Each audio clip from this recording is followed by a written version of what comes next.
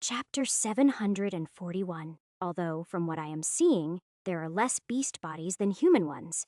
It doesn't take long before I see several live beasts wandering around the city. I quickly scan them, but to my surprise, they are not just soul beings.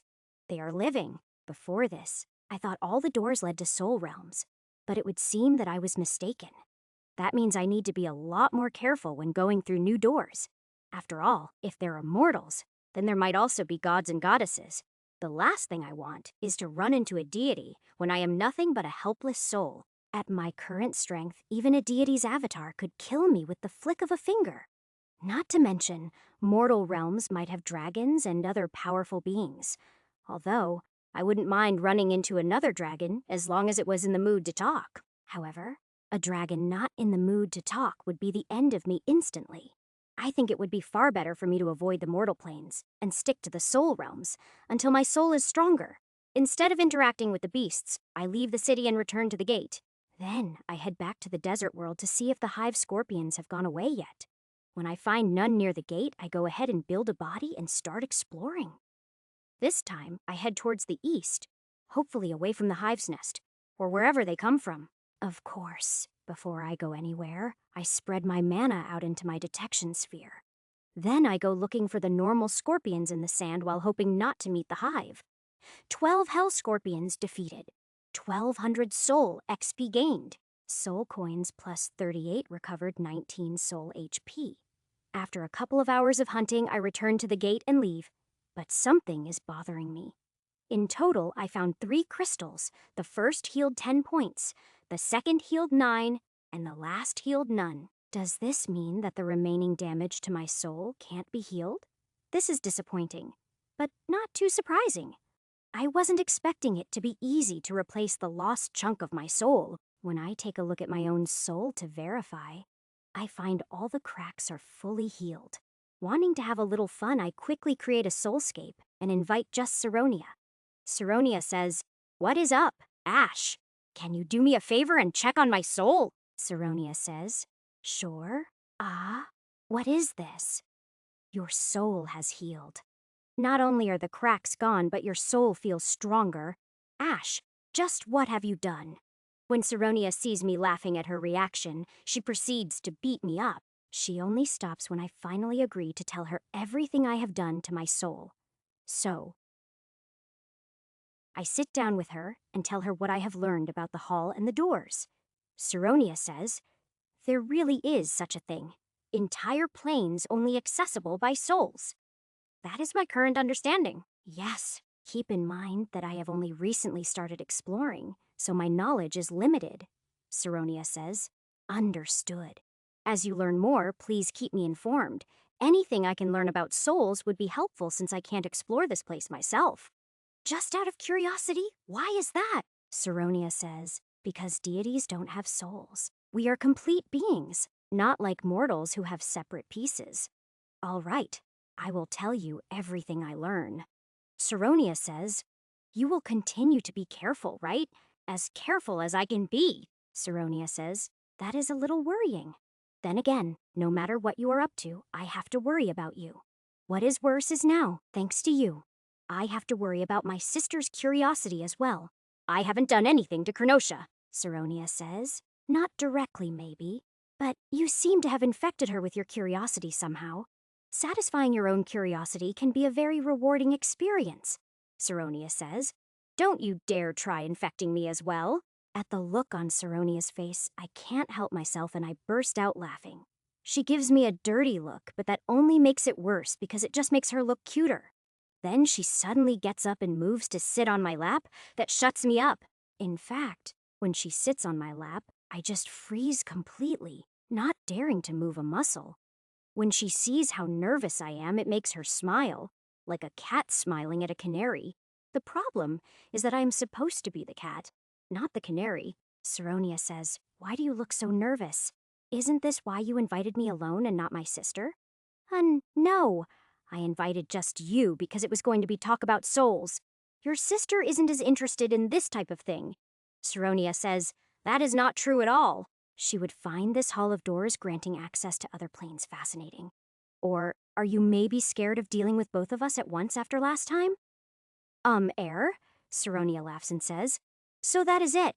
You don't want to deal with both of us at once. And here I was hoping you had chosen me for some alone time. It is hard to think with her sitting on my lap, and before I can think of a response, she kisses me. At that point, my brain completely shuts down, and I just helplessly kiss her back. When Saronia stops kissing me and sees the look on my face, she starts laughing. After laughing for a minute, she kisses me again, and then disappears as she leaves the soulscape. I am not sure how long after she leaves it is before I regain my senses and end the soulscape. It wasn't as shocking this time since I was ready for it. In fact, I enjoyed it way too much. That is the scary part. If this keeps up, I am not sure I will be able to say no if they make the same offer again. Even without them saying it, it is becoming really tempting just from thinking about it. Becoming a god and having the two of them as my wives? Who wouldn't be tempted? To avoid thinking about it anymore, I serve breakfast and then head to the construction site. While I am waiting for the sailors to show up, I finish the decking and work on the frame of the higher decks. When the sailors show up, I have them start work on planning the rigging needed for the sails. Once they give me a general idea of what they need, I start making the framework. These are the beams attached to the mast that the ropes will anchor to. I think they are called spars. When they are done and installed, I leave the setting of the sails and the ropes to the sailors. Chapter 742. After lunch, the crafters that have been working on the siege engines arrive. I leave installing the weapons to them. The platforms are already done. If they mess something up, I can always fix it later when I am doing the enchantments. Instead of worrying about what others are doing, I keep focused on my own tasks. All the vital parts of the ship are being built by me, so I only need to worry about my mistakes. Of course, if I have made mistakes, then I will find out about them when the ship sinks. Anything less than the ship sinking is fixable, especially since I can just do it with mana. Originally, I expected to have to shapeshift and do a lot of the work by hand, but that hasn't been necessary. So far, I have been able to do everything by using my mana. In fact, it has been easier. If I was doing the work by hand, I wouldn't even be halfway done by now. As it stands, I think I will be ready to put the ship in the water tomorrow or the day after. Then, assuming it doesn't sink, I will probably need another day or two to be ready to leave. The only other factors are how long it will take the elves to prepare in Brightfire. If Brightfire isn't back by the time the ship is ready, I will go looking for her. It has been a while since I tested out how long I can shapeshift before I get a headache. If I have to go looking for Brightfire, it will give me the chance to test out my endurance. Over the past little while, I have also grown a bit more. Now I am larger than a normal lion. It looks like my hopes of staying small and playing at being a mage are gone. At least I can play around as a mage in the soulscape and the planes behind the doors, which I should have plenty of time to do once our voyage begins. The months we will have to spend at sea will be extremely boring if I don't play in the soulscape. Besides, I really want to see what leveling up my soul the rest of the way will do. Maybe it will even fix the chunk that I lost when Blitz was destroyed.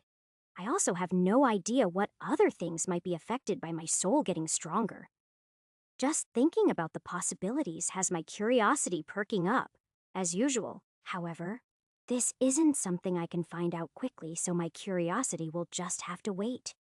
It will bug me a little, but there are so many things I haven't been able to satisfy my curiosity about that one more won't matter. By the time I am ready to stop for dinner, the sailors and crafters are done with their tasks. The siege weapons are all mounted on the platforms and the sails and rigging are set. We won't find out if any modifications need to be made until we try sailing the ship.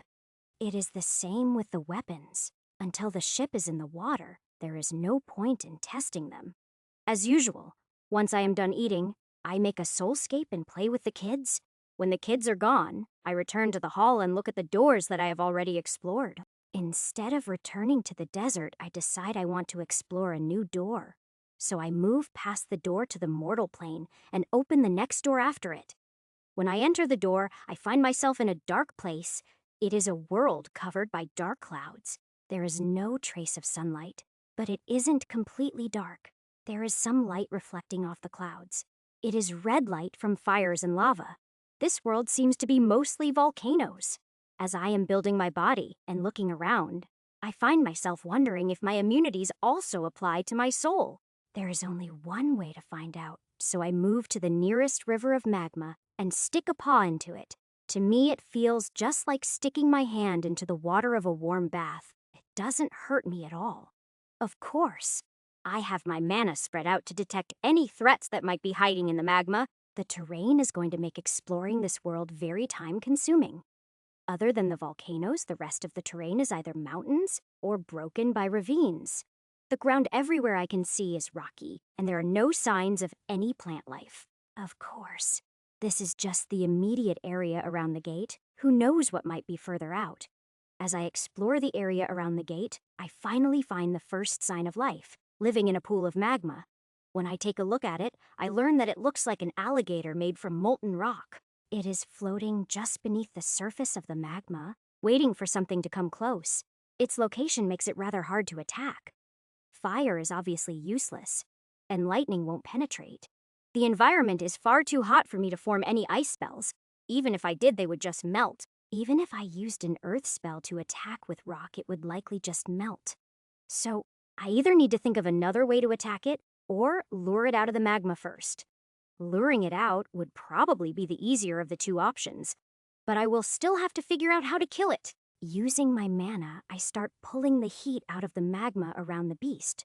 As the heat is removed, the magma starts to solidify. Either the beast will come out, or it will be trapped. The beast leaves the magma just as soon as it realizes that something is wrong. It is about 20 feet long, decent sized when compared to a normal alligator. As soon as it is completely revealed, I hit it with a lightning bolt, but that doesn't kill it. Its magma-like hide seems to have dispersed the lightning without taking much damage. Since lightning has little effect, my next spell causes rock spikes to erupt from beneath it. The rock spikes manage to pierce the beast's belly, in 3 places, causing flaming blood to spill. The beast is lifted off the ground by the spikes, and after thrashing around for a while, it dies. One Infernigator defeated. 200 Soul XP gained. Soul coins plus 30, while the Soul XP is decent. The coins are higher than anything else I have killed so far. While killing the beast was a bit difficult, and the terrain makes travel slow, this should still be a decent hunting ground. Of course, if I wasn't immune to fire, I probably wouldn't dare to hunt here. However, since I am immune, this place should be a really good hunting ground. At least until I reach level 2. After that, the XP will drop, and I will probably have to find a new spot. For now, I continue moving around and hunting the gators until my mana runs low. 4 Infernogators defeated. 800 Soul XP gained. Soul coins plus 132 out of the 4 gators actually dropped healing crystals. But again, they have no effect on me. It is too bad they are used automatically. It would be nice to collect them and save them for later. Since I have less than 1,000 mana left, I return to the gate and leave. Chapter 743. After recovering my mana, I have breakfast with the kids and then return to working on the ship. The biggest sections of the ship are already complete. All that is left are some small things, mainly the cabins inside the upper decks and things like the railings. All the supports and framework are complete. It should be fine to float the ship tomorrow. Assuming it doesn't sink, I will spend the rest of the day testing everything out. I will have to wait and see what problems crop up and how long it will take to fix them. It will also serve as a good way to give the sailors some experience with the ship. After all, this ship is almost 5 times the size of the human ship they have been training with, meaning it will be slower to turn and harder to control. But I am not sure if it will be slower or not. As long as it doesn't sink, I can work on solutions if it turns out to be too slow. 2 of the things that I have left to do can't actually be done until the ship is in the water. Those are the rudder and the stability fins. They can't be done now because the cradle is too low. I didn't plan things out well enough when I asked the elves to build the cradle. Thanks to me using mana for everything, it hasn't been too much of a problem. I could actually put the ship in the water right now, but I'd rather wait until tomorrow. The enchantments are also going to be done after I see if the ship will float. I could improve the chances with enchantments, but I would rather see if it will float on its own. If it will, then I can use the mana for other enchantments, like boosting the ship's speed. All of that will be decided tomorrow. For now, I just complete everything that I can. When dinner time rolls around, I return to camp, planning to eat with the kids. However, the smell of cooking meat from the elven camp hits me, and for some reason, I can't resist it. Nala and Albion eat normally, but I find myself consuming a vast quantity of meat. In fact, I eat so much that I can't even return to camp and fall asleep right where I am. I pass out so quickly that I don't even get a chance to open a soulscape for the kids or go into the hall. The sun is directly above me when I wake up the next day, meaning I have slept over 12 hours. When I open my eyes and look around, I find Nala and Albion on either side of me. They have their backs to me, meaning they are guarding me. Not that the elves would disturb me. Still, it makes me feel rather proud of the two of them, and it shows how much they care about me. Any thoughts I had of not keeping them are long gone by this point. They are my kids. They quickly realize that I have woken up and turned to rub against me. As I am petting them, I realize that there have been some changes to my body. For one, I have grown a bit more. For another, I now have a mane around my neck. Luckily, it is only around the top of my neck behind my head. Otherwise, it would look really weird. The biggest change is that my wings have grown to the point that I should be able to fly with them. All these changes should mean that my new body has reached maturity. If so, then it should be safe for me to start working on my core and find out more about what I am. Of course, that will have to wait a bit. I was supposed to have the ship in the water by now. So, after a quick breakfast with Nala and Albion, I head over to the construction site. First, I cast a series of transport barge spells all along the hull of the ship. Then, I break down the cradle so that the ship drops onto the barges so I can move it. Once the cradle is out of the way, I start pushing the ship until it is over the water. Finally, the moment of truth, I slowly dispel the barges so that the ship gently drops into the water. It rocks side to side more than I thought it would, but it doesn't capsize or sink. Putting the stabilizer fins on the hull should hopefully reduce the rocking. As I watch the ship floating in the bay, I realize something I forgot. The ship has no anchor. That isn't a big problem. I can just steal the anchor from the human ship. Spreading my wings, I give a few experimental flaps. Then I leap into the air and easily fly over to the ship. It is just as easy as flying when I am in eagle form. Way better than flying in my old body. After landing on the ship, I use my mana to alter the hull and create the stabilizer fins. As soon as I do, the rocking decreases a lot, and then I create the rudder. As I am working, the sailors come over by boat and start getting the rigging ready. Once I am done, we set the sails and take the ship out for its first test run. We of course discover all sorts of little problems, but none of them are too hard to resolve.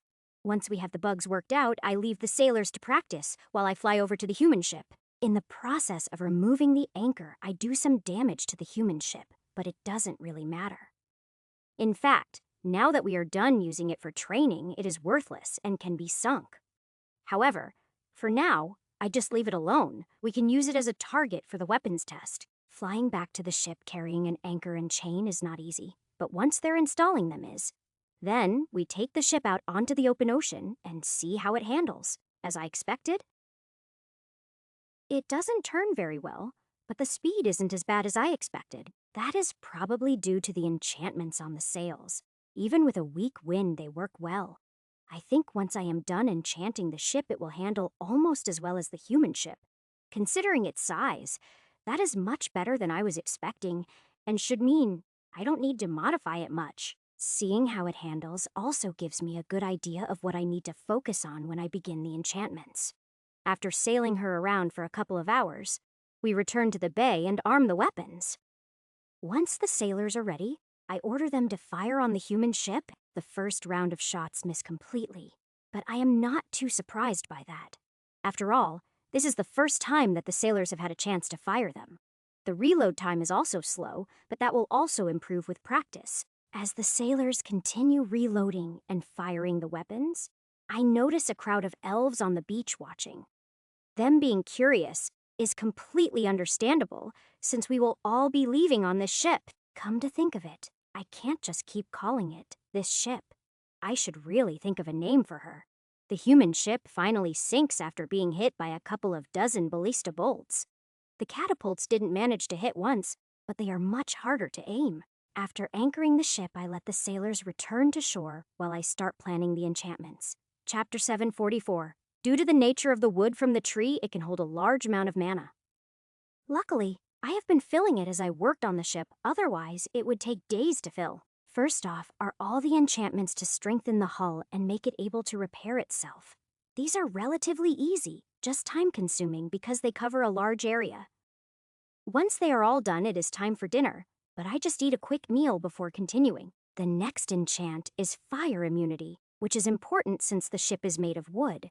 While I am at it, I also add fire immunity to the sails, which I forgot to do originally.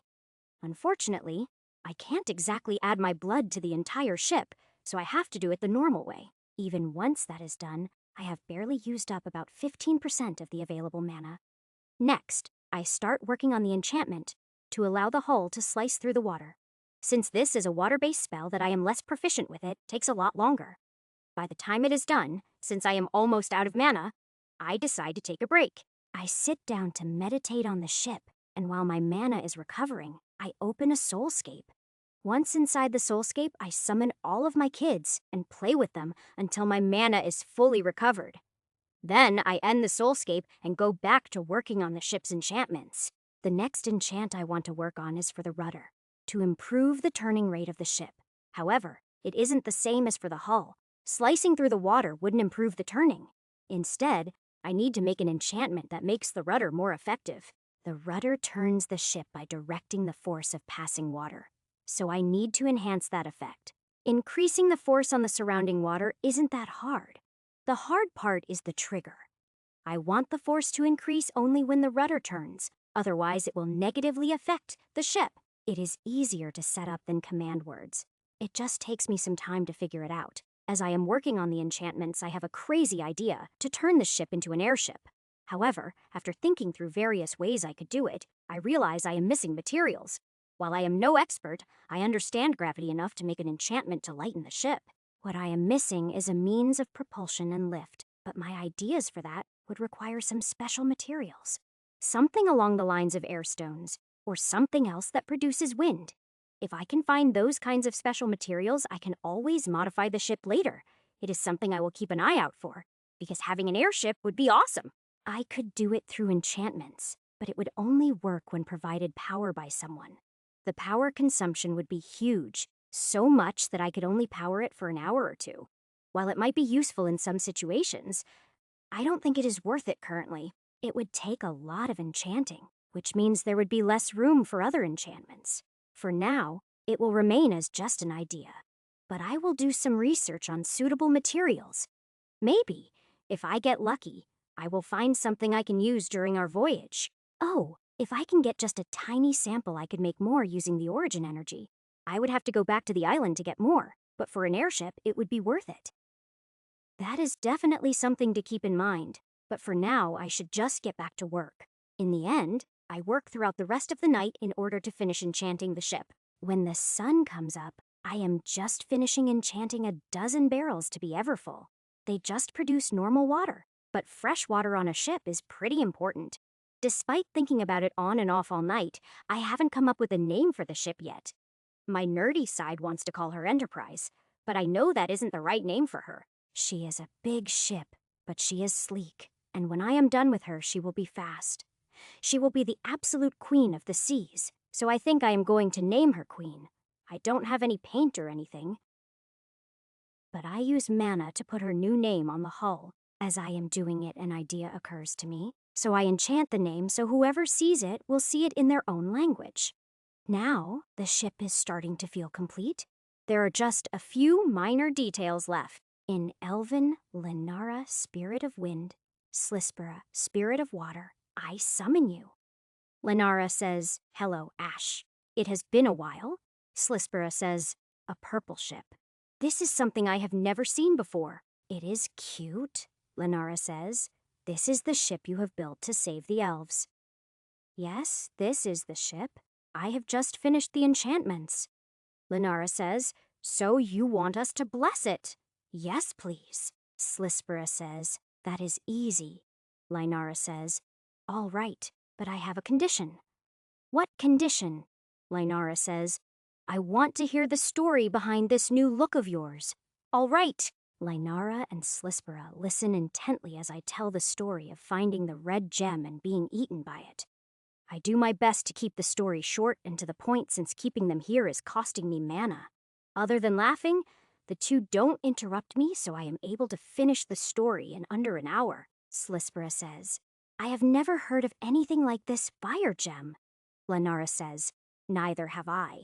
My only suggestion would be to maybe summon Farish and let him take a look at it. I will think about it. For now, I am almost out of mana. Lenara says. Oh, right. Then we should do the blessings. The two of them quickly get to work. Slispera jumps into the water and Lenara heads to the sails. Lenara flies up and circles around the two sets of sails as she blesses them.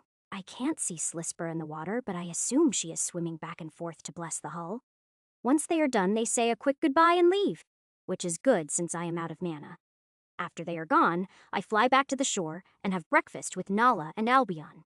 Then I meditate to restore my mana. When I finish, I find Stillwater and Silverstream waiting for me. Hey, what is up?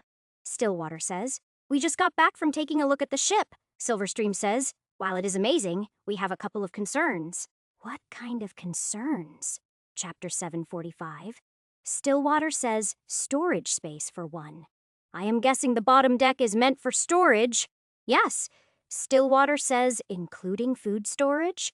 Or are you planning just to feed everyone using your pouch? If not, we would also need a place where we can cook food. I didn't think of that. Silverstream says, even if it is not for food storage, we are going to have to leave some things behind. All right, what else? Silverstream says, from what I could see there is barely enough space for our current numbers. If you still plan to try and rescue more elves along the way, it will get cramped fast. Also, does it have to be so dark inside the ship? I didn't think about windows. Stillwater says, if that is an issue, we can make lamps or something similar. No, I will think of something. Any other issues? Silverstream says. Just one. If you do plan to sneak into human cities, the ship will be a problem. It is purple with silver sails. It will be visible at quite a distance, meaning we will have to keep the ship far away from the city in order not to alert them. Yeah, I didn't think of that either. Honestly, I was so worried about whether or not it would float that I didn't think of other things. Stillwater says, does that mean these issues are something you can do something about? Yeah, for now, continue packing, but don't start loading yet. Stillwater says, all right. Silverstream says, sorry if we added to your problems. No, it is fine. These are things I should have thought of. So, 3 problems I need to work out solutions for. As I start thinking Stillwater and Silverstream leave, the hardest problem to solve will be the space issue. It isn't like I can make the ship bigger. It is already big enough that if it was made normally, it would likely snap in half. That means my best bet is going to be to make it bigger on the inside using magic. However, I have not had any luck playing with spatial magic enchantments. Hence, why Brightfire still doesn't have the pouch of holding I promised to make for her. However, that is still the best option I have, so I need to learn more about spatial magic. I have studied both my pouches, but I lack the knowledge to properly understand them, so I need to increase my knowledge. So I create and enter a soulscape. Kor, Knived, Roddick, Beliza, and Zamart, I invite you to my soulscape. Kor and Knived show up quickly, but this isn't the first time, so they know what it is. Roddick, Beliza, and Zamart take a bit longer since it is their first time. Having the window pop up asking if they wanted to accept probably scared the crap out of them. Once all 3 have entered, I give them the normal introduction to Soulscape speech. Then I chat with Kor and Knived while the 3 mages play around with the Soulscape. Controlling the environment with just their imaginations entertains them for a good hour or so. Zamart says, this place is amazing. Thank you for inviting me, Ash. Roddick says yes. Thank you for inviting us, Beliza says. So, what did you need from all of us? I want to talk about spatial magic, specifically, the magic involved in making bags of holding. However, I don't want the specific spells but the knowledge behind them. Knived says, wouldn't Yui be the best one to ask? Probably, but unfortunately you must have a soul to enter a soulscape. I tried inviting her in the past, but it didn't work. Knived says, oh, that makes sense. Well, I will happily tell you everything I know. Kor says, everything the elves know, I will of course share with you. Roddick, Beliza, and Zamart also agree, and a long conversation starts. The conversation includes some arguments since the different types of magic have different views. Even Knived, coming from within the gate, has a different view than the three mages. Between the three different magic systems, I gain a lot of knowledge about manipulating space. The more I learn, the more it looks like the idea for the ship will work. But there is still a problem. To make the ship bigger on the inside will take a large amount of enchantments. That means I will either need to remove some of the enchantments I placed or increase the mana the ship can hold. There is also another concern. I will need to protect the ship against disenchantment. Otherwise, a strong disenchantment spell could destroy the ship instantly. However that ends up working out, I really enjoy conversing with everyone about magic. I now have a pretty solid idea about how I am going to enchant the ship to make it bigger on the inside. That is part of the problem solved. Now I just need to figure out room for the enchantments. The idea I have for that actually came from putting the name on the ship. The way I was able to enchant the writing could solve the problem, but I need to think about it more. Of course, I am not thinking of just writing on the inside of the hull, but something along those lines. After the conversation on magic is done, I update everyone on my progress. Things on their end are pretty quiet, but they have some entertaining stories to share. We spend a couple of hours just chatting about various things before we say our goodbyes. After ending the Soulscape, I have lunch with Nala and Albion while I think more on the problems. Creating the space for windows is easy enough. The problem is filling them. While I know mostly how glass is made, that doesn't mean I can actually make it. Also, normal glass might not be strong enough, especially if the ship is attacked. However, I have an idea that could work for both problems, but it will be dangerous. The idea is to use the diamonds I saw in the lava tube, if I can retrieve them, that is. Normally, diamonds aren't clear enough to use as windows, but I can fix that with magic. I am also thinking that if I carve runes into the ship and then fill them with diamond dust, that should give me more mana to work with. It is just a theory right now, but I am fairly sure that it will work, if I can get the diamonds. I really wish I had just stopped to collect them when I found them, but I was rushing. Now it is too late, and I will have to face the danger of the undead to get them. Then again, I was always planning to go take another look before leaving the area. Chapter 746. There is still a few hours of light left. May as well do it now and get it over with.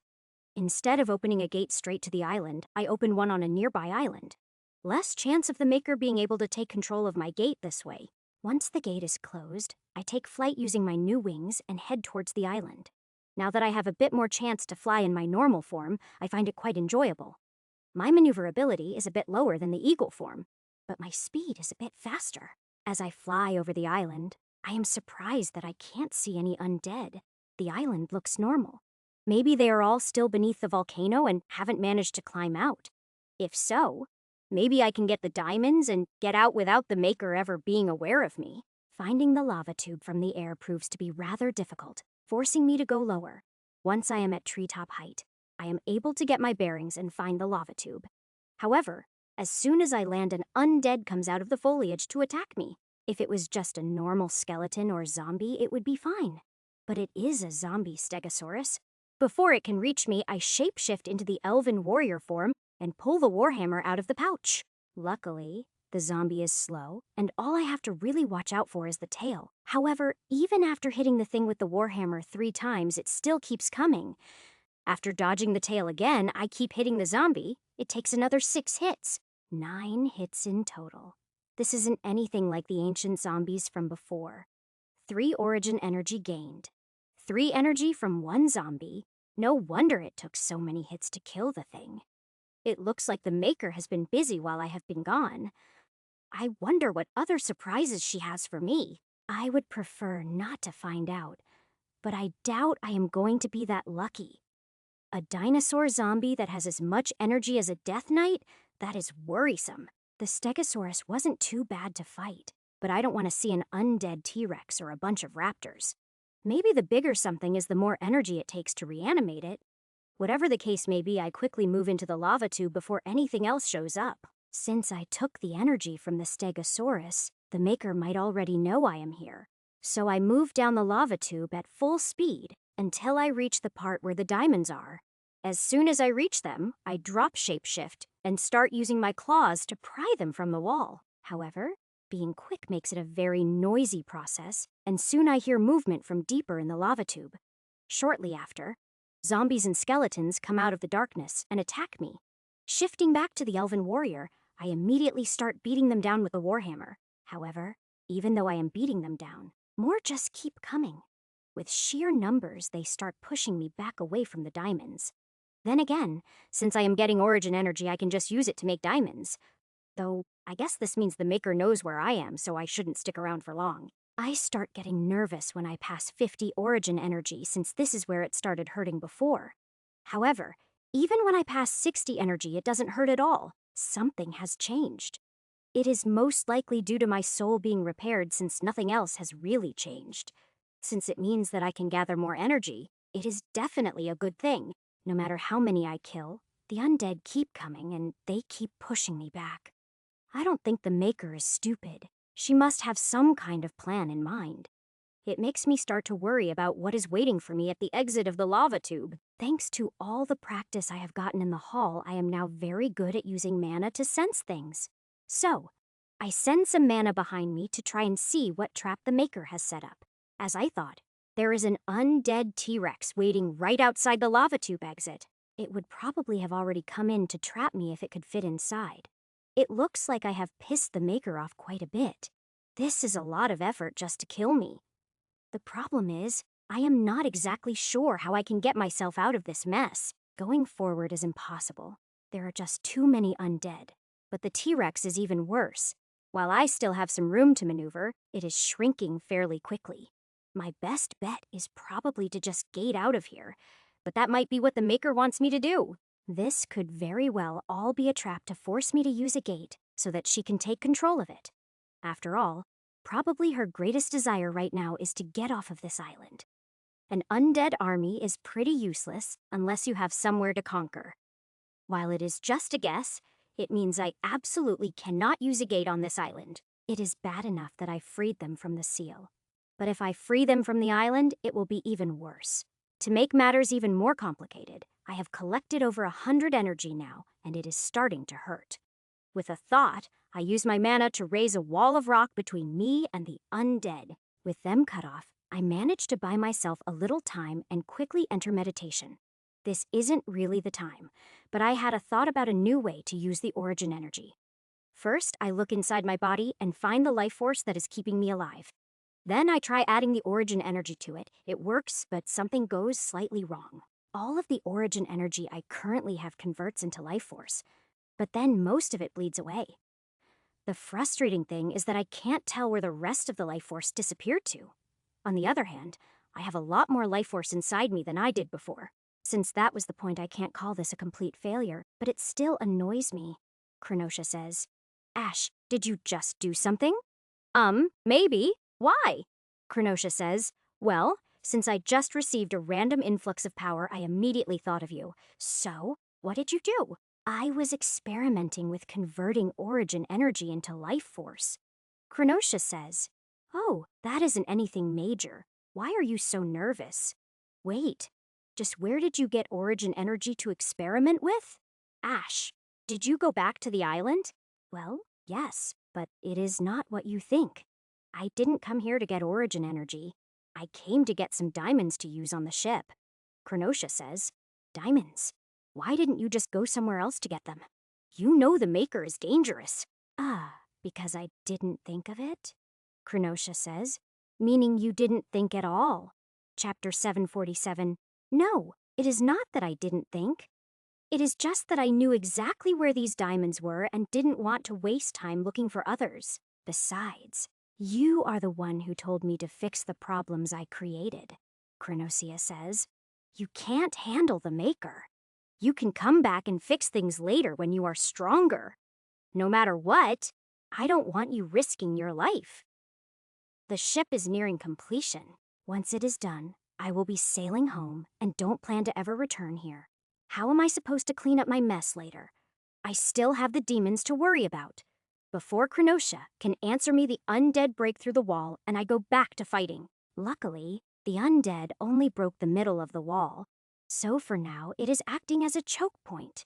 This allows me to kill the undead without being pushed back, at least for the moment. Which is pretty much perfect for me since I want to gather another 100 energy and try fixing my soul. Origin energy is pretty much the only thing I can think of that might heal the missing chunk. If that doesn't work, I will pretty much just have to wait for it to heal over time. Although, it might heal if I level up my soul some more, but that is just a guess. If the energy can heal it, then I may as well just heal it now since I am here. Besides, the more energy I can manage to steal from the Maker, the better. After all, Krenosha is right. I am not strong enough to fight the Maker right now. However, if I do have to come back later and deal with her, the weaker she is, the better. So I continue beating down the undead as they come through the gap in the wall. Eventually, the hole widens and more undead are able to attack me at once. It gets to the point that they are once again pushing me back towards the exit. Luckily, there is still a decent distance before I will be forced outside. What worries me is that I haven't seen a single Death Knight since this started. If the Maker really wanted to push me back, using the Death Knights would work better. Not to mention, they would be doing a lot more damage to me as they pushed me. So far, I have only had to use a divine healing spell once. Nothing to worry about. Especially since restoring my divine power shouldn't be dangerous anymore. If it wasn't for the undead T-Rex waiting behind me, I could keep this up for hours. Either the Maker is underestimating me, or I haven't seen all of the plan yet. More surprises could certainly be waiting for me, but if so, they are not in my detection range. Just to be sure, every few minutes I send a pulse of mana out in every direction. Once I again pass 100 origin energy, I raise another wall of rock to block the undead. Then I enter meditation and attempt to direct the energy into the area of my soul with the missing chunk. It works. Before I couldn't go above 150 soul HP, but now I am at 160. From that I am guessing that if I can gather and use 400 more energy, my soul will be repaired. Killing 400 more undead shouldn't be too hard, but I need to do it before they push me outside. I can feel that Krenosha has been watching me this whole time, but she has stayed quiet. She probably doesn't want to distract me from the fight, or she is still thinking about what I said. Either way, since I have a few seconds of quiet, I spread out my mana looking for an escape route. Unfortunately, I can't detect any other open spaces near the lava tube. I also need to keep in mind that I will need origin energy to make more diamonds. In fact, I should probably do that before I try to repair my soul more, just in case. If the Maker realizes that her plan isn't working, she may withdraw the undead. While that would allow me to harvest more diamonds, it would also stop me from gathering energy. For now, I guess I will just keep killing her undead and see what happens. So, when the wall starts crumbling, I go back to killing the undead as fast as I can. I use mana to add more rock to the sides of the wall to make the choke point last longer. If I can just keep killing undead without being pushed back, the Maker might change her plan. I want to force her to make a different move if I can, just to see how she thinks. The more I learn about her, the better my chances of dealing with her at some point. From what I have seen so far, I am guessing her strength should be about on par with the Spider Queen. The main difference being the origin energy, which makes me wonder which of them is older. Maybe if the Spider Queen is of similar age, I could also get origin energy from her. If so, that would definitely prove useful, but I have to wait to find out.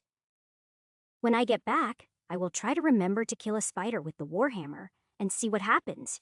Reinforcing the walls works well, and I am able to hold my position while killing. After I have killed over 50 undead without moving, the undead suddenly retreat. This tells me that the Maker is watching, and that me stealing energy bothers her. Luckily, the undead are slow, so I am able to chase after them and keep killing them. Of course, I am prepared for them to suddenly turn around and attack again. However, they don't turn back. They just keep retreating, no matter how many I kill. After a bit, I reach the diamonds again. But since I don't have 100 energy yet, I ignore them. Instead, I keep chasing down and killing the undead for their energy. Even once I reach 100 energy, I keep following the undead out of curiosity. When I finally reach the main shaft of the volcano, I see the undead crawling down the walls. At that point, I stop chasing them. I have no plan to go back down to the island. I don't even want to enter the main shaft if I don't have to, so I turn back. I run back to the area with the diamonds and start stripping them off the walls as fast as I can. If I can get enough, then I won't have to waste any origin energy making more. The problem is, I don't really know how many diamonds I'm going to need. This time, the maker leaves me alone, so I collect every single diamond in the lava tube. While I am glad to be able to harvest them all, the quiet is getting a little creepy. Somehow I doubt the maker has given up. She must be planning something. Chronosia, I don't suppose you can see what the maker is doing, Chronosia says. No, all I can see is you and a small area around you. The rest of the island is shrouded in darkness. Chapter 748. Well, that is kind of disturbing, Chronosia says. I think you should get out of there while you still can. I want to, but I don't know if this is enough diamonds for the ship, and coming back again would be even more dangerous. Chronosia says, You already grabbed all the diamonds? What else can you do? There are other lava tubes. They might have diamonds in them. Besides, I want a different exit that doesn't have an undead T-Rex outside it. Chronosia says, Well, I know arguing won't stop you. Just make sure you stay alive. Yes, ma'am. With my mind made up to risk it, I return to the main shaft of the volcano. I remember seeing several other lava tubes, but since I didn't explore them, I don't remember exactly where they are. So, I return to my normal body and start flying down the shaft in circles looking. There is no sign of the undead. They must have all moved down to the island by now. Although, it does make me wonder how they get down to the island. Do they fall? It was quite the distance from the end of the shaft down to the island. The only other way down would be to crawl along the ceiling and then swim to the island. That would take a really long time, even for undead who don't get tired. The maker probably figured out some sort of trick to speed things up using magic. While I am curious about how powerful her magic is, I am not curious enough to fight her yet. As soon as I spot another lava tube, I fly into it and start searching for gems. After traveling for a few miles, I come across an area where the rocks are different. When I grab one, it easily crumbles in my paw, and inside I find a red gem that looks like a ruby. Tossing it in my pouch, I grab and crush another rock. This time the gem inside looks like a sapphire. The third rock contains another ruby, but the fourth rock rewards me with a diamond. Since diamonds are what I am after I decide to collect and crush every rock in the area, after about 100 rocks or so, I come up with something different. A purple gem. As soon as I touch it, I can feel a massive amount of mana contained inside, about 5,000. The mana is a mix of fire and earth mana. It was probably formed deep down in the planet's core. With this, I can make a magical item that people without mana can use. It would just be a limited amount of uses. I could even use it to replenish my own mana in an emergency situation. There are several uses I can think of just off the top of my head, so I am hoping for more. The more I have, the more uses I can come up with for them, so I collect the rocks as fast as I can. Not wanting to miss a single one, I scan the walls with mana and dig out those I find. I have no idea how this many strange rocks all ended up in one place, but I am glad they did. Now I also want to check the other lava tubes. I don't want to leave a single gem behind. As I am crazily opening rocks to get the gems, I suddenly freeze with a red gem in my paw. It is slightly different from rubies and has a slight golden glow around it. The reason I froze was because the instant it was revealed, my instincts reacted to it. Following the instinct, I toss the gem into my mouth and bite down, shattering it. The pieces turn into liquid inside my mouth and flow down my throat as I swallow. Instantly, a warm feeling rushes throughout my body, and it is quite pleasant. It feels kind of like the feeling you get after finishing a delicious bowl of soup. Timeding congratulations. Skill Fire and Lightning Mastery has progressed to level 2. Fire and Lightning Mastery level 2. All fire and lightning spells have an extra 20% effect. What skill? Where did this skill even come from? I have never seen it before. Looking at the name and effect of the skill, my best guess is that it is related to my new race. Maybe I got the skill from being inside the red gem and just didn't notice it before. After all, I had a lot on my mind at the time, so missing a skill is quite possible. It does explain why my fire and lightning spells have been doing more damage than I expected. If it is increasing by 10% per level, that means at level 10 my spells will do double damage. At that point, anything that isn't immune to fire and lightning will die easily. Shaking my head to clear those thoughts, I go back to smashing the rocks. Now, not only am I hoping for more mana gems, but also another gem like that one. While I am finding plenty of normal gems, I am not lucky enough to find another one to eat. However, I do find a total of 5 of the mana gems before I run out of rocks. The lava tube lets out on the other side of the island from where I started. Now the question is, do I go back and search another lava tube or fly away while I have the chance? It is night now, but there are still several hours until dawn, so I have the time. The problem is that I doubt the Maker is going to just let me keep harvesting in peace. She should have come up with another plan by now, so why isn't anything attacking me? The smart thing to do would be to get out while the coast is clear, but I am fighting my greed. Just the smallest chance of there being another edible gem makes me want to risk it.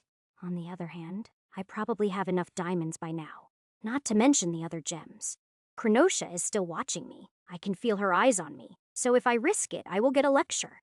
Even knowing that, I still want to go back down and look for more gems. Maybe the Maker isn't doing anything right now because she doesn't want to lose more energy. Thinking of that, I still have the 100 origin energy that I haven't used yet. Now that I have plenty of diamonds, I may as well go ahead and use it on my soul. When I do, my soul recovers another 10 soul HP, meaning my theory was correct. So, just another 300 energy and I could completely repair my soul. Sticking around to look for more gems will most likely give me the chance to collect more energy. Sounds like a case of 2 birds, 1 stone to me, so I turn to re-enter the lava tube. Oh, right? Krenosha, did you figure out what happened with the life force earlier? Krenosha says, yes, the extra came to me once you couldn't hold any more. So, right now I am full. Krenosha says, yes, basically. Then how long do I have currently? Krenosha says, about 50 years. Does that mean I can live beyond your time limit? Chapter 749. Krenosha says, to be honest, I am not sure. When my energy runs out, you might be able to survive just using normal life force. Or you could burn through it in minutes and die anyway. I have no way to tell what will happen. Wait, some of your energy was destroyed? Will I still make it to the 3 years? Krenosha says, you wouldn't have, but thanks to you getting me origin energy, I was able to replace what was destroyed. So, yes, you will. Oh, that is a relief. I was worried I had really screwed things up. Krenosha laughs and says, you did, but you also fixed it. Since I can't think of a response, I let the conversation end and return to the main shaft. Only after I carefully check for undead and traps do I fly down looking for another lava tube. However, when I find one, I also detect a dozen Death Knights hiding inside it. It looks like the Maker has a new plan, so I fly past that lava tube and look for another. Again, when I reach the next lava tube, I detect Death Knights hidden within. While I could probably deal with the Death Knights, I doubt that is all there is to the Maker's plan. However, I don't want to just run away and give up on the rest of the gems. Now that I know about the unique gems that can be found here, I just can't walk away. I kind of feel like a dragon wanting to collect a hoard of gems to sleep on. Who knows? Maybe my new body is similar enough to a dragon that sleeping on them might have an effect. It might be worth trying. Although sleeping on uncut gems doesn't sound comfortable at all. Right now, the problem is how to collect more gems without getting trapped. In the lava tubes shouldn't be too dangerous. The bigger undead can't fit. The problem will be if the Maker moves those bigger undead to the exits and traps me inside. I am not stupid. I know that I am not invincible. Even the normal undead could wear me down eventually. If I end up getting trapped, the odds of me dying are fairly high unless I gate out. However, that is exactly what the Maker wants me to do. So I need to think of another way, since I need to think I fly back to the lava tube I came from and land inside it. I wasn't flying around for long, so the undead shouldn't have had a chance to get into it and set a trap. More importantly, I noticed that one of the other lava tubes is directly below this one. It is about a half-mile further down, but that distance isn't too horrible. I am thinking that I can either tunnel down to the other tube or gate down. A short distance gate shouldn't be enough to help the Maker in any way. Then again, she might learn from it, so that will be a last resort if I can't think of anything else. So, I walk up the lava tube while extending my senses down towards the other tube. About a quarter of the way along the tub, I sense the other tube only a few hundred yards away. This seems to be the point where the two tubes are the closest. So I stop here and sit down. A few hundred yards is still a lot of rock to dig through. It would take a long time. The maker would have plenty of time to set a new trap for me before I could get to the other tube. So I sit there for a few minutes thinking through all my options. The two best options I can think of are to shapeshift into something that can move through rock or use mana to phase through. However, after thinking for a while, I can't come up with anything that could go through rock easily. So I am left with trying to use mana to make my body phase through the rock. In the end, after sitting there for over an hour experimenting, I fail to phase through. I may somewhat understand the theory of phasing out of sync with the rock, but that isn't enough. The underlying rules of magic are not something I can figure out through blind luck. For me to be able to use mana to mimic high-level spells, I am going to have to learn a lot more.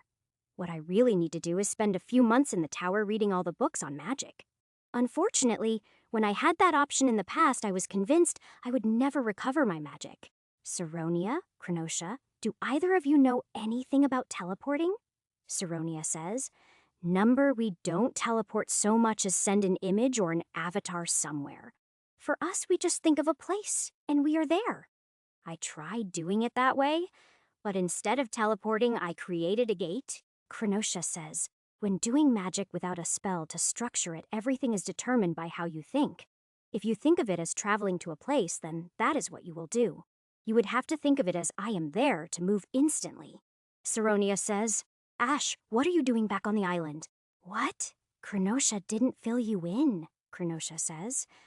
I have been too busy keeping an eye on you. As the sisters start arguing, I ignore them and focus my attention on the lava tube below me. Then I do as Krenosha said and think, I am there, as I throw mana at the thought. With a flash, I am standing in the lower mana tube, but my entire body erupts in pain. Ow! Why did it hurt so much? Krenosha says, I have no idea. It doesn't hurt when we do it, but we aren't using mana. It really hurt. I am going to have to learn more before I try that again. Saronia says, You shouldn't even be there. It is far too dangerous. Having detected more gem rocks, I rush over to them, completely ignoring Saronia's lecturing. This is definitely going to make her angrier. But right now, the gems are more important. I will create a soulscape later, once I am off this island, and let her lecture me. Or maybe not. Being in a soulscape with her is probably a bad idea considering how the last one went. Instead of worrying about it, I turn my full attention to crushing rocks and grabbing gems. I get a bunch of normal gems and a couple of mana stones, but nothing that triggers my instincts. It looks like I have already used up all of my luck, so it might be best to leave now. Once I am sure I haven't missed a single gem rock, I make my way to the lava tube's exit. Despite carefully scanning the area outside with my mana, I can't find any enemies. Since the coast seems clear, I run outside and take off as fast as I possibly can. As soon as I am flying, I climb straight up until I reach the clouds and hide inside them. At this point, I am hoping that I am out of the Maker's reach and turn to fly to another island. Chapter 750. Once I safely land on a small hunk of rock sticking out of the water, I gate back to the first volcano island. Then I fly to the far side of the island before creating another gate back to the village. Both times, I am careful to make sure that the Maker doesn't take over my gate. Hopefully, this will prevent the Maker from learning anything from my gates, or following me back to the elves.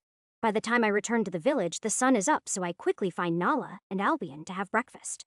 I relax and enjoy spending some time with the two of them.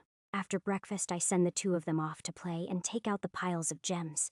Since I was in such a rush to harvest them, they are all in one big pile and I have to sort them. Even uncut. They glitter in the sunlight. Just the sight of them makes me happy. The diamonds are the most numerous, making up about half of the pile.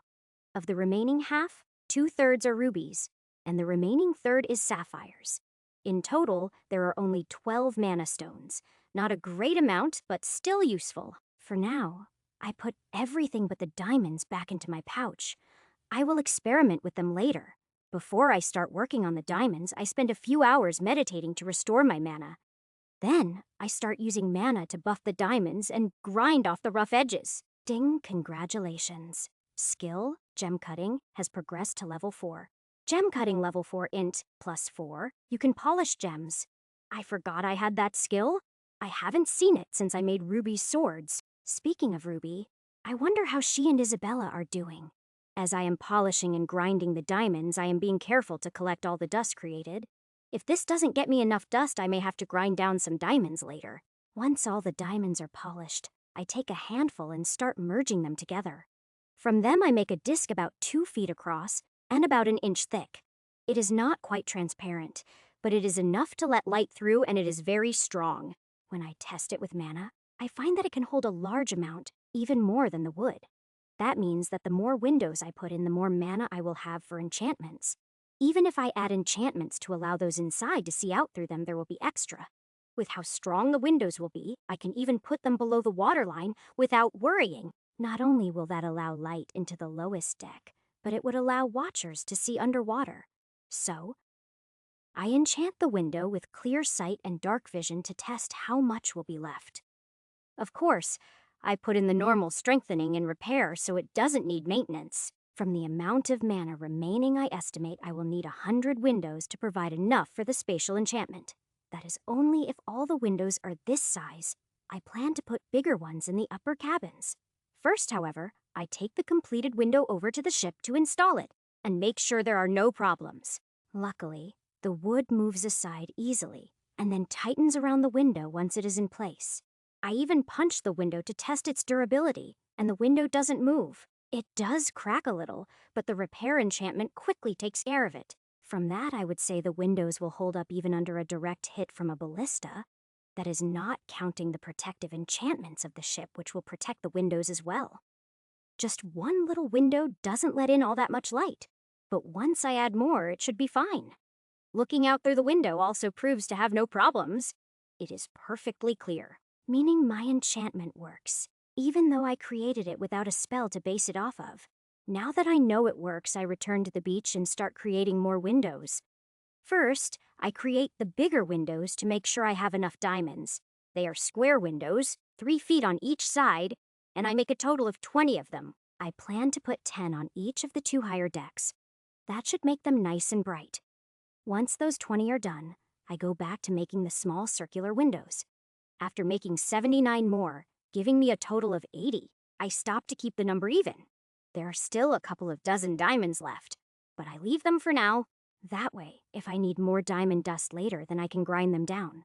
Then I take all the windows over to the ship and spend the next several hours installing them. As expected, the upper 2 decks end up nice and bright, but the lower deck isn't so nice.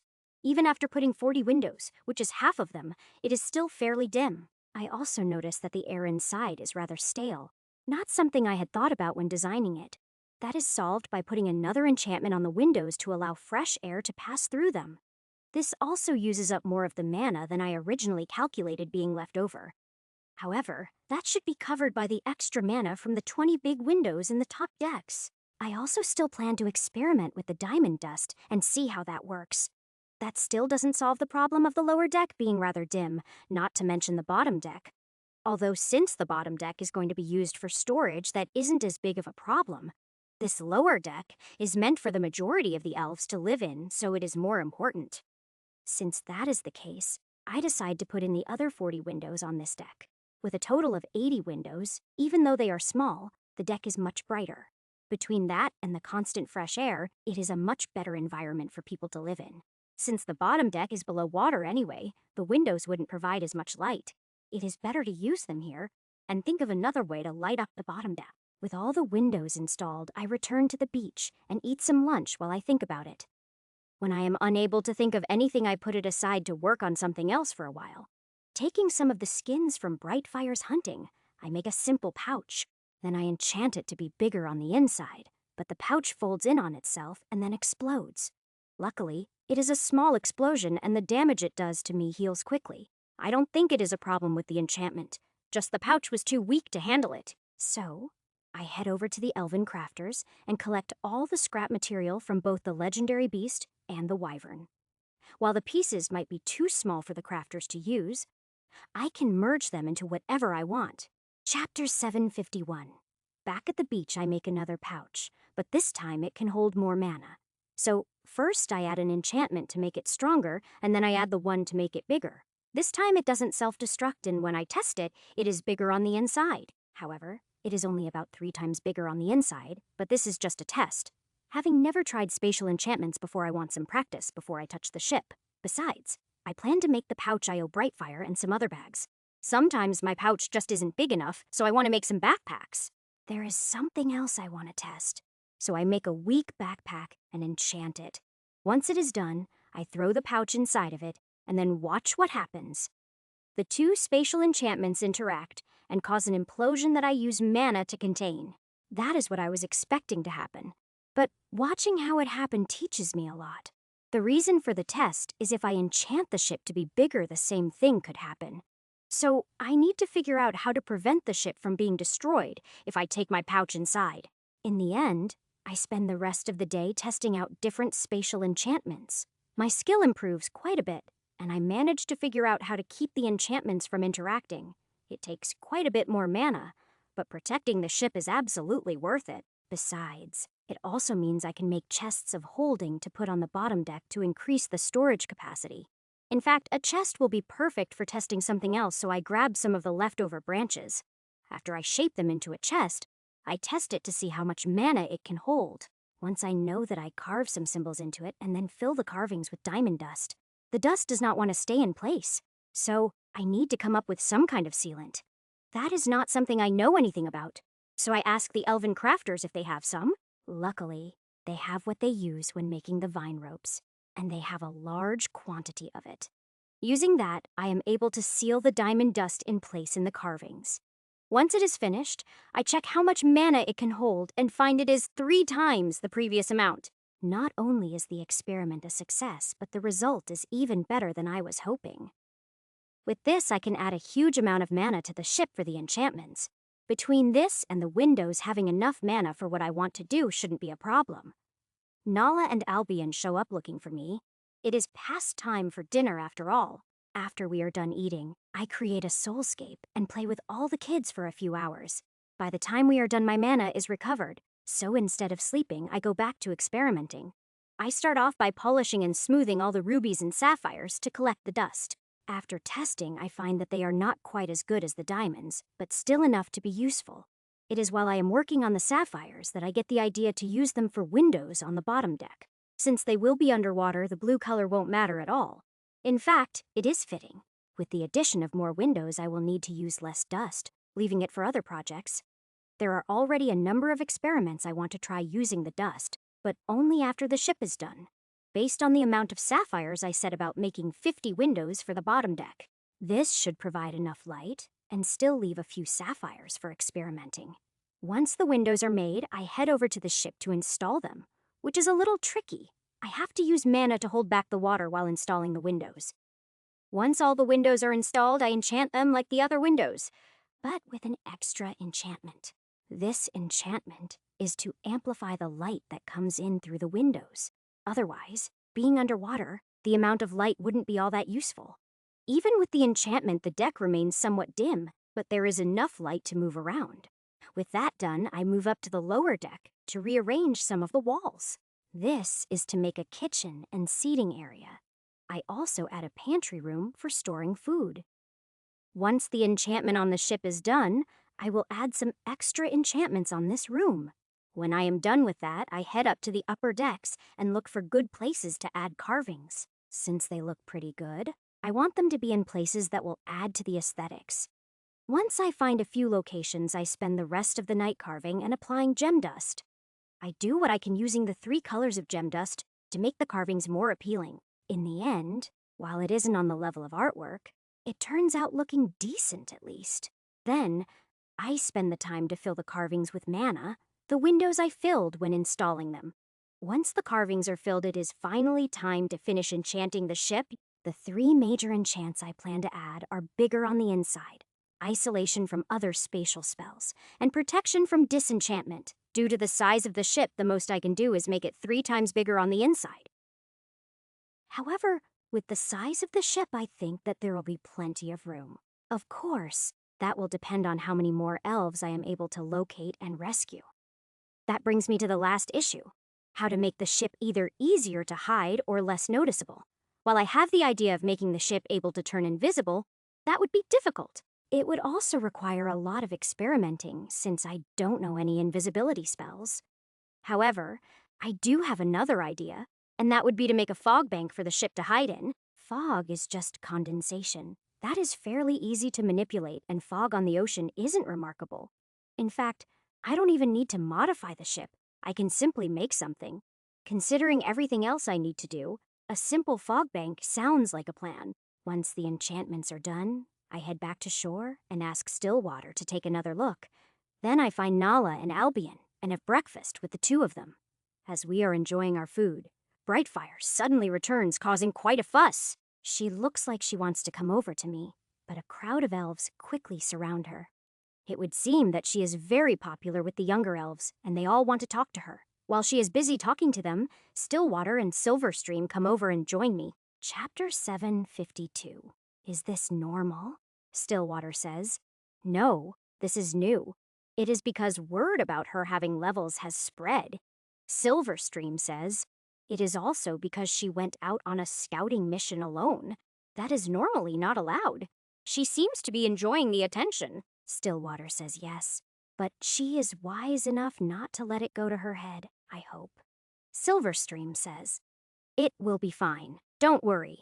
With how long she is taking, we probably could have taken a look at the ship first. Stillwater says, it will be fine. We will hear her report and then take her along to tour the ship. Eventually, Brightfire frees herself from the crowd and comes over to join us. She sits between Nala and Albion to pet them as she begs me for food with her eyes. I just laugh and give her some breakfast, along with Stillwater and Silverstream. Brightfire says, I have missed this food the most. Stillwater says, you have never said you missed my food. Silverstream laughs and says, why would she? Even I can cook better than you can. So, besides missing the food, how was your trip? Brightfire says, well, for one thing I reached level 10, that is great. Congratulations, Brightfire says. The orcs are not a threat. They are not even sending scouts to the eastern side of the island. Stillwater says, well, that is certainly good news. What about the humans? Brightfire says, that is where things get weird. The humans are building a huge structure in the middle of their new town. I also saw a huge human. He was around 12 feet tall. Can you describe this building? Brightfire immediately starts drawing a crude picture of the building, but it is enough. Even with the crude picture, it is obviously a church, not a doubt about it, which would most likely make the huge human she saw an avatar of a god. If that is the case, then things just got a lot more complicated. It is time to leave. Luckily, the ship is mostly complete, and we can leave pretty quickly if we have to. However, I want to take a look at the avatar and see if I can learn anything. Maybe if I can get a look at him, I can get some information from the goddesses. Even if not, I really want to know what the humans are up to and why the avatar is here.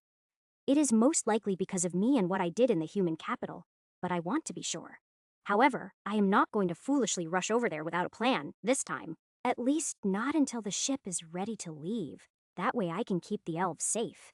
Once the elves are safe, then I can do something reckless and have some fun.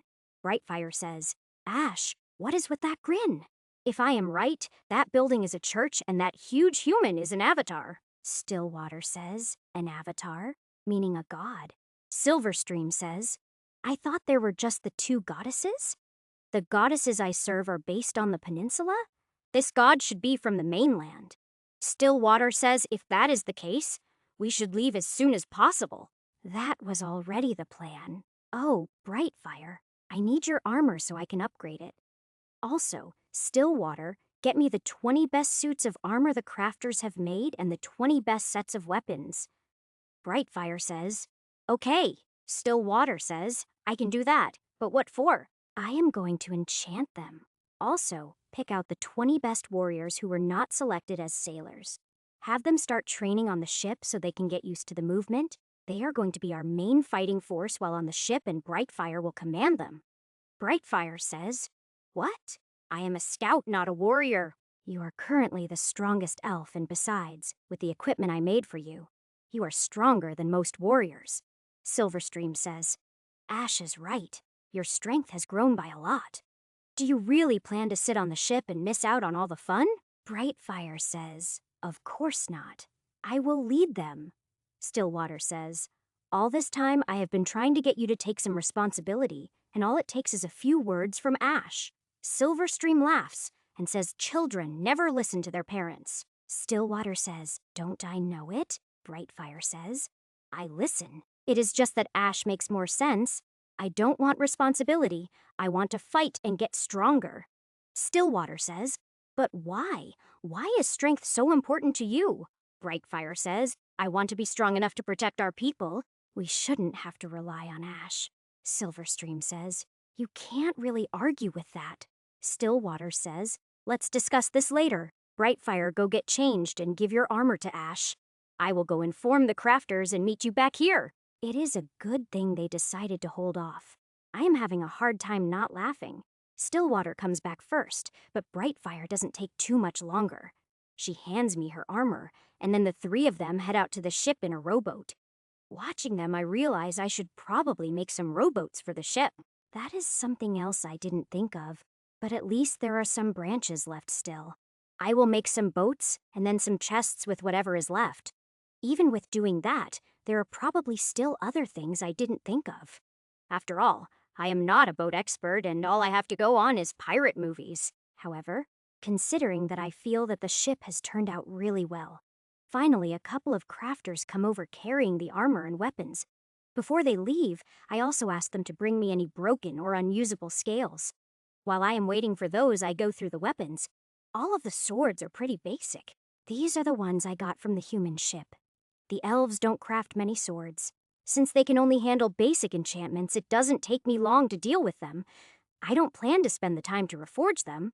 That was just for Brightfire. The bows are a different story. While not as good as Brightfire's, they are still decent.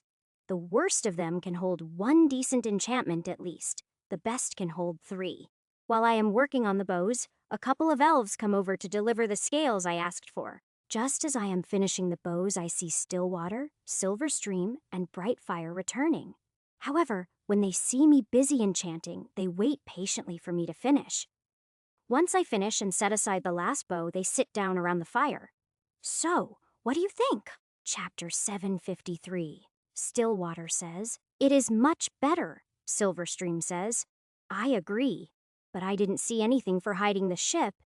Oh, I plan to make an item that will summon a fog bank. Silverstream says, Yes, that should work.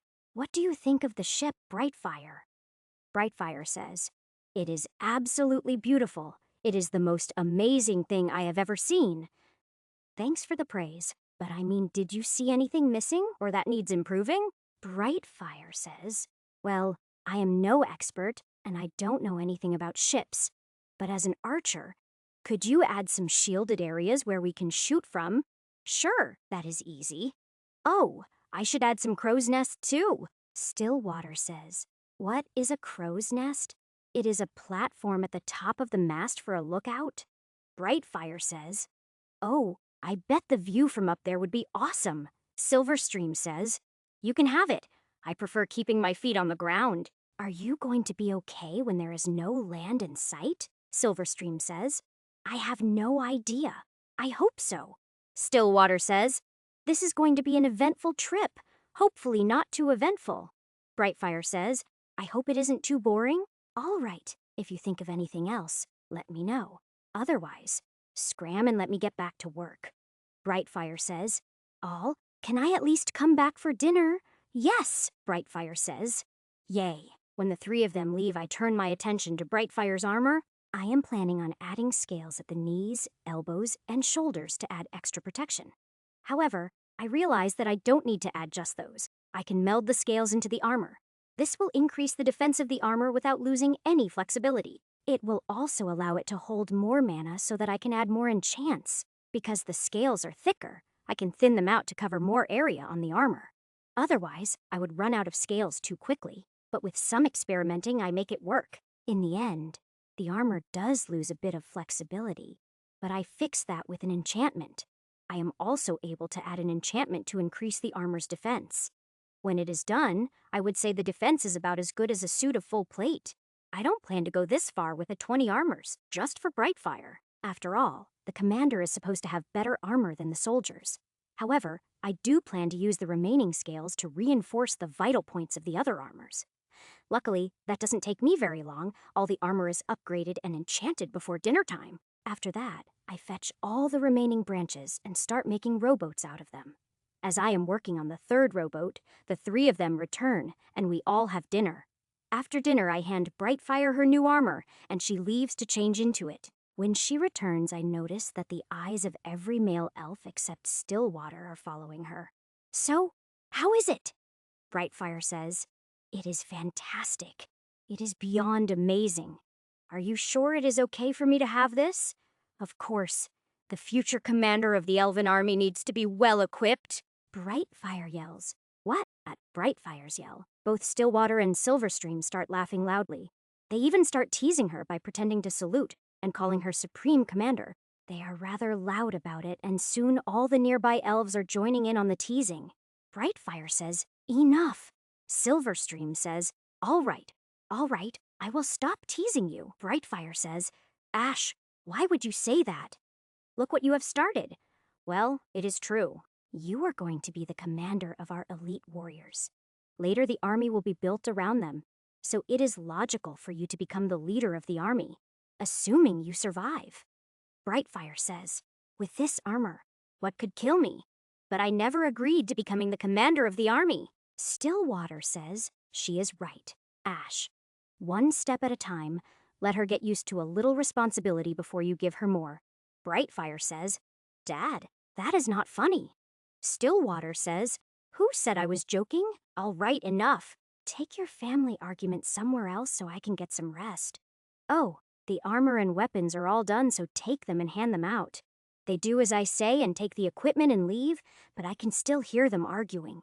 I ignore them and open my soulscape, then invite the kids to come play. After that, since my mana is recharged, I go back to making and enchanting rowboats. Once I have 6 completed, I stop and switch to making chests with the rest of the wood. However, I decide to stop when I have 20 chests. I shouldn't need more than that. Enchanting the chests is good practice. After them, I make a pouch for Brightfire and 5 backpacks. Since I put the isolation enchant on the backpacks, I can safely put them in my pouch. This way I have them next time I run into a situation where I need more storage. I give Brightfire her pouch when she shows up for breakfast in the morning. Brightfire says, "For me, thank you. I promised a while ago that I would make you one." Brightfire says, "So, what is the plan now?" "Now we start loading the ship." Brightfire says, "So we are leaving soon. Tomorrow, or the day after, depending on how long it takes your people to get aboard." Brightfire says, "Then I will do my part and go get people moving." She quickly runs off with a smile on her face. She seems excited to leave. Then again, this is obviously going to be the biggest adventure of her life. She quickly gets the entire camp in an uproar, but I ignore it and start meditating. By the time my mana has recovered, there are already rowboats going back and forth to the ship. I fly over to the ship and land on top of the main mast to take a look. On the main deck below, the chosen warriors are in their new gear and are training.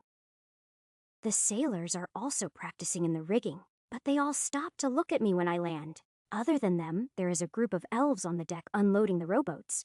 Everything seems to be progressing smoothly, so I turn my attention to adding the crow's nests. Chapter 754. First, I build a crow's nest on the main mast just by moving around some density of the wood. Then, I fly over to the foremast and do the same before flying down to the deck. Next, I build shielded archer platforms on both sides of the 3 weapon platforms. Once those are done, I add a few more at other areas of the ship, including the top deck. This way, there should be a position available no matter what direction the enemy is coming from. Then I walk around talking to the elves doing the loading to see if they need anything. They bring up yet another thing I didn't think of, internal walls to separate cabins. So, I go around doing that for the lower deck and the 2 upper decks. Of course, the biggest cabin is mine, so I set it up for me, Nala, and Albion. Once that is done, I ask around again. But this time, no one has anything else they need. So, I go up to the top deck and try to decide what I want to make a fog machine out of. It doesn't need to be fancy. It just needs to be high enough quality for me to enchant it. In the end, I just pull a horn out of my pouch and hollow it out, then enchant it. This way, someone just needs to blow it to summon or dismiss the fog bank. I don't even remember what beast I got the horn from, but it works just fine. With that, everything that needs to be done for the ship should be done. Now all that is left is for the elves to load everything and get ready to leave. Since they don't need me for that, it should be fine for me to leave and take a look at the humans.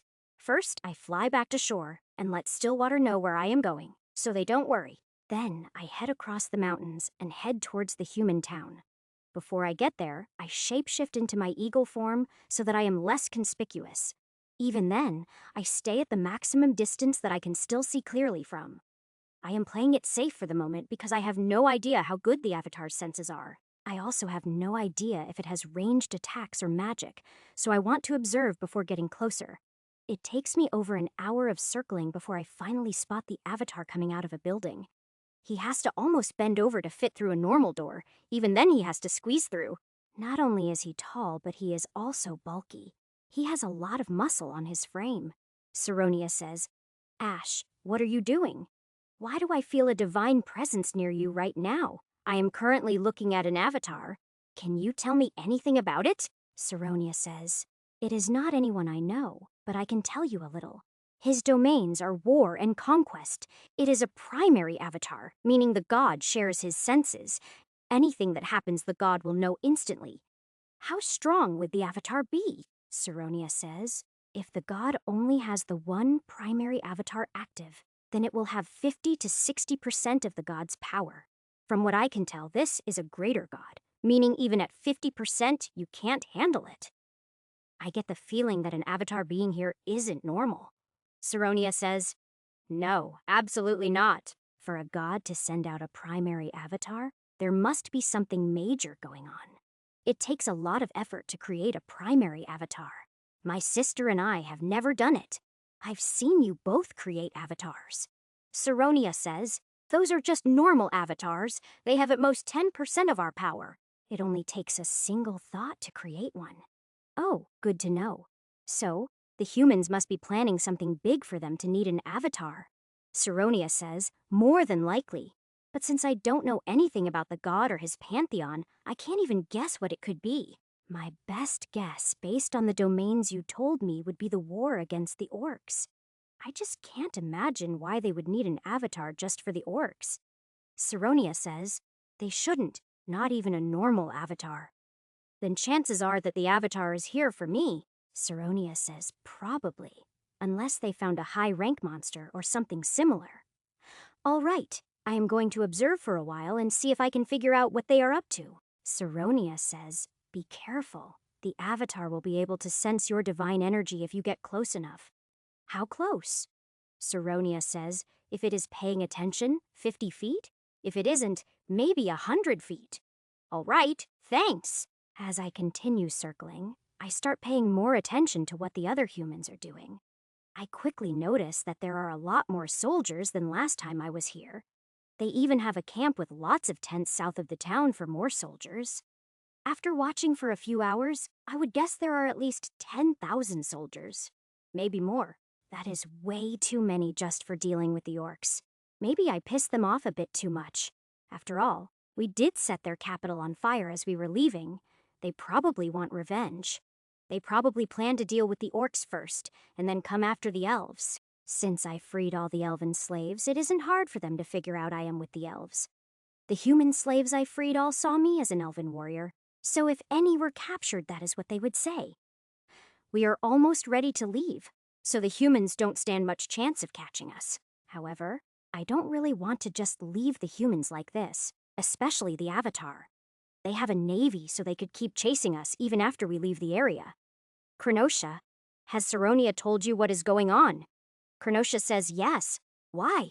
I just had a really evil idea, but it is something I will need permission for. Krenosha says, I am afraid to even ask what the idea is. You should probably create a soulscape and tell both of us at once. All right. I turn and fly away from the town. Once it is out of sight, I drop shapeshift. Then I continue flying in my normal form until I reach the mountains. Once I find a safe place, I land, create a soulscape, and invite the goddesses. Krenosha says, "So, what idea is so evil that you are actually asking permission?" "I want to set the Maker loose on the humans." Saronia says, "What?" Krenosha says, "You weren't kidding. That is a truly evil idea." Saronia says, "No, I won't let you set the Maker free. She would cause massive problems." Chapter 755.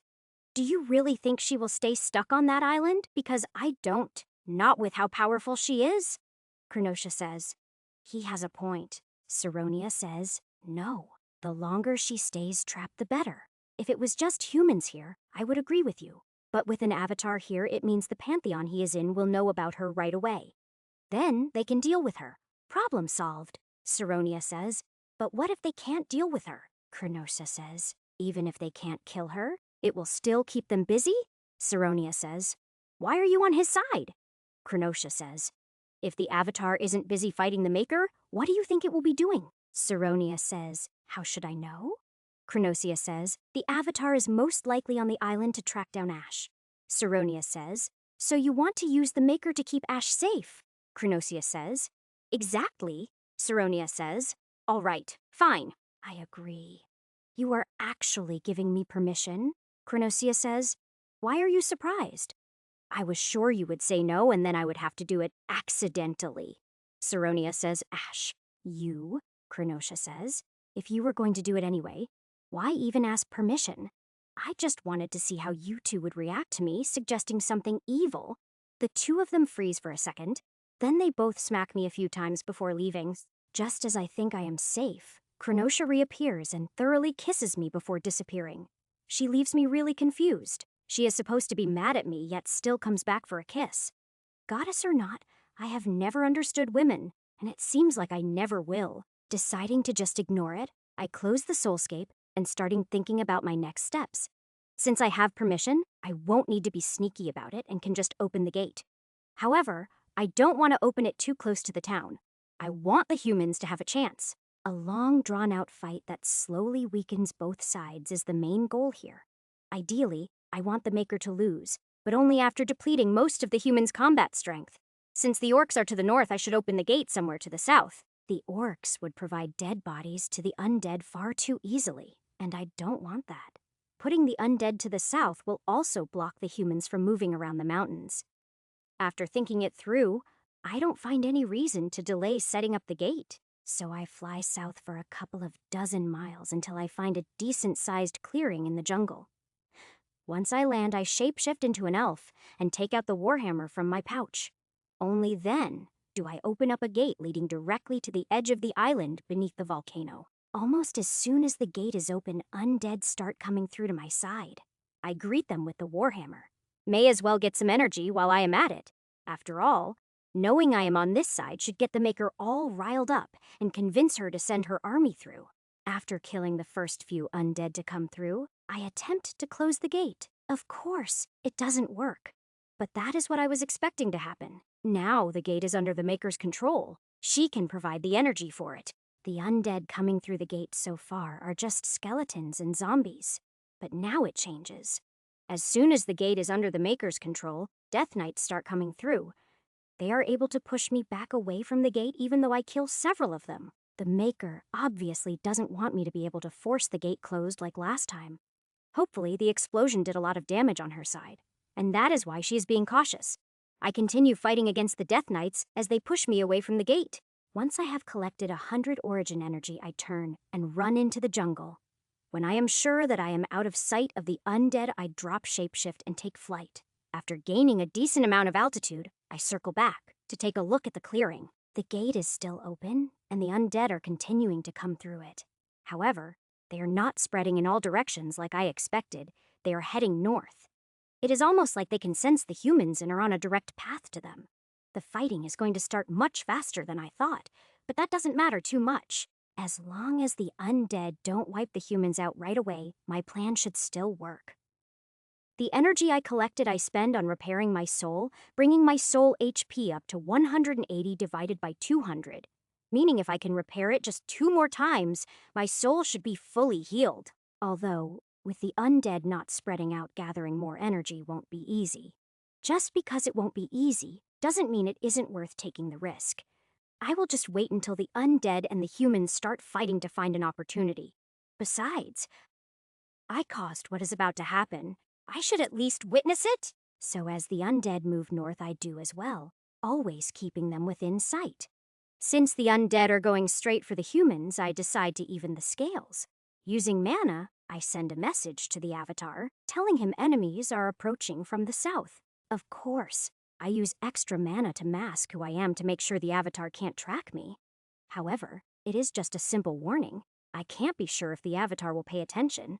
He should at least send a scout or something just to be on the safe side. If not, then it is his own fault for not being paranoid enough, and he will regret it. The undead are slow. It will still be another hour before they get close to the town. Circling and keeping an eye on them is rather boring. But there isn't much I can do about it. When the human town finally comes into sight, I am glad to see soldiers manning the south wall. As soon as the first undead leave the jungle, I can hear alarms ringing in the town. Before long, I spot the avatar on the wall, so I decide to keep at this distance. I am just here to watch. I don't want to be a distraction for the avatar. To my surprise, the undead stop once they get out into the open and wait. They even line up. With more coming out and joining them, they soon look like an army. They form up in squads of 10, and each squad has a Death Knight leader. Eventually, there are 100 squads gathered, meaning over 1,000 undead. Then, I see one of the males that was with the Maker leave the jungle behind the army. Chapter 756. As soon as he appears, the army starts marching towards the human town. It looks like my guess was right. The men that were closest to the Maker are her generals. It does make me wonder why she didn't show up herself. Then I noticed something. Even though the male walked out of the jungle, he stopped while still in the shade. Maybe he really is a vampire and is avoiding direct sunlight. If so, I may have found the Maker's weakness. Originally, I didn't plan to interfere in this conflict, but now I can learn something important. So I fly down towards the general until I am in range. Then I fire wind blades at the trees. In an instant, all the trees providing shade to the general are cut down and falling. The general turns his head and stares at me, but only until the trees fall enough. When the sunlight hits him, he lets out a scream of pain before turning into a blur. He didn't burst into flames, but the sunlight obviously hurt him quite a bit. As the general retreats into the jungle, the undead stop being organized and turn into a mob. Instead of marching towards the town in an orderly manner, they are now just a mob. This should make the fight a little bit easier for the humans, at least until nightfall. Once the sun goes down, the general will probably return to take command. Still, I learned 2 important pieces of information from this little bit of interference. 1. Sunlight hurts them. And 2. The range for them to control the undead is limited. The Maker can probably send out orders to all the undead, but needs the generals for fine control. This also tells me that the Maker's ability to see and control the undead should be limited, considering all the undead have her energy inside them. The more undead there are, the weaker she should be. That can't be all of it, though. The undead must do something for her. My best guess would be that she takes some of the energy from the undead's kills. Otherwise, making the undead army bigger would be counterproductive. Either that or she somehow gains strength from having the army under her control. For me, the first option would be better, since the more her energy spreads out, the easier it is to steal. Once I am sure the general isn't returning right away, I go back up to observe. I am hoping that the humans will win this first fight. That way the Maker should get serious. Right now, she is probably thinking that me opening a gate is some kind of trap. That is probably why she only sent one general through. He is the scout. As I watch, the undead finally get close to the town and the humans start their attack. Arrows and spells fly from the walls of the town and start raining down on the undead. Normal zombies and skeletons would be destroyed easily, but these are a lot tougher.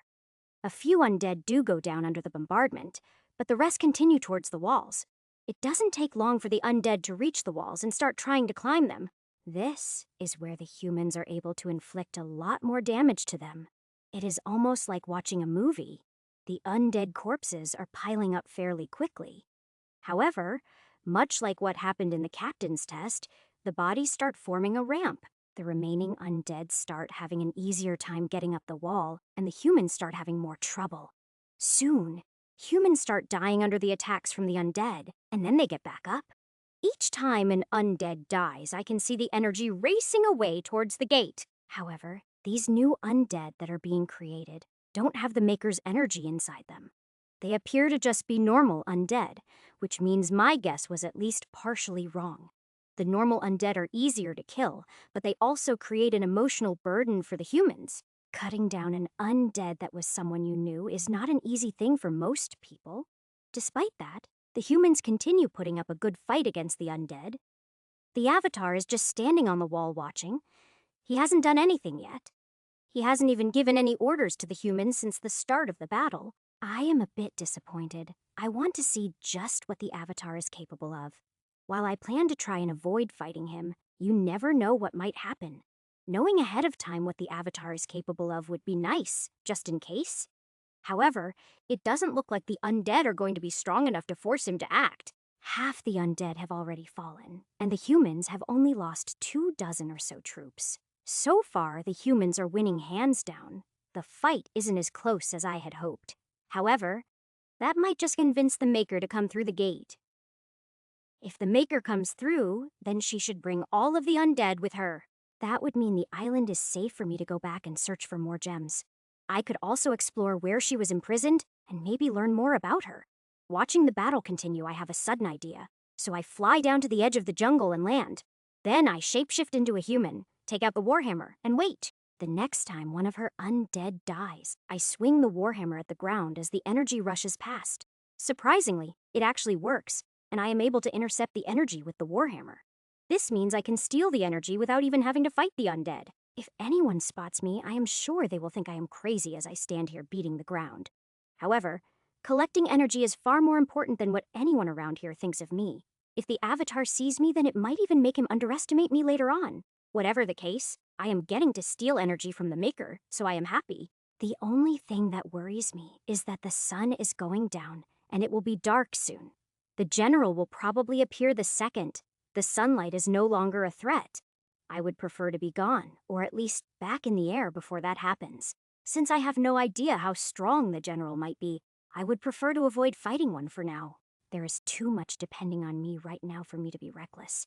Despite what the goddesses think, I can be careful when I need to be. By the time I collect 100 energy, the sunlight is almost completely gone. Even though I want to steal more energy, it is probably not safe for me to stay, so I take off and return to my observation of the battle from above. Unfortunately, the battle is almost over. I missed most of it while I was stealing energy.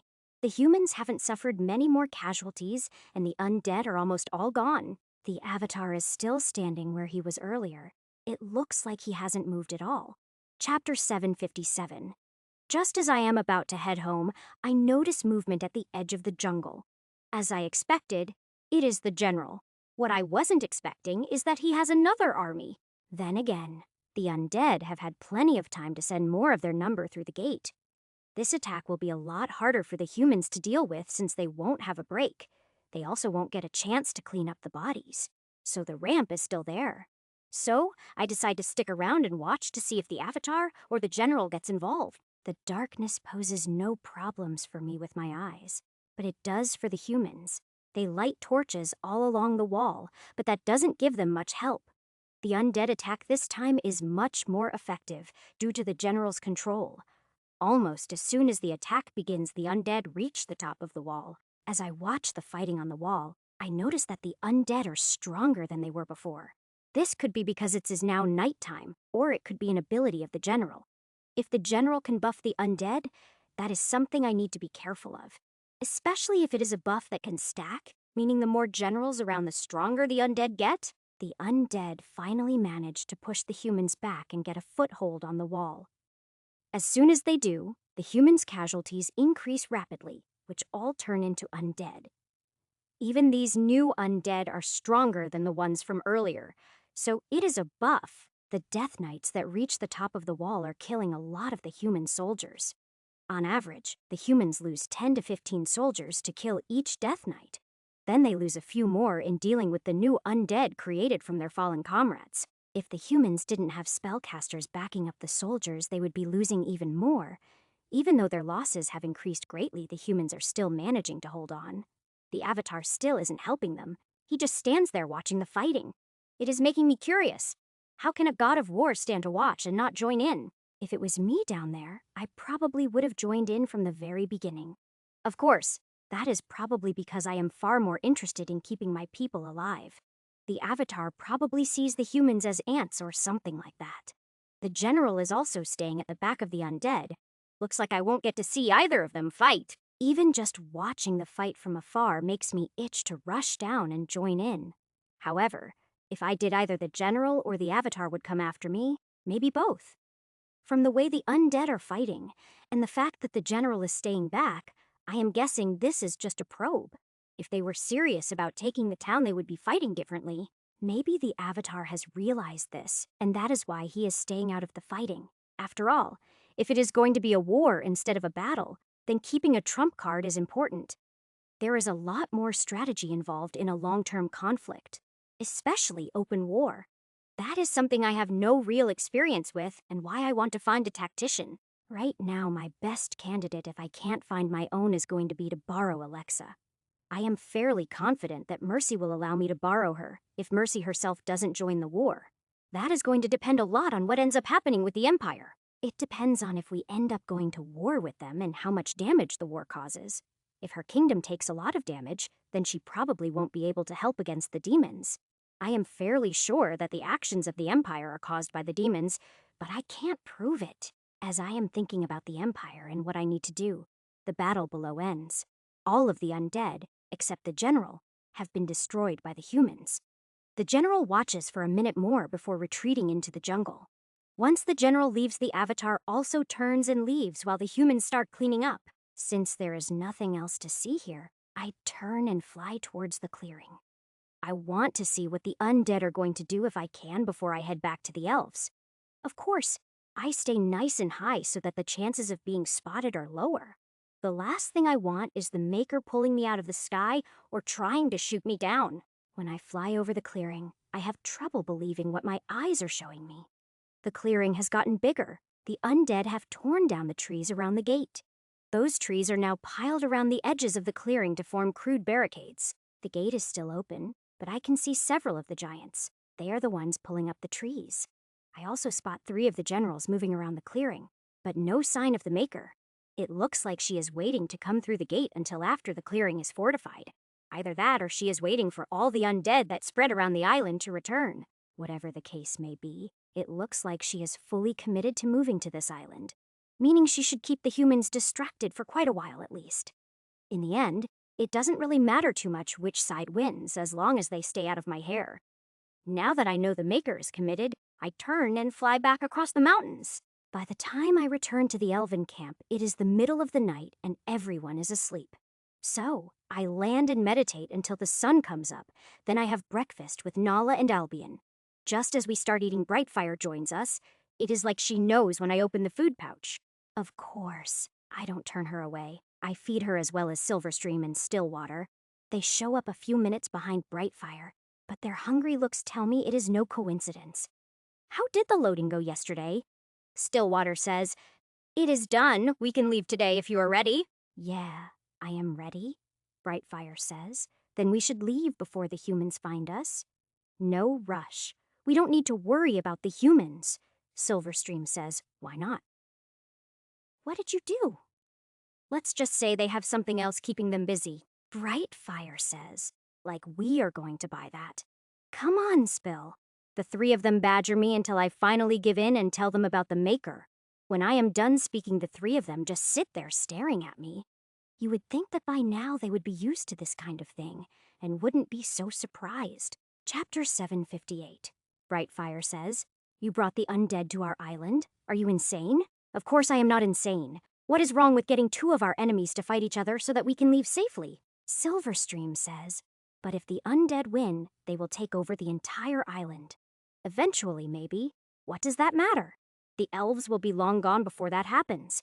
Stillwater says, "That is true. You 2 are still thinking of this island as our home, but that isn't true anymore." Silverstream says, "You can't really blame us for that."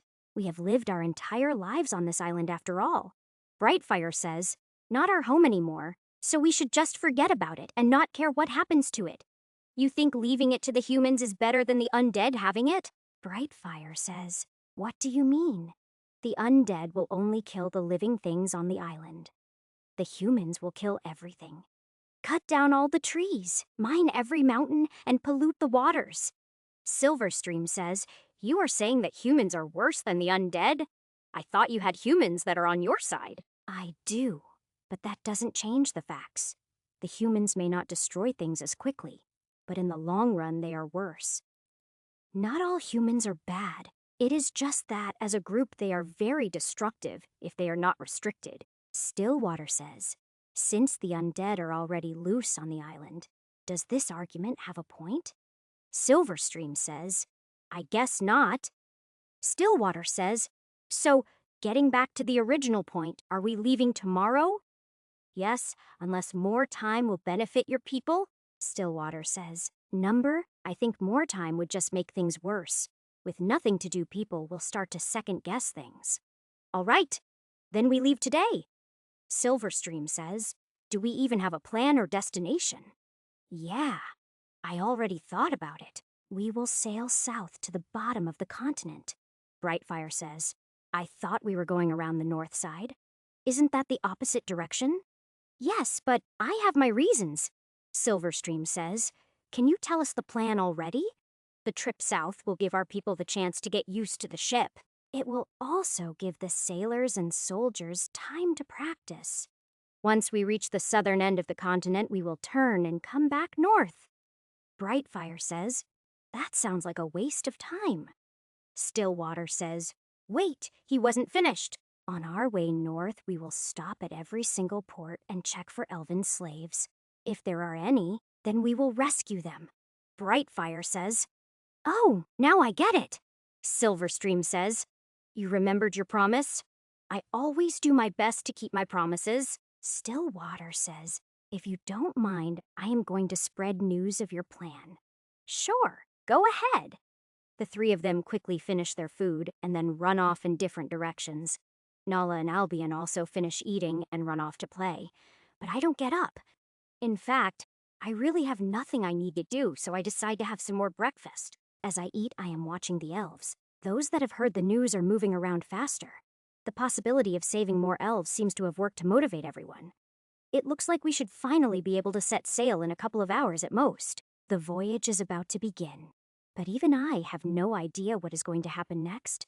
I just hope I am at least able to save a few more elves so the rest don't lose faith in me. I am not at all worried about them turning against me. I just don't want to disappoint them. After I finish eating, I sit up and let out a piercing whistle that echoes around the entire camp. Most of the elves turn to give me pained looks before going about their business. Shortly, Nala and Albion come into sight in response to my whistle. They are even racing. Nala can match Albion's speed, but only over a short distance. Albion wins due to that. I pet the two of them for a few minutes, and then do my best to explain that we are moving onto the ship. They seem okay with the idea until I offer to fly them over to the ship. Nala is fine with the idea of flying over, but Albion doesn't like the idea at all. So I arrange for one of the rowboats to take Albion over with them, and then I fly over with Nala. Carrying Nala isn't easy, but she stays still and doesn't struggle, so I manage it. As soon as I set her down on the deck, she takes off to start exploring the ship. I wait on deck for the rowboat carrying Albion and then help get him on board. He doesn't seem to have enjoyed the ride over, but once he is on board, he goes chasing after Nala. While they are playing, I watch the elves as they bring some last things on board. Now they are even bringing people over. It shouldn't be too much longer before we are ready. Since I am technically going to be the captain, I spend some time checking that everything is ready. Once Nala and Albion have explored the entire ship, I show them to our cabin. After showing them where to sleep, I head down to finish setting up the galley. Now that everything else is done, I can add the extra enchantments for food storage. The elves have already moved quite a bit of food in, but that doesn't interfere with enchanting it. After that, I work on the kitchen and make some items to allow the chefs to cook safely. Open flame on a wooden ship is a really bad idea, so I am making enchanted stoves. By the time I am done with setting up the kitchen, most of the elves are already on board. When I get on deck, there's only one rowboat left on shore, and it is waiting for Brightfire, Silverstream, and Stillwater. They are the last ones to board it and come over to the ship. Once they are aboard, I order the anchor to be pulled up and the sails to be raised. As soon as the sails are raised, they are filled with wind and the ship slowly starts moving. I head up to the top deck to take the wheel myself and steer the ship south. As the ship moves out of the bay and onto the ocean, the elves start cheering. I also feel excited to finally have the ship underway after all the effort it took to build it. Half of me is still worried that something is going to go wrong and the ship will sink. Chapter 759. Standing at the wheel, I can sense every part of the ship, and nothing at all is wrong. However, that doesn't stop me from worrying, and from the looks of the others, I am not the only one. Stillwater and Silverstream look the most worried, but they are the leaders after all. As the Queen slices through the waves and remains stable, my worries lessen. They probably won't completely go away until the ship has survived its first storm. To help them relax, I start teaching Brightfire, Silverstream, and Stillwater how to control the ship. After all, I don't want to be stuck steering the ship all day and all night. They are also going to be helping me figure out the charts and how to navigate. To make staying on course easier, I make an enchanted compass to place near the wheel. In fact, most of the first day of travel, I am coming up with little things to add to make life easier. The biggest project of the day is another thing I didn't think of: bathrooms. Luckily, magic is able to make up for my lack of knowledge in plumbing. I even make crude showers. Even though they are crude, morale instantly goes up once they are completed. The elves are used to cleaning themselves in streams and such, meaning cold water. The water in the showers is warmed by magic, making me the most popular person on the ship. The only person who doesn't appreciate the showers is Nala. She doesn't like baths. Albion, on the other hand, absolutely loves them and has fun teasing Nala. The night passes uneventfully, and I am really satisfied with the ship's speed. If I am reading the charts right, at our current speed, we will reach our destination within the week. Of course, I am not expecting things to go that smoothly. They never do. Even if there are no problems with the ship itself, the ocean can provide plenty of challenges. With that in mind, I decide to spend the day running drills and training people. I quickly come to realize that the ship is too big. Even my shouts don't reach most of the ship. Unfortunately, I don't have the right materials to make something to deal with this. Luckily, when I ask the elven crafters, they do have the materials I need. In fact, they have a decent amount so I can make more than one bell for the ship. One will go by the wheel, one in the kitchen for the chefs, and the last will go in the bottom deck. The first one will have 2 different rings, one to sound the alarm and the other to alert the sailors. The one in the kitchen is simply to announce when meals are ready. The one in the bottom deck is so that the lookouts can raise the alarm if they spot a monster attacking. Thanks to the entire ship already being enchanted, it is easy to make the bells heard everywhere. The tricky part is making it so that whoever is ringing the bell can choose where it is heard. Luckily, magic is very responsive to intent, so I can use that to do what I need. Even while I am making and enchanting the bells, I still continue running drills for the crew. Once the bells are done and in place, I start using them so everyone can get used to it. Having the bells won't do any good if everyone doesn't know what the different rings mean. It is especially important that Brightfire, Stillwater, and Silverstream memorize all of the signals. Once I figure out all the different signals, I spend a few hours drilling the 3 of them along with the crew. All in all, I think that the bells worked out pretty well. It is much better than trying to shout. After dinner, I create a soulscape and play with the kids for a few hours. Then, I go to sleep since it has been a while since I slept, but I get woken up by the bell ringing. Since it is ringing in the pattern for an attack, I jump up and rush out onto deck. However, when I get outside, I don't see any sign of an attack, but everyone else is looking around. That is when I figure out that the alarm must have been set off by the lookouts in the bottom deck. Just as I figure that out, large tentacles emerge from the ocean and grab hold of the ship. While I could probably deal with this fairly easily, I decide to wait for a bit. First, I want to see how the 20 elven warriors that Stillwater chose handle themselves. I am not too worried about this beast being able to damage the ship, and if it does, I can repair it. Saronia, can the elves gain levels yet? Saronia says, Yes, they should be able to. Why? I wanted to check before I start helping them level up. Saronia says, about 80% of the elves now worship us. Those elves can level up. Chronosia once taught me how to look for the mark on a soul to tell a real priest from a fake one. Is there a way to tell who is a follower and who isn't? Saronia says, yes, it is the same. Only the mark is fainter and more subtle. All right, thank you, Saronia says. No problem. After looking carefully, I am able to find the mark that Saronia told me about. As she said, it is very hard to spot. But once I get the hang of it, it isn't too bad. To my relief, the 20 warriors all have the mark on their souls, meaning they should be able to level up. They are currently attacking the tentacles of the beast, and they aren't doing too bad. Of course, they aren't going to be able to kill it like this. Its main body is still below the ship. While they can hurt it by attacking the tentacles, they can't kill it unless they kill the main body. If it takes enough damage to its tentacles, it will probably retreat. But it won't die. As I am thinking about what I want to do, I see Brightfire come out and join the fight. She ignores the tentacles and starts firing lightning arrows into the water. The water disperses some of the lightning, but she is still able to damage the main body. I quietly grab hold of the main body with my mana and prevent it from running away. Other than that, I don't do anything to interfere with the fighting. It takes a while, but with Brightfire's help, they do eventually manage to kill the beast. Instead of cheering the warriors, all have shocked looks and are staring into space. They should have gotten the notification that they can level up and select a class. Brightfire, they could probably use some advice on leveling up. Brightfire says, oh, right, I will help them. Chapter 760. While Brightfire gathers the warriors and starts talking to them, I use mana to lift the beast.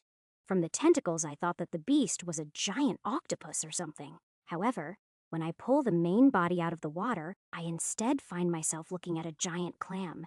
It even has the shell like a clam and the tentacles come out of the shell. While it is not what I was expecting, I still lift it up onto the deck of the ship. I will let the chefs deal with it. They can figure out whether or not it is edible. I turn around, go back into my cabin, and go back to sleep for the rest of the night. Once I wake up, after breakfast, I go back to drilling the crew and warriors. They did well when we were attacked last night, but there is still room for improvement. What I would really like to do is find something smaller that they could fight for XP. Ocean beasts may give a lot of XP, but fighting them is much harder. Orcs or goblins would be perfect. But we won't find those in the ocean. The warriors will just have to do what they can. I can't help too much right now. Mainly because while I can gate from the ship, I am not sure about being able to return to the ship. Trying to gate onto a moving object will not be simple to say the least. This is especially true considering I need to know where I am going to open a gate, meaning I would have to know exactly where the ship is at the time I try to open the gate. However, I think if I can figure out how to leave a magic mark to target, that might work. It will need to be something permanent so that way it won't fade while I am away for a while. Maybe a platform for the gate to form on, that way no accidents can happen. Opening a gate on a moving ship could be dangerous to the occupants of the ship. Someone being cut in half by a gate is not something I want to see happen. While I am running the crew through drills, I keep thinking about how to make a permanent mark. It should be something similar to an enchantment, or at least that is what I am thinking. When Silverstream comes to take over the wheel, I go back to my cabin to sit and think some more. However, I am not able to come up with a better idea, so I start planning what item to use. It should be something like a platform, something the gate can open on top of. While I can make it out of wood, I don't want to make it part of the ship. The ship already has a ton of enchantments on it that would make things difficult. It hasn't happened to me yet, but mixing too many enchantments can have strange effects. Before I decide anything, I go check with the elven crafters to see what materials they have. It turns out that they brought quite a lot of stuff with them, even stuff they don't need. Since I am planning to build something big, I go with what they have the most of, bronze. I have no idea why they would even bother bringing so much bronze with them. However, now I am glad they did since it is a good material for what I have in mind. So, I take the bronze and return to my cabin where I use mana to heat it up. Once it is liquefied, I mix in the last of the gem dust I have and then start shaping it. After shaping the bronze into a large disc, about 6 inches thick and 10 feet across. I cool it. As it cools, it solidifies, and once it is completely solid, I start infusing it with mana. It takes a lot of mana to fill it, way more than I was expecting it to be able to hold. Even with the gem dust, I was only expecting it to be able to hold about half of what it can. This means I can add more enchantments than I was originally planning on. In fact, I can probably make the platform so that it helps me open the gate. This would reduce the amount of mana I need to open a gate, at least when returning. I should also do something to make sure that I am the only one who can open a gate to it. After all, I don't want some mage opening a gate and flooding my ship with human warriors. Especially since on this trip we will be pissing off every single kingdom we pass. At least, if they have elven slaves, we will be pissing them off, which will be most of them. Others will probably be pissed off just by our presence, since we are not humans. Unless we come across a kingdom that is run by non-humans, there isn't much chance of peaceful contact. I will just have to wait and see how things go as we travel around the continent. For now, I focus on enchanting the platform, which takes some experimentation. The enchantment to let me find it easily isn't too hard, but making it connect to the gate is. I basically have to enchant the gate spell into it so it can create half of the gate connection. Once I finally figure out how to do that, adding a few enchantments for security is easy. Now, all that is left is to test it and see if my ideas actually work the way I hope. So, I open a gate to the first volcanic island I found and go through.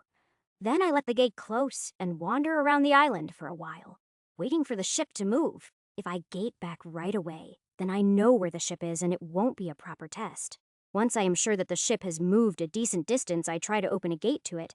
However, it doesn't work. I first have to search for the ship with my mana. The beacon in the platform makes it easy to find, and as soon as I do, the gate opens. Walking through puts me right back in my cabin exactly as planned, and it only cost half the normal mana. Locating the beacon took about a minute, but only because I knew where it should be. In the future, if I have to search a larger area for it, it will take longer. However, that is still much better than not being able to gate to the ship at all. With the ability to gate back to the ship, I will not be forced to stay on the ship all the time. This is an important step since staying on the ship for the entire journey would be boring. It also means that I can help the elven warriors gain some levels since I can take them off the ship. In fact, I can even take them orc hunting. The undead should still be busy with the humans. However, before I do that, I need to come up with a way for the ship to contact me. That way, if they run into trouble, they can call me to return and help out. Chapter 761. Since I already figured out a message spell, I just need to enchant 2 items with it and pair them. The enchantment doesn't need to be big, but the items will need to store mana to fuel the spell. As long as they aren't too far apart from each other, it should work just fine. At first, I am tempted to make them look like cell phones, but that is too silly. Instead, I make them small amulets. That way it is easy to carry, but not easy to lose. Then I call Stillwater, Silverstream, and Brightfire to join me in my cabin for dinner. Stillwater says, "What is this?" "A communication amulet in case you need to contact me when I am away from the ship." Silverstream says, "Are you going to be away from the ship?" "Yes, in fact you are as well." Silverstream says, "What?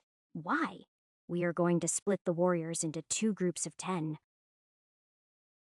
Brightfire will lead one group and you will lead the other. I am going to take one group at a time back to the island to hunt orcs and gain some levels."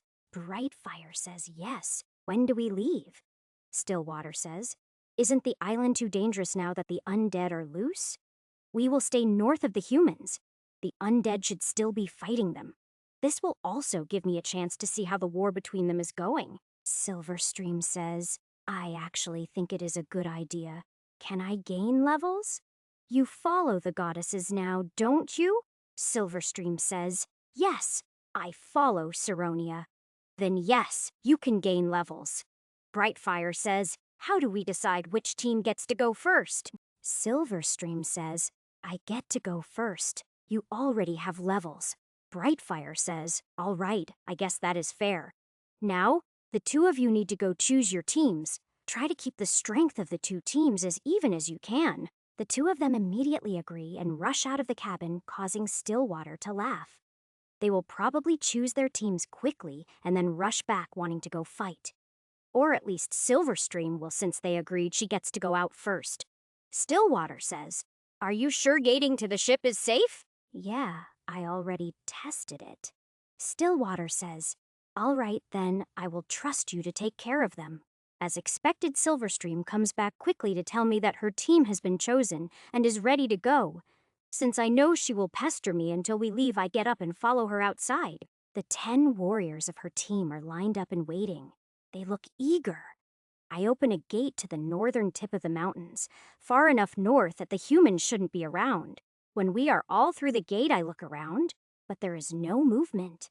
We are close enough to the mountains that the orcs don't come into this area. All right, the orcs' badlands are just north of these hills. Try to only engage smaller groups so you don't get overwhelmed. Silverstream says, "Okay, where will you be?" "Don't worry, I am not going to steal your XP. While you are hunting orcs, I plan to fly down and see what the humans and undead are up to." Silverstream says, "Are we meeting up back here?" "Yes, I will be done first, so I will come back and set up camp here." "Return when you are ready to go back to the ship. Just keep in mind, the longer you take, the more Brightfire will complain." Silverstream laughs and says, "Don't worry, I am well aware." With that, Silverstream and her warriors head out to begin their orc hunt. Once they are gone, I take off and fly south until I spot the human town. It is currently under attack again, from both the undead and the orcs. The humans are having a bad day. The orcs are easy enough to kill and didn't bring huge numbers. But there is a problem. The orcs that die keep getting back up as undead, even though the undead are on the other side of town. I wasn't expecting them to be able to raise corpses from so far away.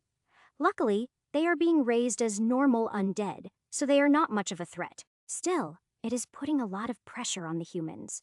Fighting on two fronts is never easy. However, so far at least, the humans are still managing to hold the walls. The undead that are attacking currently are odd. They are normal undead. They are also small. That is when I remember the things that attacked me when I first arrived. It looks like the undead are clearing them out. There are thousands of them that have been turned. The odd thing is that there are none of the ancient undead in the attack. These undead are obviously being used as cannon fodder by the Maker. The only reason that I can think of is that the humans are resisting too much. She is using the normal undead to keep the humans fighting and wear them out. The orcs attacking from the north at the same time should just be an unhappy coincidence. What bothers me is I can't see a general anywhere near the town. So, how are they raising the orcs? In fact, as I watch the battle, I see several humans die and then get back up as undead. The only reason that I can think of is a rather disturbing possibility: the Maker. It is possible that she is so powerful that she can reach here from the clearing the gate was in.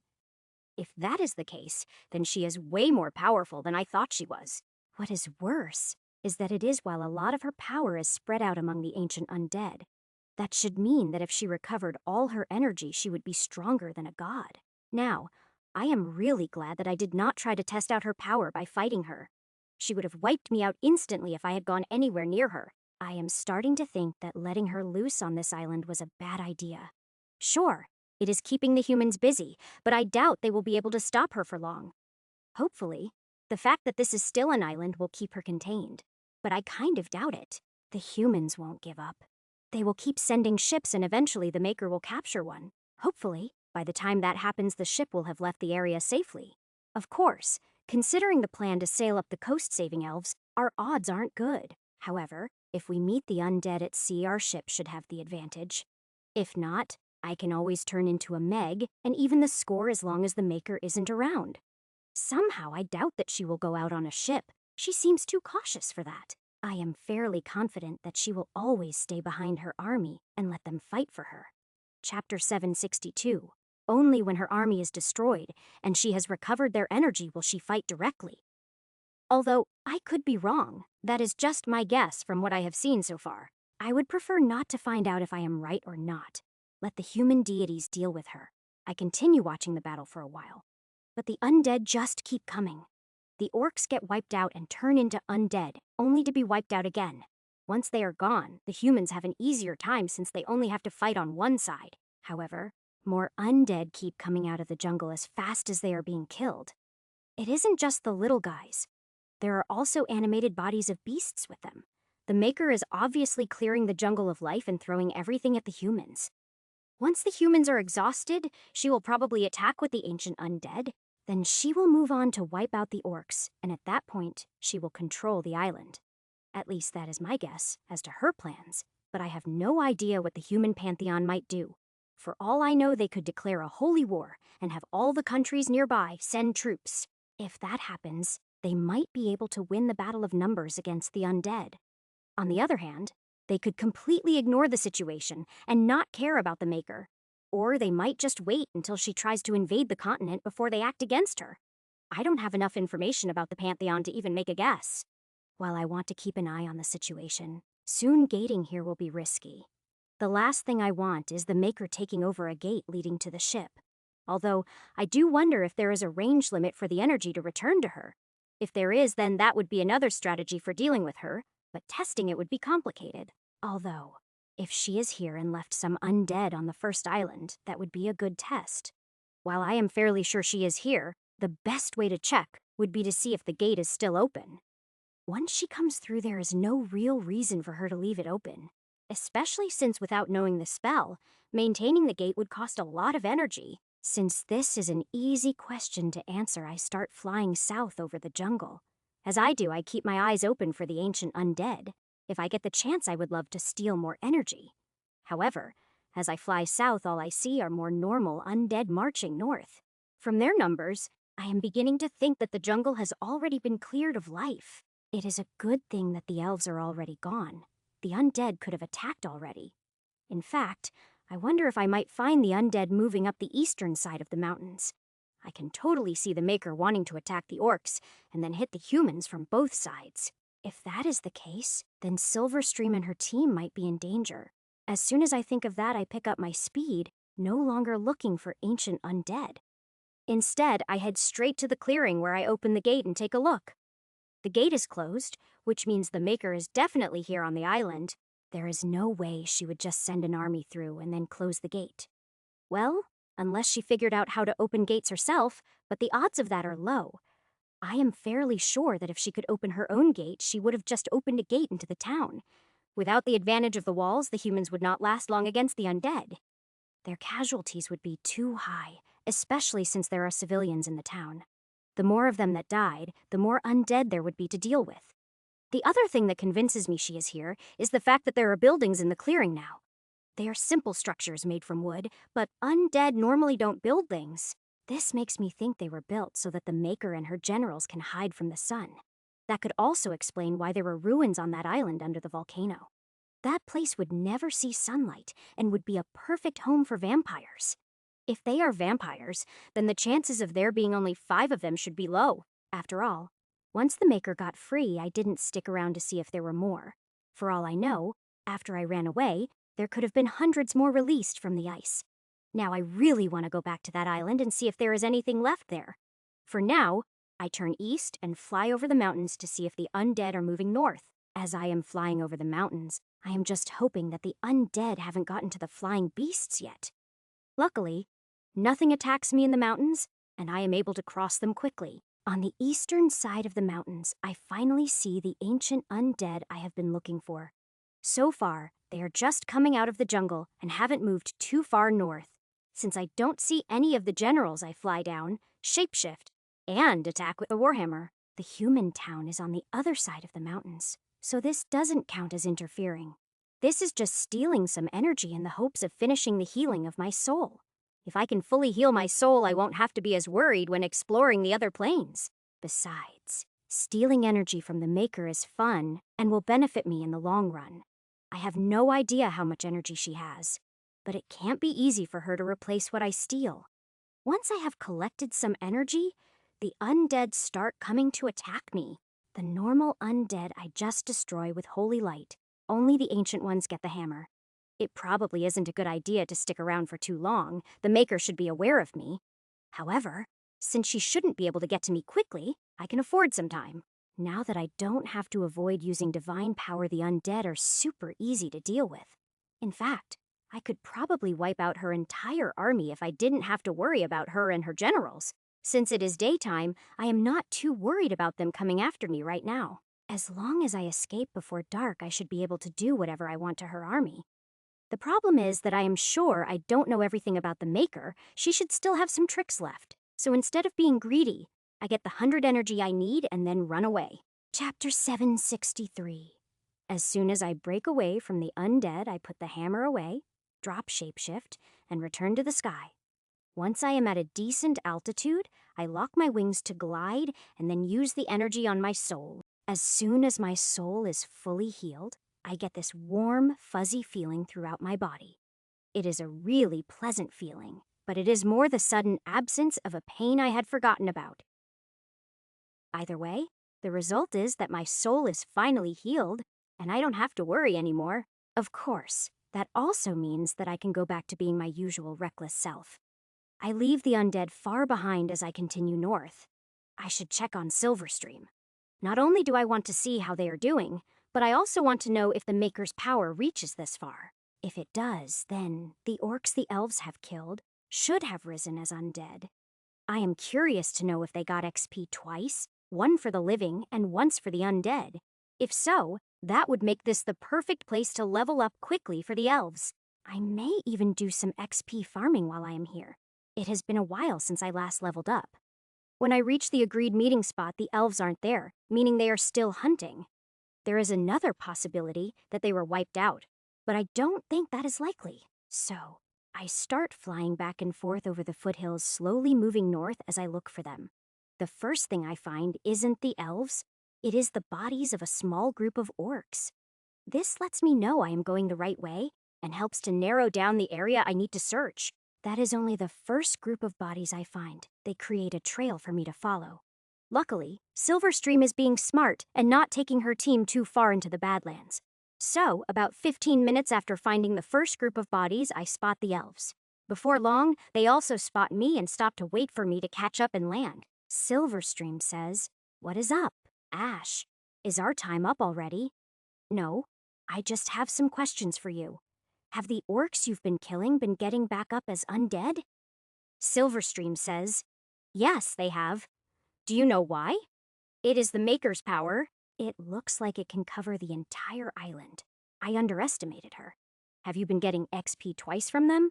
Silverstream says, "Yes, we have. Although the second amount is not much, not even half of the first amount.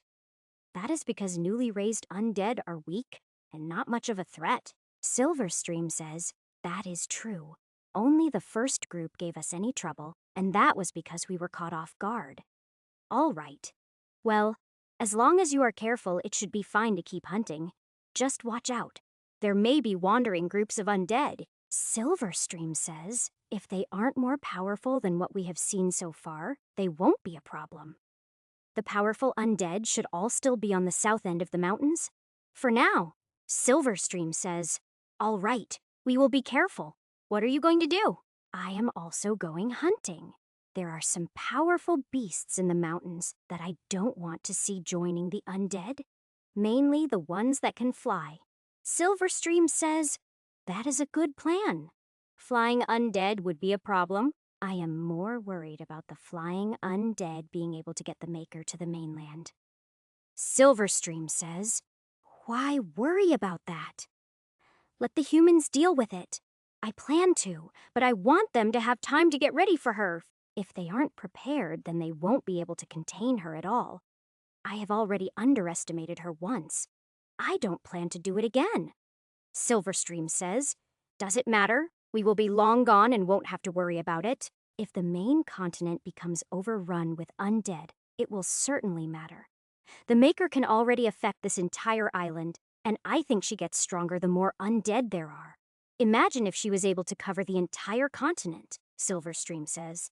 "All right, you've made your point. I am sorry for doubting you. It is fine. Go back to your hunting and I will go do mine." Silverstream says, "Okay, same meeting point?" "Yeah, probably a couple of days at most, all right?" Silverstream says, "Sure, we will be careful." The elves return to their hunting, and I take off towards the mountains. As soon as I enter the mountains, I start hunting for any flying beast I can find. There should be more two-headed wyverns and the pterodactyl-like things. In order to keep the Maker trapped on the island, I plan to kill every single one of them. The hard part is finding them, but once I do, the fun part begins: aerial combat. I haven't fought in the air with this body yet, so it is a good learning experience. The first opponent I find to practice against is a group of the pterodactyls. There are 8 of them, hiding in some clouds, waiting for prey to come along. Unfortunately for them, I detect them and move above the clouds they are hiding in. Then I am able to get the drop on them, killing the first one with my first attack. Almost the instant it dies, it comes back as a zombie and I have to kill it again. Then I have to chase down the others that ran away as soon as I ambush them. 8 pterodactyls defeated, 16,000 XP gained. 8 zombie pterodactyls defeated, 4,000 XP gained. The zombies are only worth about a fourth of the XP as the original beast. However, there is no way I am leaving them around for the Maker to make use of. Besides, I am already killing them, so it is basically just bonus free XP. The only downside is that the process of turning into a zombie quickly ruins the body. Not only is the meat inedible, but the hide quickly rots away even after the zombie is dealt with. Basically, that means that nothing on this island is going to be edible. So no hunting. The elves are carrying supplies, so they shouldn't have any problems. But the humans and orcs are going to suffer. Luckily, I have my food pouch with me, so I don't have anything to worry about. As I continue my hunt, the next thing I find is actually the nests of the pterodactyls. There are over 30 nests, most of them with eggs inside, and as soon as I approach them, I am attacked. At first, it is only a couple of pterodactyls, but as I am fighting them, more arrive. Their numbers keep climbing despite the amount I am killing, and the fight lasts a long time. Chapter 7, 64. 34 pterodactyls defeated, 68,000 XP gained. 34 zombie pterodactyls defeated, 17,000 XP gained. Once I am done dealing with all the pterodactyls, I go back and smash the eggs in all of the nests. There is no point in me killing off the current beasts if I let a new generation be born. While I doubt the Maker would be patient enough to let them grow, I don't want to take that chance. While I doubt that I can kill every single flying beast, as long as I kill most of them, it will work. Even if she gets a few flying undead, if it is not enough to move her army, it should work. From what I saw with the gate, the Maker will not move to the main continent until her army does. She seems cautious and unwilling to take a risk by exposing herself to danger. This is the main advantage I have in controlling her and delaying her movement. Just the fact that I am able to steal energy is probably making her more cautious. Now that my soul is healed, I really want to get some more energy to experiment with. There are bound to be a ton more things that I can do with it, and I want to find out what they are. I also want to do everything I can to weaken the Maker and prolong the fight with the humans. However, one thing at a time, and right now I need to hunt down the flying beasts. The next beast I find actually finds me. First, a 2-headed wyvern tries to eat me. It was hiding in some trees and I didn't notice it at all. Even my mana didn't detect it. Luckily, I see it right before it tries to bite me and manage to dodge the first bite. Unfortunately, I don't react fast enough to dodge the second bite from the other head. The mouth of the second head closes down around the lower half of my body, just missing my wings. Its teeth penetrate my hide, but don't sink in too far. It hurts, but I can still function. The second head holds me in place as the first head tries to bite my head off. Seeing that big open mouthful of teeth coming right at me makes me freak out. Then my instincts kick in and suddenly I turn my head towards the mouth. What happens next feels really strange. It feels like sneezing, burping, and spitting all at once. However, what comes out of my mouth looks like a fireball wrapped in lightning. With the wyvern's mouth being so close, it has no chance at all to dodge. So the fireball directly flies into its mouth, and then with a pop its head disappears. The second head releases its grip on me as it roars in pain, anger, or maybe both. Either way, I suddenly find myself free and have to quickly resume flapping my wings. I easily make some distance from the wyvern. It is having trouble flying. Probably because it is not used to trying to control the entire body with just one head. However, I am far more interested in the fact that I appear to have a breath weapon. As I circle around the crippled wyvern, I try to figure out how to use it myself. In the end, I do figure out how to use it, but it still feels really weird. The first time I get it to work, I completely miss the wyvern, but I keep trying. In doing so, I learn that I can only use it about once a minute, and each time all I get is a single ball. No matter how I try, I can't breathe out a stream of fire, which is a little disappointing. I also have a lot of trouble actually hitting the wyvern, but that is partly because it is flying erratically. When I finally do hit it, the fireball hits the main body and blows a hole clean through it. The wyvern dies and then quickly becomes a zombie. But it falls from the sky. One two-headed wyvern defeated. 10,000 XP gained. It looks like the zombie isn't capable of flying. As it falls, its wings are barely flapping. Somehow it manages to survive the crash, but most of its bones are broken. It kind of just lays there flopping around like a fish out of water, so I end its misery. One zombie two-headed wyvern defeated. 2,500 XP gained. As soon as it is dead, the body starts rotting away quickly, which is regrettable. Although, it does make me wonder, if I had blown both heads off, would it have still turned? The next one I find, I will try it out and see if it is still edible after it dies. That is if I can find one. I really wish I knew how this one snuck up on me. Then again, the big one at the sacred spring looked like a bunch of rocks until it moved. So these things are big, strong, poisonous, and they have stealth abilities. While that strikes me as completely unfair, it also makes me wonder what kind of evolutionary path they followed. As I return to flying around looking for more beasts to kill, I also try to watch for ambushes. As I am flying, I come across a strange valley full of boulders with no vegetation. It is only as I am halfway across the valley that the boulders start moving. Just like in the sacred spring, the boulders are actually two-headed wyverns. There are 11 of them, but they are smaller than the one that I just killed. The odd thing is that I had already scanned the valley with my mana and didn't detect anything. Now that they have moved, I can detect them just fine, meaning their camouflage ability blocks my mana. This means that I have no way at all of detecting them when they are hiding. For now, I focus on fighting against the 11 of them and try to kill them by removing the heads. It might mean missing out on the extra XP for killing the undead, but it is worth it. Not only are the wyverns fairly delicious, but the hides and scales make excellent armor. Trying to only target the heads makes the fight more complicated, but it is not as hard as I expected. These wyverns seem much less experienced in combat than the other one was. From that, and the smaller size, I am guessing that these are young wyverns. Despite there being 11 of them, they don't fight together well, which makes it easier on me.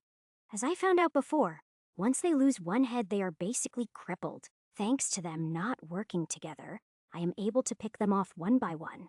11 young, two-headed wyverns. Defeated. 55,000 XP gained. Just as I was hoping, by taking out both heads to kill them, it prevents them from becoming zombies. This also prevents the bodies from rotting, so I start gathering materials and meat. For some reason, the smell of the raw meat makes me extremely hungry. Chapter 765. In the end, I can't help myself and end up eating almost an entire wyvern body. Then I curl up in the middle of all those bodies and fall into a deep sleep. The early morning sun is what wakes me up the next day, and despite that, I feel amazing. As I stand up and stretch, I realize that I have had another growth spurt. Using mana, I make a mirror and take a look at myself. I now stand about as tall as a horse. My shoulders are wider than a horse's, and I am bulkier, but my legs are shorter, mainly because they bend out to the side like a lizard's instead of going straight down. My wings are also a bit bigger than they were, and my tail has gotten a bit longer. Looking at myself, I would have to say that in general, I look more mature than I used to. After having some breakfast, I go back to dealing with breaking down the corpses. This time, I only collect the hide and meat. I don't bother keeping the bones. The bones of the youngsters aren't fully grown, so they are weaker and not really useful. The meat I plan to keep for myself and Nala since it will help us to grow. The hide I will use for making armor. There are more than 20 warriors among the elves. Hopefully, if we are able to rescue more elves, there will be more warriors among them.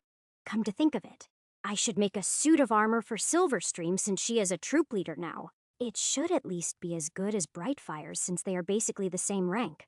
While I am at it, I should also see about enchanting whatever weapons she is using. However, that can wait until we are back on the ship since she is currently fighting.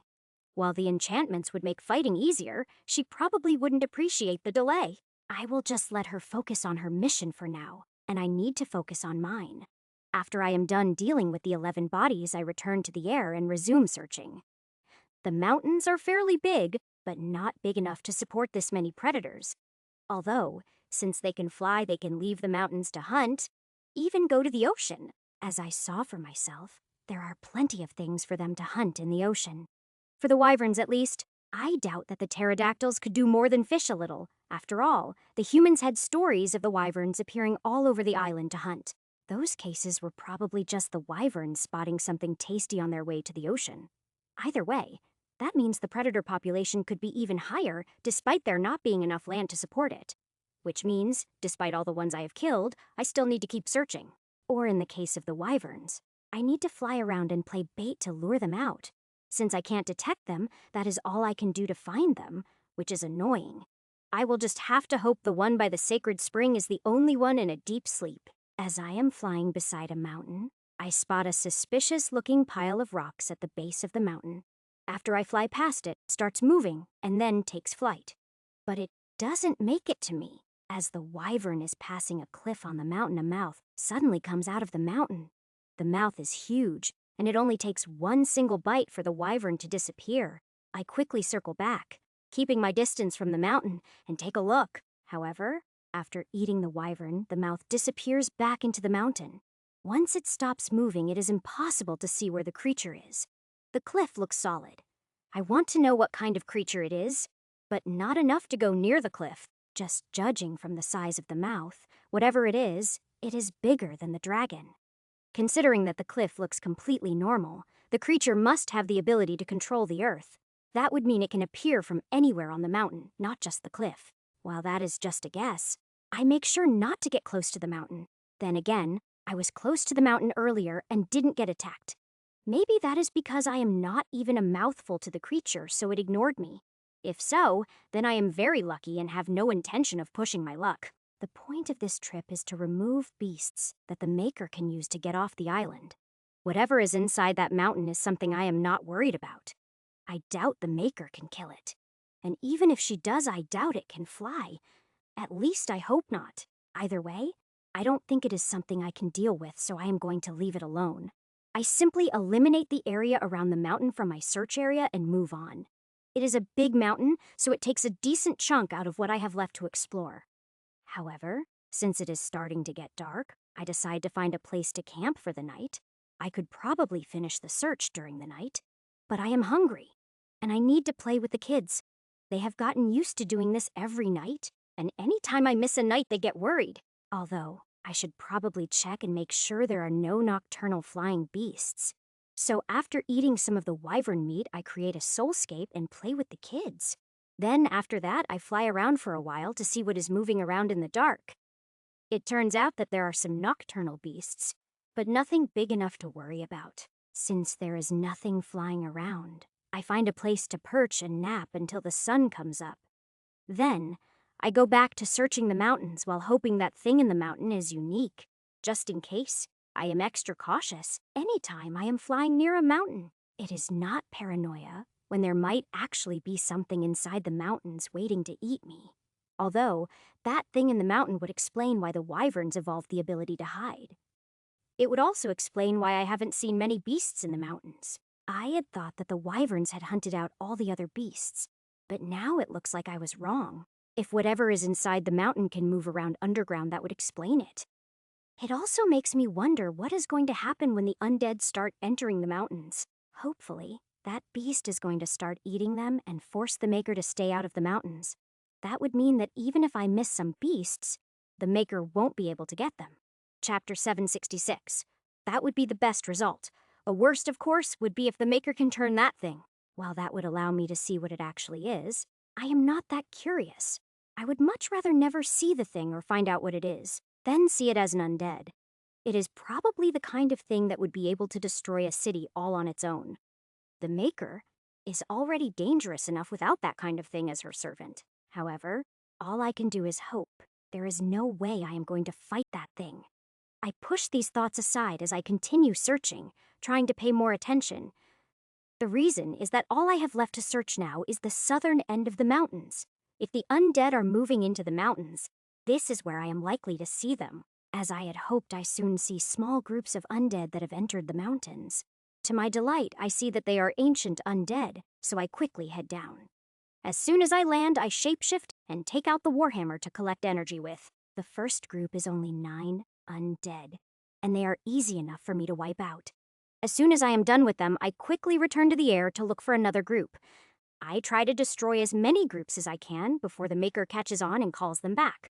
Since my soul is fully healed, this is my chance to get some energy to experiment with. The more energy I can get to experiment with, the better.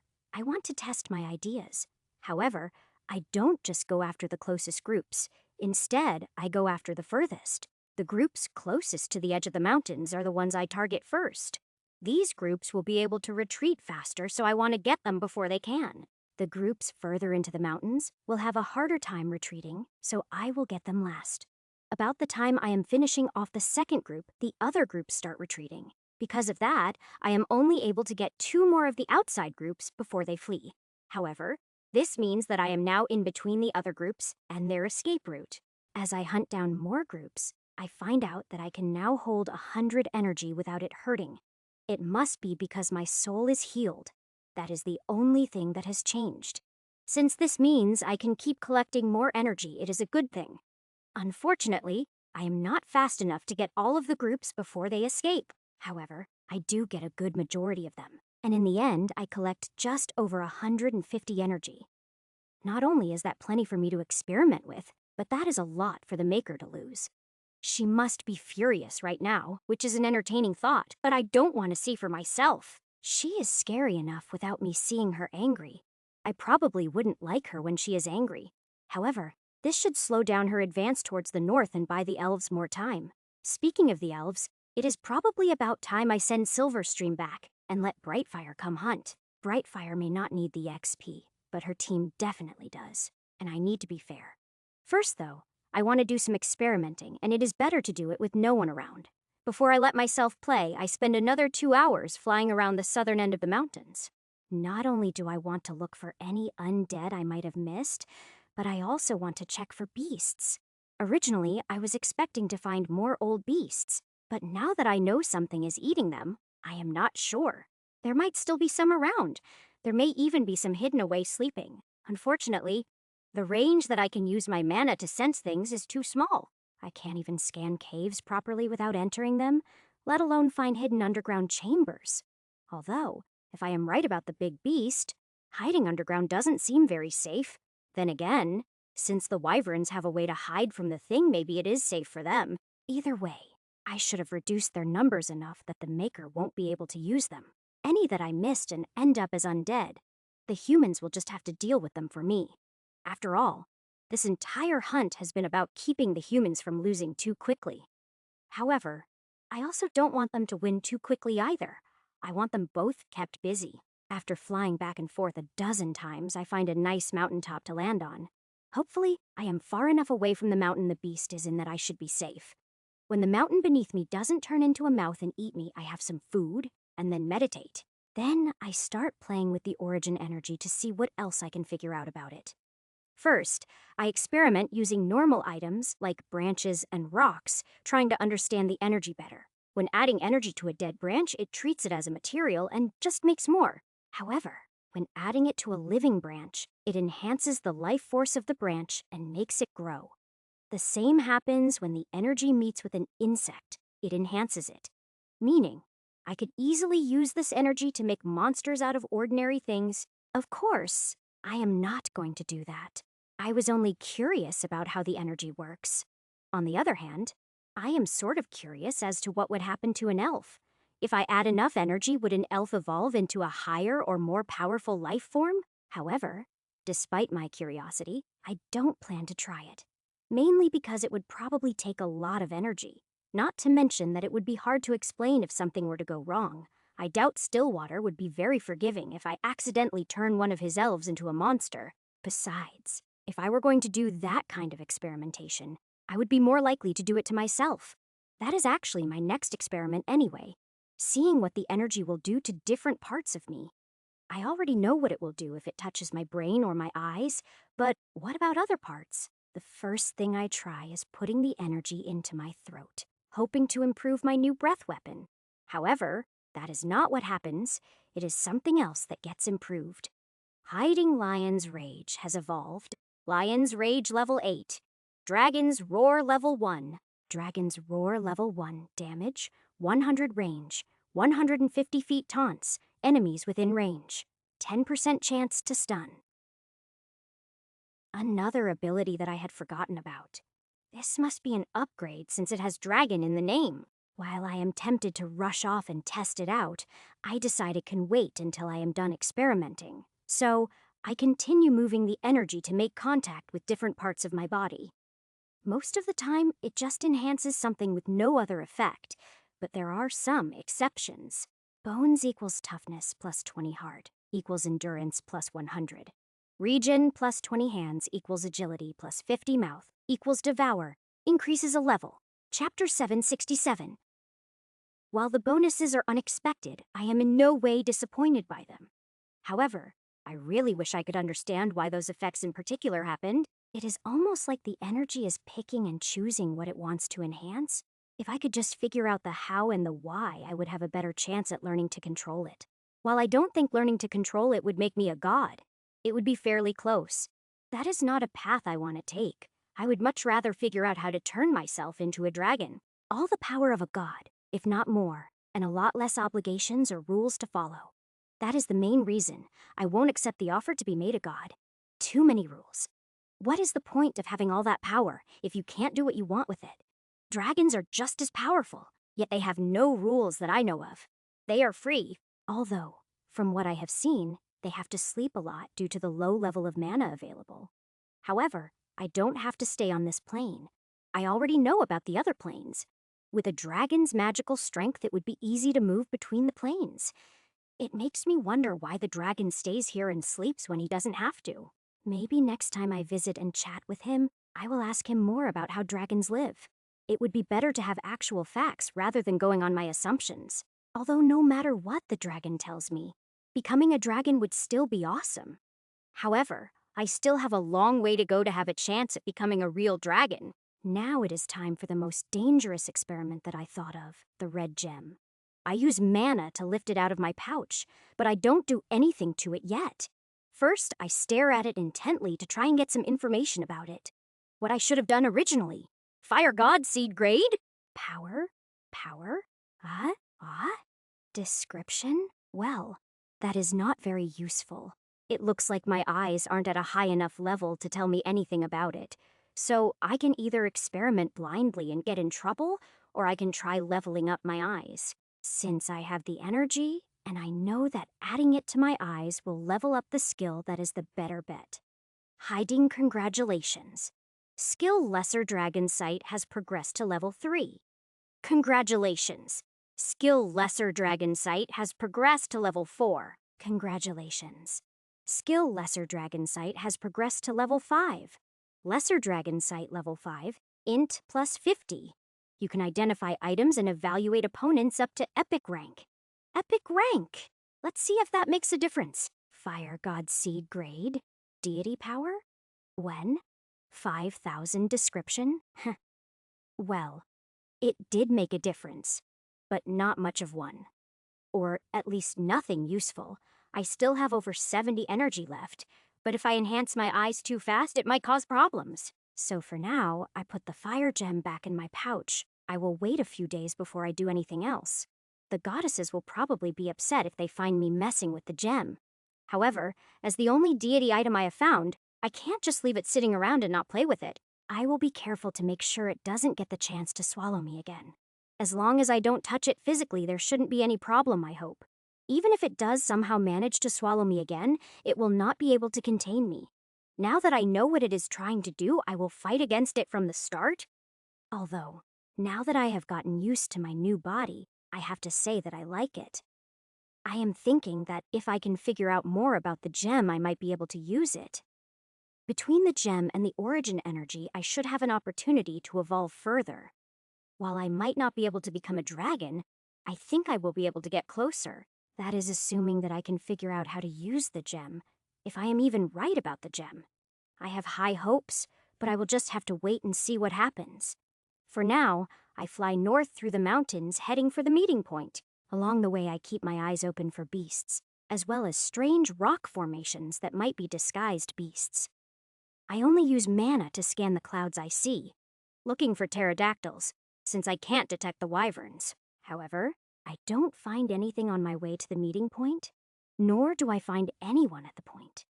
As I figured, they are still out hunting, and now I am going to have to search for them. I really should have made a second set of communication amulets, and given one to Silverstream. I don't really feel like flying around searching for the elves right now, so I make camp. I will relax for the rest of the day, and if the elves don't show up by morning, I will go search. Once I have settled in, I spend some time just playing with the origin energy. It isn't that I want to experiment more. I am just playing around with the energy.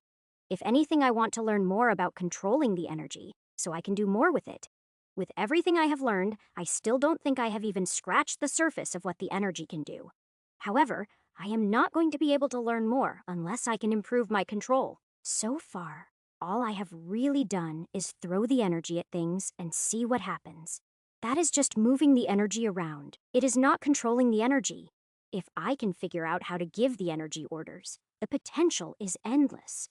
However, so far I haven't made any progress other than moving the energy easier. My last option is something I am a little reluctant to do, and that is because it involves my soul. Having only just healed my soul after so long, I am reluctant to experiment with it.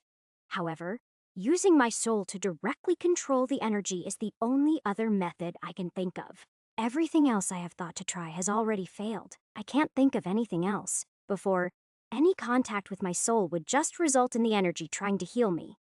Now, I am hoping it will do something else since there is nothing left to heal. So, I separate out a single energy and then reach out to touch it with my soul. 1000 Soul XP gained, Chapter 768. Soul form, Ash Soul level, 2 Soul XP, 5080, divided by 10,000 Soul HP, 300 divided by 300 MP, 6,216 divided by 6,216 Soul Coins, 189. Well, that was not what I was expecting, and I am actually fairly disappointed. While it is nice to have a way to level my soul faster, I really wanted to be able to control the energy. That would have been a far more useful ability. Maybe only a god can do that. That puts my plans in a bit of a lurch. Even if I can control the fire gem, it won't matter. While I might learn something from it, I doubt I can do anything without being able to control the energy. Now the question is, do I use energy to improve my eyes or forget it and spend it on my soul level? While there might be something to learn from the red gem, there is no guarantee. If I spend all the energy I have to improve my eyes and learn nothing, it will have been a waste. Well, my eyes being upgraded would probably be useful, but so would leveling up my soul. Then again, I already have a way to level up my soul. It just takes some time. On the other hand, I haven't had any luck leveling up my eyes other than using energy. Looking at it that way, using the energy on my eyes is probably the better bet. Besides, leveling up my soul through exploring the hall sounds a lot more fun. The fact that from now on stealing energy will be a lot more difficult is also a factor. So, I am going to wait a few days and then use the remaining energy on my eyes. The problem now is that I have to sit on the energy and not do anything with it. Self-restraint is not my strong suit, especially since I am curious as to what else I can do with it. Luckily, I already did most of the experiments that I thought of, so my curiosity is sated for now. Instead of just sitting around and waiting, I take out some of the wyvern hide. Then, I start making a new set of armor for Silverstream, similar to Brightfire's. By the time the new armor is done and enchanted, it is late enough for me to eat dinner. When I am done eating, since there is still no sign of the elves, I create a soulscape. Then I invite the kids and play with them for a few hours before ending the soulscape. The elves still haven't shown up, so since I have some time I head into the hall. Wanting to do something new, I head past all the doors I have already tried. As soon as I come to a new door, I open it and step through. Once again, I find myself in a forest. After building my body, I spread my mana out and then start walking around. After climbing a hill, I come out of the trees and I suddenly have a wide view. Ahead of me, the land drops and then evens out, becoming a grassy plain. Currently, the plane is covered by two armies that are trying to kill each other. The first thing I notice is that the bodies of the fallen are disappearing after they die. That is reassuring because it means that they are spiritual bodies, not physical. Both armies look to be humans, or at least something similar to humans. It is hard to tell because they are all in armor and still a decent distance away. It is easy to tell the sides apart. One side wears white armor, and the other side wears red. These are the first humanoid spiritual beings I have seen, but I am not sure if I should interfere. Without knowing more about the two sides and why they are fighting it is hard to pick a side. So, instead, I just sit down on top of the hill to watch the battle and see what happens. One thing catches my attention. The armies are made up of only soldiers. There are no knights, archers, mages, or siege engines. It is just soldiers beating on each other. Yet their armor is obviously decent, meaning they have at least blacksmithing. It is strange to me that they don't have other troop types, especially for humans. If it was orcs or goblins, then I wouldn't be surprised. They are more primitive. Even then, normally they have shamans to back their troops up and use archers. So, why are the humans, who are more advanced, fighting in a primitive way? What confuses me even more is the fact that I can't see any signs of commanders. Throughout the entire battle so far, there has been no one yelling orders. There is also no one staying behind the armies. It really looks like nothing but soldiers. None of this matches what I would expect from humans. So maybe they only look human. The only way I can find out more is going to be to interact with them. The problem is, which side do I interact with? Or do I try to interact with both of them? The last thing I want is to get dragged into their fight, so I decide to wait a bit. It is easier to just wait and then try to interact with whichever side wins. Besides, the winner should be weakened after the battle, so if they are hostile, it will be easier to deal with them. Honestly, I am half tempted to just wipe out both armies at once and then loot the battlefield. After all, even from here I can see that some of those that have died have dropped things. I can't tell what they dropped from here, but the items are still sitting on the ground. A few of the soldiers have stopped to try to pick things up, but most of the time they end up getting killed. The soldiers are dying constantly, but both sides' losses are staying pretty equal. At this rate, there might not be any survivors at all, which would be good for me. If they wipe each other out completely, then I will be able to loot the entire battlefield. While I would like to talk to some of them, there are surely others I can talk to. At this point, I think I would gain more benefits from looting than I would from talking to them. Instead of just sitting and watching the battle, I get up and circle around it. If I am going to kill any survivors, I first want to make sure there is no one else around. Witnesses would cause a lot of problems, so I have to make sure there are none before I act. However, as I circle around, I am not only looking with my eyes, but also sensing with my mana. It turns out to be a good thing that I am paranoid, because there is someone watching. I find a male human in a robe floating above the battle, and he is invisible. When I sense him, he also senses me and turns around to look right at me. The fact that he was able to sense me means he is also able to sense my mana. For the next few minutes, we both just stand there staring at each other. Chapter 769. Then after staring at me for a few minutes, he floats his way over towards me. The battle is still going on behind him, but his attention is completely focused on me. He lands and then slowly walks over to me, stopping about 10 feet away. Mage says, "What have we here? You look like the soul of a beast, but this realm has no native beasts. You smell like a dragonkin, but not one I have ever seen before. How did you come here? What is your interest in our training? I am simply exploring." Training? I thought this was a war. Mage says, "War? No, this is simply a training exercise to increase our troops' mental strength. So, they are not destroying each other's souls." Mage says, "Of course not. That would be wasteful. The artifact we use to send them here protects them. The most they suffer is a bit of pain, and those that defeat others get stronger." That is an interesting training method. So, you are not native to here either. Mage says, "No, we are from a material world. We just come here in spiritual form. As far as we know, this realm is completely uninhabited." "You seem very willing to share information," Mage says. "You are the first being from another realm that we have encountered. I am hoping that if I am open and honest, that you will share information as well. All right, that is fair. I am also from a material world. I have learned how to leave my body and explore other realms using just my soul. Mage says, that sounds similar to how we come into this realm. Those who achieve a certain level of power can come here without using the artifact.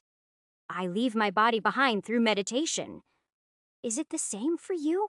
Mage says yes, but it is useless for those who have not reached the heavens realm. What is that? Is it a place? Mage says no, it is the name of a power level. It also marks the point when a person's lifespan passes 1,000 years. Oh, impressive. Is this power level common? Mage says, of course not. Out of all those who try, only 1 in 20,000 succeed.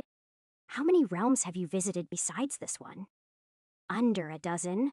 But as far as I know, the realms are infinite. Mage says, how do you move between realms? Once I leave my body behind, I visualize it as a hallway of doors, and each door leads to a realm. Mage says, how about the process of leaving your body behind? Once I enter a meditative state, I visualize a room within my mind. Then I create a door leading out of the room, and that takes me to the hall. Mage says, thank you. That is enough of a hint for us to try to figure it out. So, once they are done fighting, do you clean up the battlefield? Mage says, no, there is no need. The healing crystals are normally all used during the contest. So, you don't mind if I take a look once it is over? Mage says, be my guest. By this point, there are only a few dozen warriors left, and there are more white than red. It looks like there are going to be a few survivors on the white side after all. However, to my surprise, once the red warriors are all defeated, the white warriors start fighting amongst themselves. The fighting continues until there is only one man left standing, and only then does the mage move. While the mage goes over to talk to the last warrior, I start running around the battlefield. The mage only mentioned the crystals, but there are plenty of coins lying around and a few other things. Since everything is absorbed as soon as I touch it, the fastest way to collect everything is by rolling around. While I am sure this looks odd to the mage, it is very efficient, so I don't care. By the time I have finally collected everything, the mage is standing alone. Gained 1392 soul coins, gained 5 healing crystals, gained 1 soul armor piece, helmet, plus 5 defense. Surprisingly, the crystals don't just vanish like they used to. They appear around my waist. It seems that now that I am fully healed, they won't waste themselves trying to repair the damage. Not to mention that I now have a defensive item for my soul, which is completely new. It is a white helmet, and it appears on my head as soon as I touch it, fitting perfectly. It worries me a little bit since I can't take it off, but there are no negative effects that I can see. I am guessing that the plus 5 means it will reduce the soul damage I take by 5. If that is how it works, then it is definitely a good thing for me to have while exploring. Although, it does make me wonder if this armor dropped because they were humans. Either that or it is because they were higher level. But I can't be sure of that since I didn't kill any of them. Mage says, was there a point to all that rolling around just for 5 crystals? You seriously didn't see all the coins lying around? Mage says, coins? No, I didn't see any coins. I have encountered them on several realms, but haven't found a use for them yet. Until now, I have only gotten them after killing beasts. The fact that you can't see them makes me think the method you used to come here is different from mine. Mage says, in all of the texts that I studied before reaching this stage, our method was always described as sending out spirit out of our bodies. Not once did any of them talk about the soul. That is probably the difference. When you come here, do you start as a blob of energy and have to build a body? Mage says, no, I arrive exactly as you see me. Then you are definitely not here as a soul. That explains why you can't see the coins, but doesn't explain why you can see the crystals. Wait, how frequently do you have these competitions? Mage says, once a month normally. Why? Is it always in the same place? Or are there other areas with coins just laying around? Mage says the warriors come first. They are sent in by the artifact to a random location. Those of us who come in to observe simply locate the warriors. So, I guess there would be battle sites scattered around somewhere. Great, then I will take a look around later and see if I can find them. Mage says, if you don't know what they are for, why bother? Because they are coins. Coins are meant to be spent. I just have to find where to spend them. Mage says, that makes sense. Even if we could collect them, we would have no way of using them. So, by all means, collect any you find. Thank you. I will return to look around later. Right now, I need to get back to my body. Chapter 770. Mage says, so, the time out of your body is limited? No, not that I have found. However, time still passes in my absence, and I have responsibilities in my world. Mage says I understand. I will spread word of you, so don't be surprised if when you come back you run into people looking for you. As long as they don't attack me, I won't attack them. Mage says you shouldn't have to worry about that. What? You don't have any enemies in your world? No, we do. Not only are there beasts, but there are evil sects and factions as well. However, we have no record of them ever entering this realm. So, either they don't know how to get here, or they do, and they also know how to hide from you. Mage says, I suppose that could be true. However, unless they have spies in my faction, they won't even know about you. All right, just don't blame me for defending myself. That also includes anyone wanting to take me as a subject for experimentation. Mage says, you sound like you have had bad experiences before. Let's just say I have seen how humans are when they let their greed control them. Mage says, I can't argue with that. However, those in my faction that have reached this level are not the type to do that. I know all of them and will vouch for every single one of them. Well, I don't know them, so for now I will take your word for it. I will see how things go when I return. I have been gone too long, so for now this is goodbye. The mage doesn't argue anymore and say goodbye as I head back to the gate. Luckily, when I open my eyes, I find that the elves are there waiting for me. That means I don't need to try and track them down, so we can leave immediately. Before I open the gate, I give Silverstream her new armor and take a look at her weapons. Like most of the elves, Silverstream carries a bow, and it is good enough for me to enchant. Unlike the others, she doesn't carry a sword. Instead, she has a pair of daggers. Unfortunately, they are too low quality for me to enchant them, so she will have to wait. While the elves eat breakfast, I enchant Silverstream's bow for her. Then I open the gate. The platform works as intended, and it only takes me about a minute to locate the ship and open the portal. Once we are through, before I can even close the gate, Brightfire and her team arrive in my cabin. They are all fully equipped and ready to go through the gate without me saying anything. Not wanting to argue, I simply warn them about the undead and send them through. However, I stay on the ship and close the gate once they have all gone through. Then, I take Silverstream with me and find Stillwater to get an update on anything we missed. I also double-check our course and position to make sure we haven't drifted. It turns out we have drifted off course, but only a little, which is no real surprise. It most likely occurred at night since navigating by the stars is a lot more difficult. Considering this is the first time the elves have sailed any distance, it is not a big deal. A slight course correction is all it takes to fix the problem, and after that, I head to the lower deck. After collecting some materials, I return to my cabin to do some crafting and enchanting. Not only am I making another communication amulet, but I am also making a set of daggers. The daggers I am carving out of bone since it is the easiest material to work with. Once the daggers are done and enchanted, I track down Silverstream and give them to her. Then I open the gate and return to the island. Of course, Brightfire is nowhere to be seen, so I take to the sky and start looking for her. The elves can't have gone too far. Or at least, that is what I thought. But surprisingly, they have already covered 10 miles. They are still running north when I spot them, and they only stop when I land in front of them. Brightfire says, Ash, what is wrong? We haven't even started hunting yet. Nothing's wrong. I just came to give you this. If you run into trouble, contact me. Otherwise, I will call you when it is time to leave. Brightfire says, oh, okay. She snatches the amulet from me and then runs off with her team following her. I notice that the elves on Brightfire's team do not look anywhere near as enthusiastic as she does. Brightfire is turning into a leveling maniac, and her team is just getting dragged along. While I feel slightly bad for them, it is not enough for me to act on it. The warriors chose to join the elite team.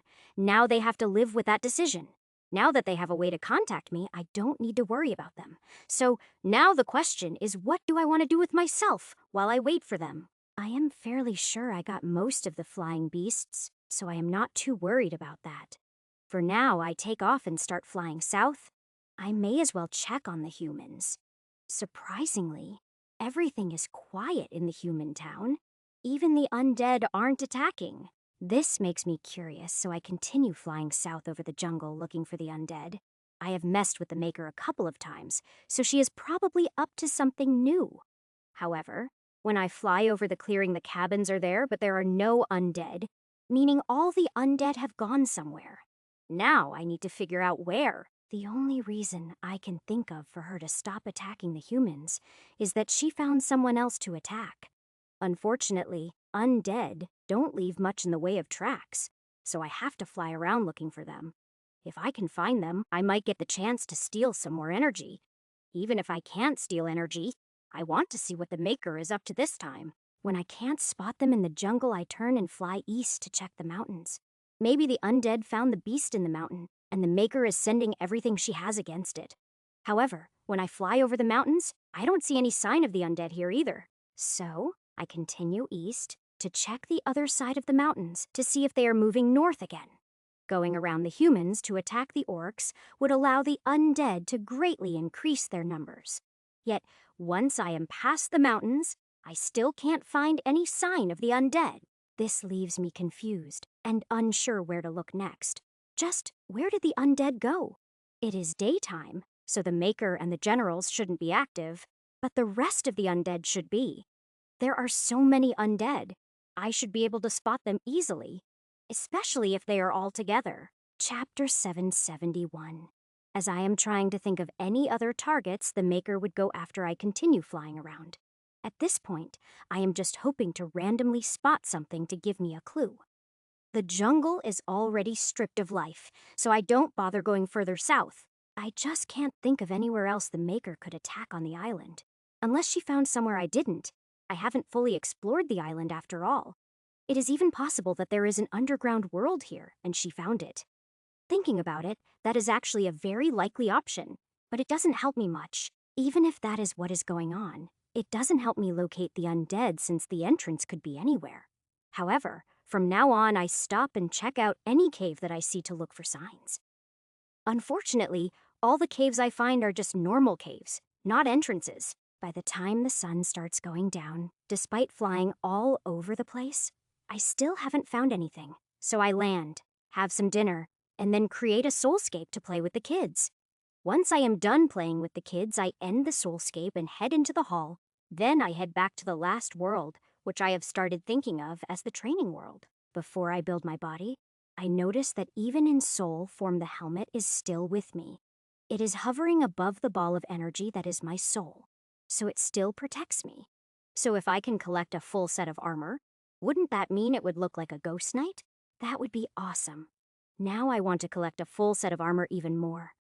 After building my body, and since I don't see anyone around, I start flying around. I am looking for old battlefields to loot, but I also keep an eye out for people. While I am not sure if soul coins and other things actually fade after some time, I am hoping they don't. After flying for about a half an hour, I spot a field with some white spots. When I fly down for a closer look, I find that it is soul coins. So I land and start collecting them. This time, I am not so lucky. There are no armor pieces or crystals, just coins. Soul coins plus 2,106. However, this is a really easy way to get coins in bulk, so I am not about to stop. Since I have collected every coin from this battlefield, I head back into the sky to look for the next one. However, before I can find another battlefield, I spot a human in robes waving at me, so I land. Moto says, "Hello, my name is Moto. You should be the beast soul that Ryle told me about." If Real is the observer that looks like a mage, then yes, my name is Ash. Moto says, "It is a pleasure to meet you, Ash. To be honest, I thought Real was playing a prank on me when he told me about you. Yet you still came looking for me?" Moto says, "I couldn't miss the chance if Real was actually telling the truth. If I missed talking to you, and then found out later that you were Real, I would have regretted it forever." "What do you want to talk about so badly?" Moto says, "I may not look it, but I am over 500 years old, and I have reached the peak realm that we know of.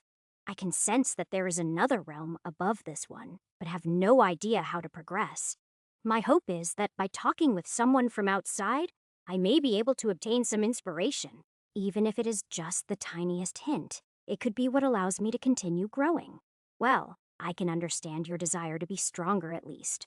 All right. Why don't you tell me everything you know about the system you practice? I will comment on anything that strikes me. Maybe that will help, Moto says. I don't have any other ideas, so let's try that. So we sit down and Moto starts explaining how their training works from the beginning. To my surprise, it is not a level-based system, but a cultivation-type system. While the way I used to use to improve my core is similar, it is not the same. In fact, it sounds a lot more like the various cultivation manga I used to read. Because of that, I am able to make a lot of comments about it as Moto explains it. Of course, since it is based off of manga, I have no idea if it is at all accurate. Whether it is or not, Moto seems thrilled by our conversation, which takes several hours. Luckily, being in soul form, I don't get tired or thirsty, so all this talking is just entertaining. I even pick up a few hints that should help me improve my technique when I start working on my core again. Moto says, "Thank you. You have given me a lot to think about. I just hope some of it is useful." Moto says, "Just the thoughts it will inspire will be useful. Here, I want you to have this." What is it?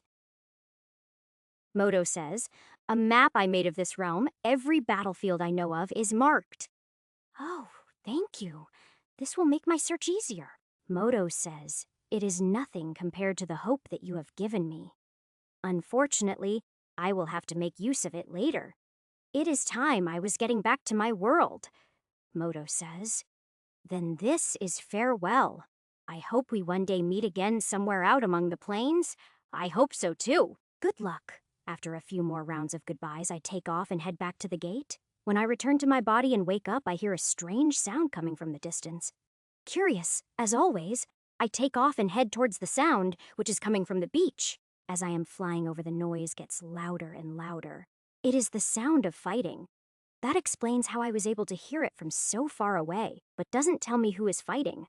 However, when I get close enough to see the battle, I am fairly stunned.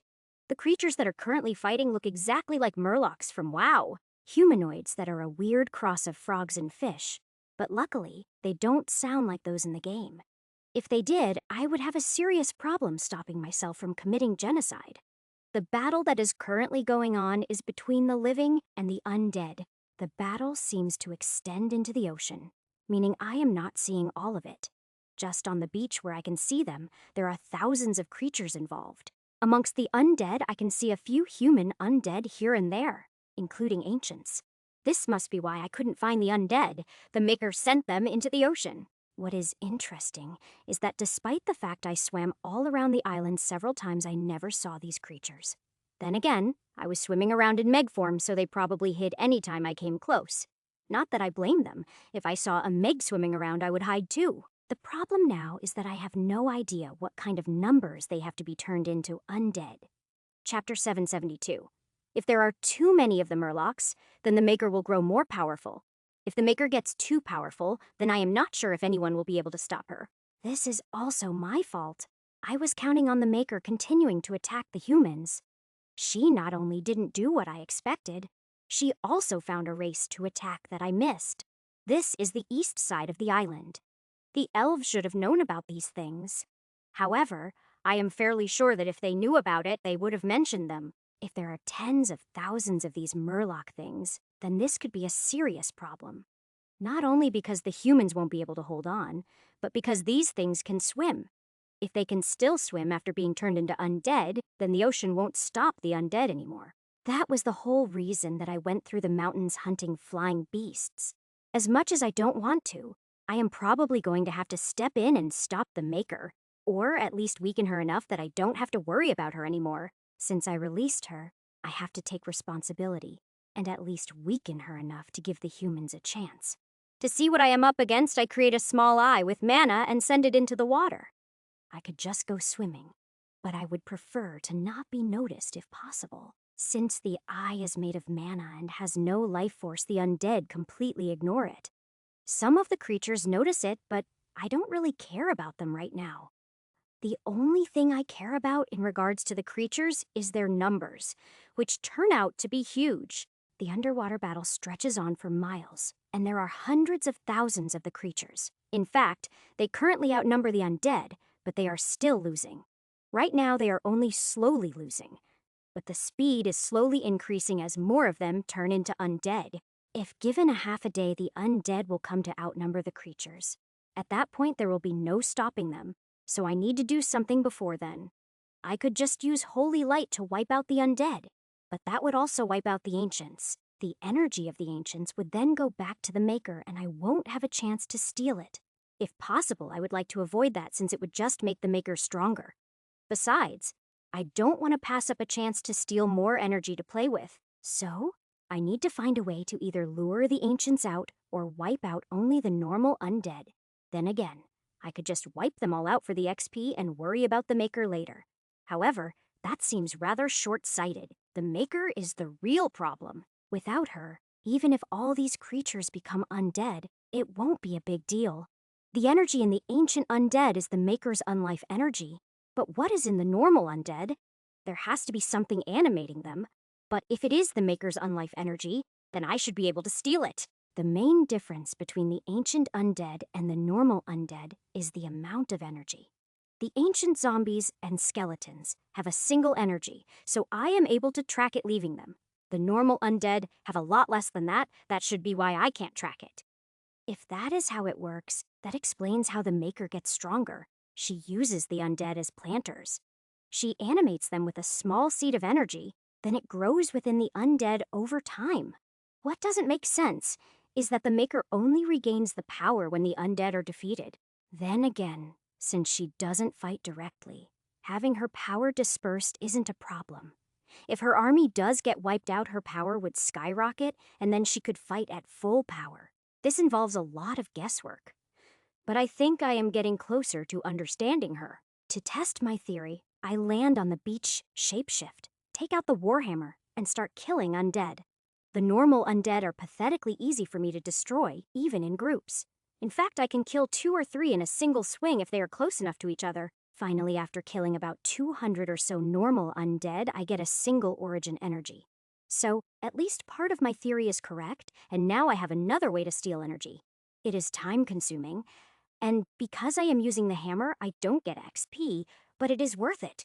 Not only do I get to steal energy, but in killing the normal undead, I tilt the odds of the war. It is just really boring since the normal undead pose no threat to me at all. The creatures leave me alone, probably because I am killing their enemies. I keep killing the undead even though it is really boring, while my mind wanders. I am actually trying to think of a way to do this without it being so boring. My main idea would be to figure out how to create an avatar or clone to do the work for me. Unfortunately, my knowledge of magic is too shallow. I have no idea how to do either. While playing around, I do find that I can move the hammer around with mana and still steal energy. At that point, I stop moving and just stand there as the hammer flies around crushing heads. Surprisingly, even when I move further away from the hammer, it still sends me energy. After some testing, I find that as long as I am within 1,000 feet of the hammer, it still works. I could probably increase the range with another enchantment, but the hammer is full. Then I think of the ship and how I use gem dust to increase the room for enchants. In fact, if I do that, I can probably add enchantments to make it easier to move it around with mana. While I am at it, there is no reason I couldn't create another hammer to increase the efficiency. Of course, doing that would require materials I don't currently have, but I know where to get them. I have actually been curious about how the island is now that the Maker has left. The only problem is that if I leave, then the undead will win this war and increase their numbers too much. Of course, if I could be in 2 places at once, that would solve the problem. This brings me full circle back to my original problem that I have no way of solving. I can't ask the goddesses because the way they create avatars is different from magic. I also don't think the magic that the humans or elves know is that advanced. The only one who might have knowledge about it is Yue, but I can't talk to her in the soulscape. Looks like this is something else that I will have to wait to research when I get back to the peninsula. Chapter 773. For now, I guess I will just sit here killing undead until I can think of something else. At least with the hammer moving on its own, I can sit down and have some breakfast. This wouldn't be so bad if I had a book to read. But as it is still boring. It is also draining my mana, but at a low enough rate that I can last most of the day. After a while, I run into another problem. I have destroyed all of the undead on the beach. Trying to fight in the water with the warhammer is not going to work as well. I try getting the creatures to lure more undead onto the beach, but they don't seem to understand me. They just rush back into the water to rejoin the battle, which doesn't help me. Even with me helping this much, I can still tell that the undead will win eventually. All I have really done is buy the murlocs some time, and stolen some energy.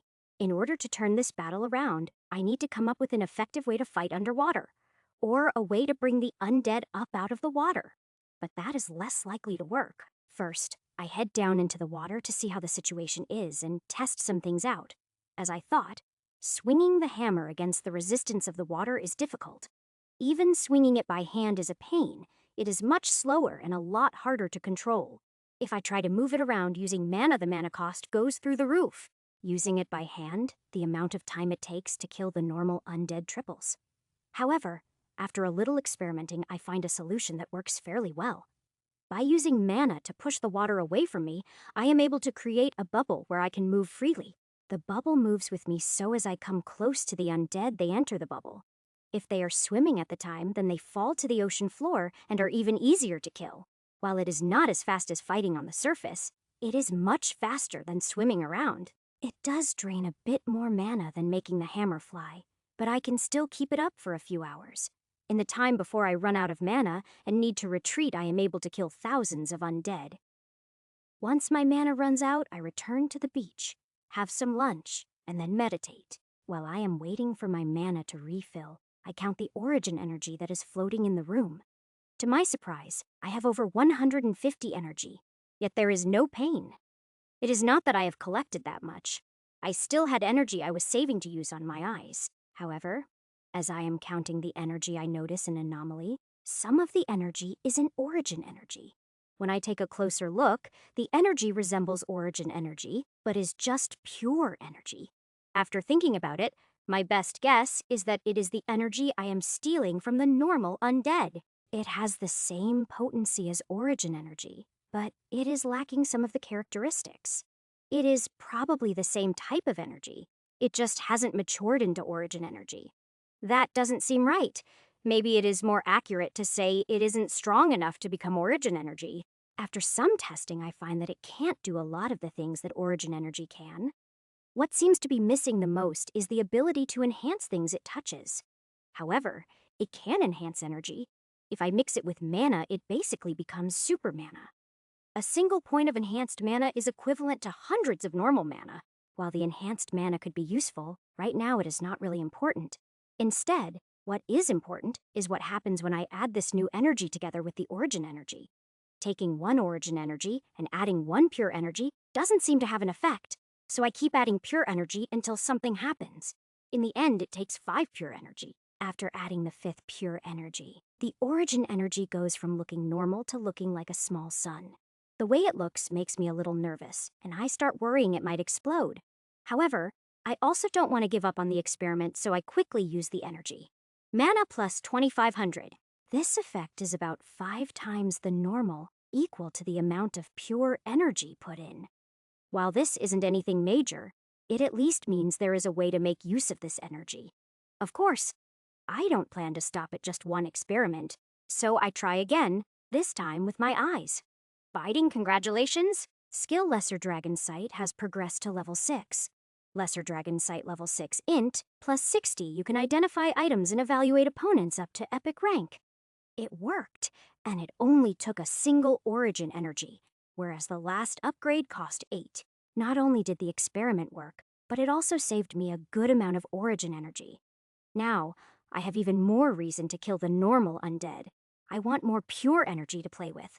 Just as I am thinking of another experiment to try, I realize that my mana is full. So I end my meditation and head back into the ocean to continue killing undead. The creature's situation has gotten worse while I was gone. The scales are tipping. The problem is that the creatures are getting tired while the undead aren't.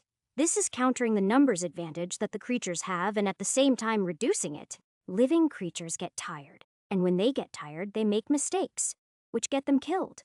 As the casualty rates get higher, the number of undead also increases faster.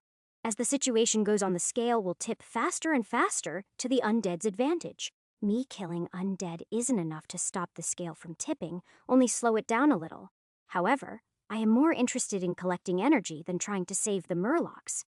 It is not them getting wiped out that I am worried about, but the undead increasing. If nothing else, I can always wipe them out with spells. I will just lose the energy. Even if I did want to save the Murlocs, once I left, the Maker would just attack them again.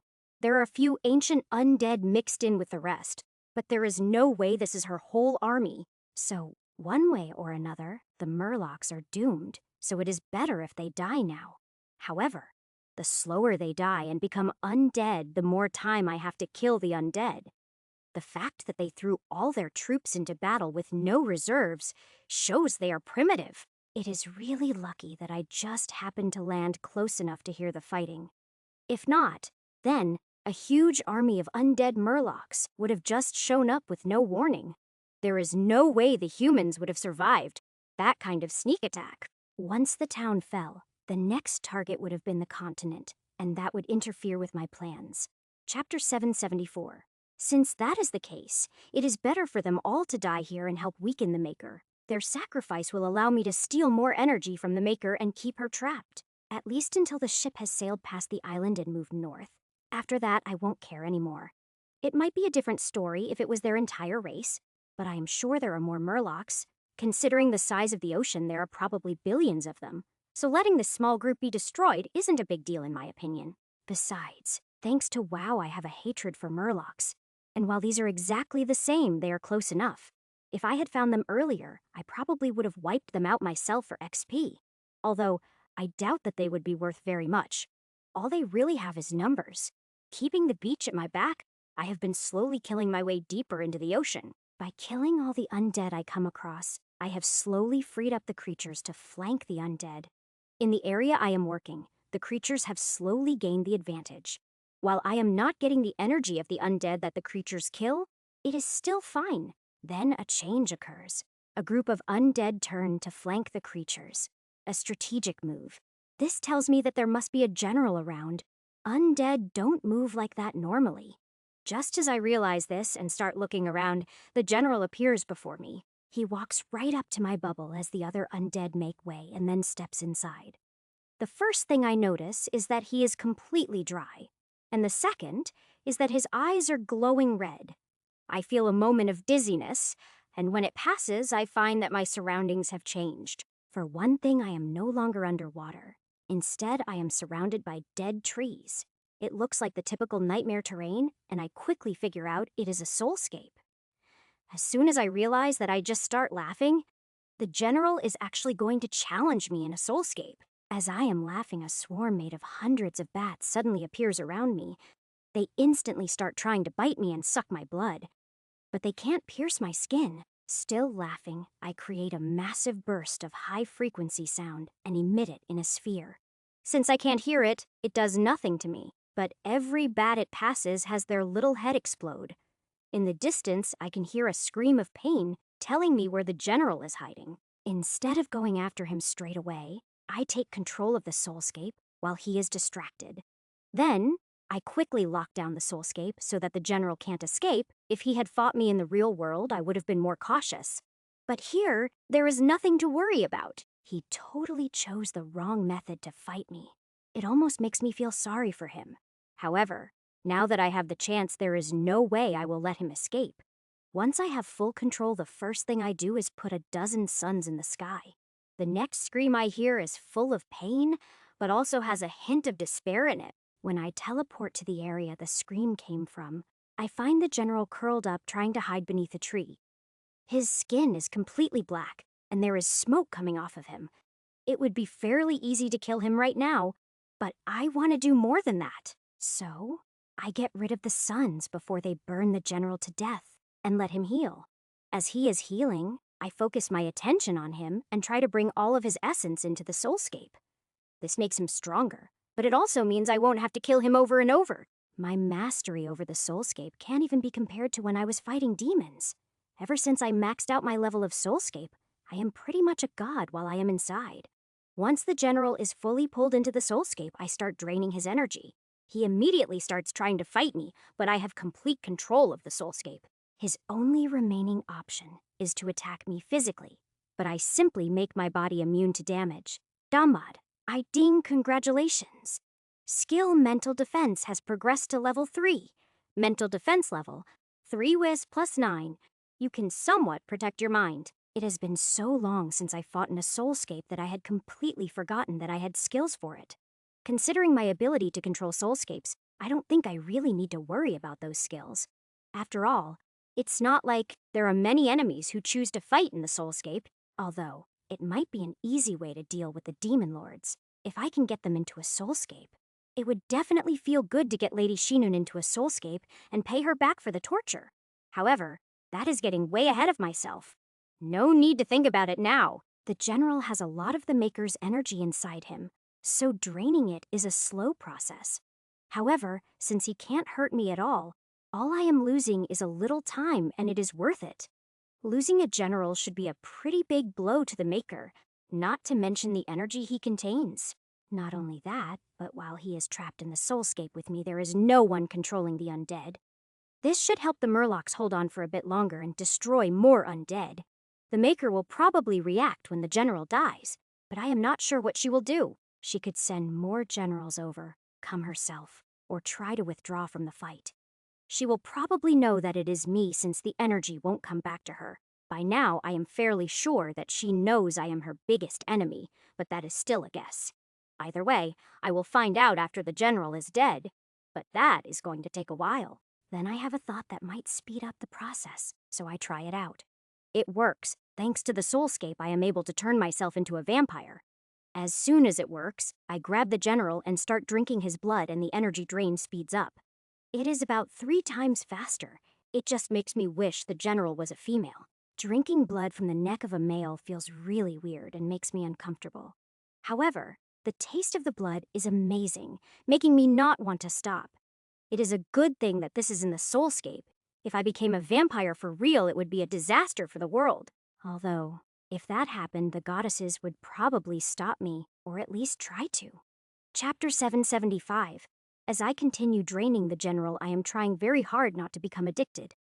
The taste is just that good, but I need to think of something else. The amount of energy the general has is really amazing. Maybe as much as 100 energy. It makes me wonder which is going to piss off the Maker more, the loss of energy or the loss of a general. I really wish I had a way to spy on her and see how she reacts when she finds out. Unfortunately, I don't know any spells that would let me do that, but it sure would be fun. Devour activated, plus 50 agility, plus 50 charisma, plus 50 willpower. Hiding congratulations. Skill Devour has progressed to level 4. Devour level 4, you can become stronger by consuming the flesh or blood of strong enemies. That is useful. But I wonder if blood was added because I was playing vampire. The general turns to ashes in front of me, and after that, I end the soulscape. When I return to the real world, I find ashes drifting around inside the bubble with me. The undead are also now acting like a mob, which should mean there isn't a second general. However, I am now feeling the pain of holding too much origin energy. Before I can go back to helping kill the undead, I need to do something to use up some energy. Since I am in a rush, I simply take out a chunk of Armatite and start showing energy into it. I don't want to waste time playing around with the pure energy, so I ignore it for now. The amount of Armatite increases rapidly as I use up about half of the origin energy I have. Using the 100 energy from the general, the small piece of Armatite grows rapidly. It goes from the size of a pinky to the size of a person's head in seconds. While that might not seem like much compared to the amount of energy used, it is certainly worth it. As soon as I am done, I throw the Armatite back into my pouch and charge back into the fight. Even though the undead are now fighting as a mob, the Murlocs are still losing. All killing the general did was balance the scale for a while, but the Murlocs are still tired. Now it is all going to depend on whether or not I can kill undead fast enough. If I can keep the scale at even, then I will be the only one left standing. If I can't, then I will have to face the remaining undead alone. But I can handle that. Even if there are thousands of undead left, it will just mean I have to give up on stealing energy. However, that is still hours away at the rate things are going currently. For my part, I just keep swinging the hammer and beating down the undead. When I run out of mana to maintain the bubble, I retreat to the beach, have a meal, and meditate. As soon as my mana recovers, I dive back into the ocean and go back to playing whack-a-mole.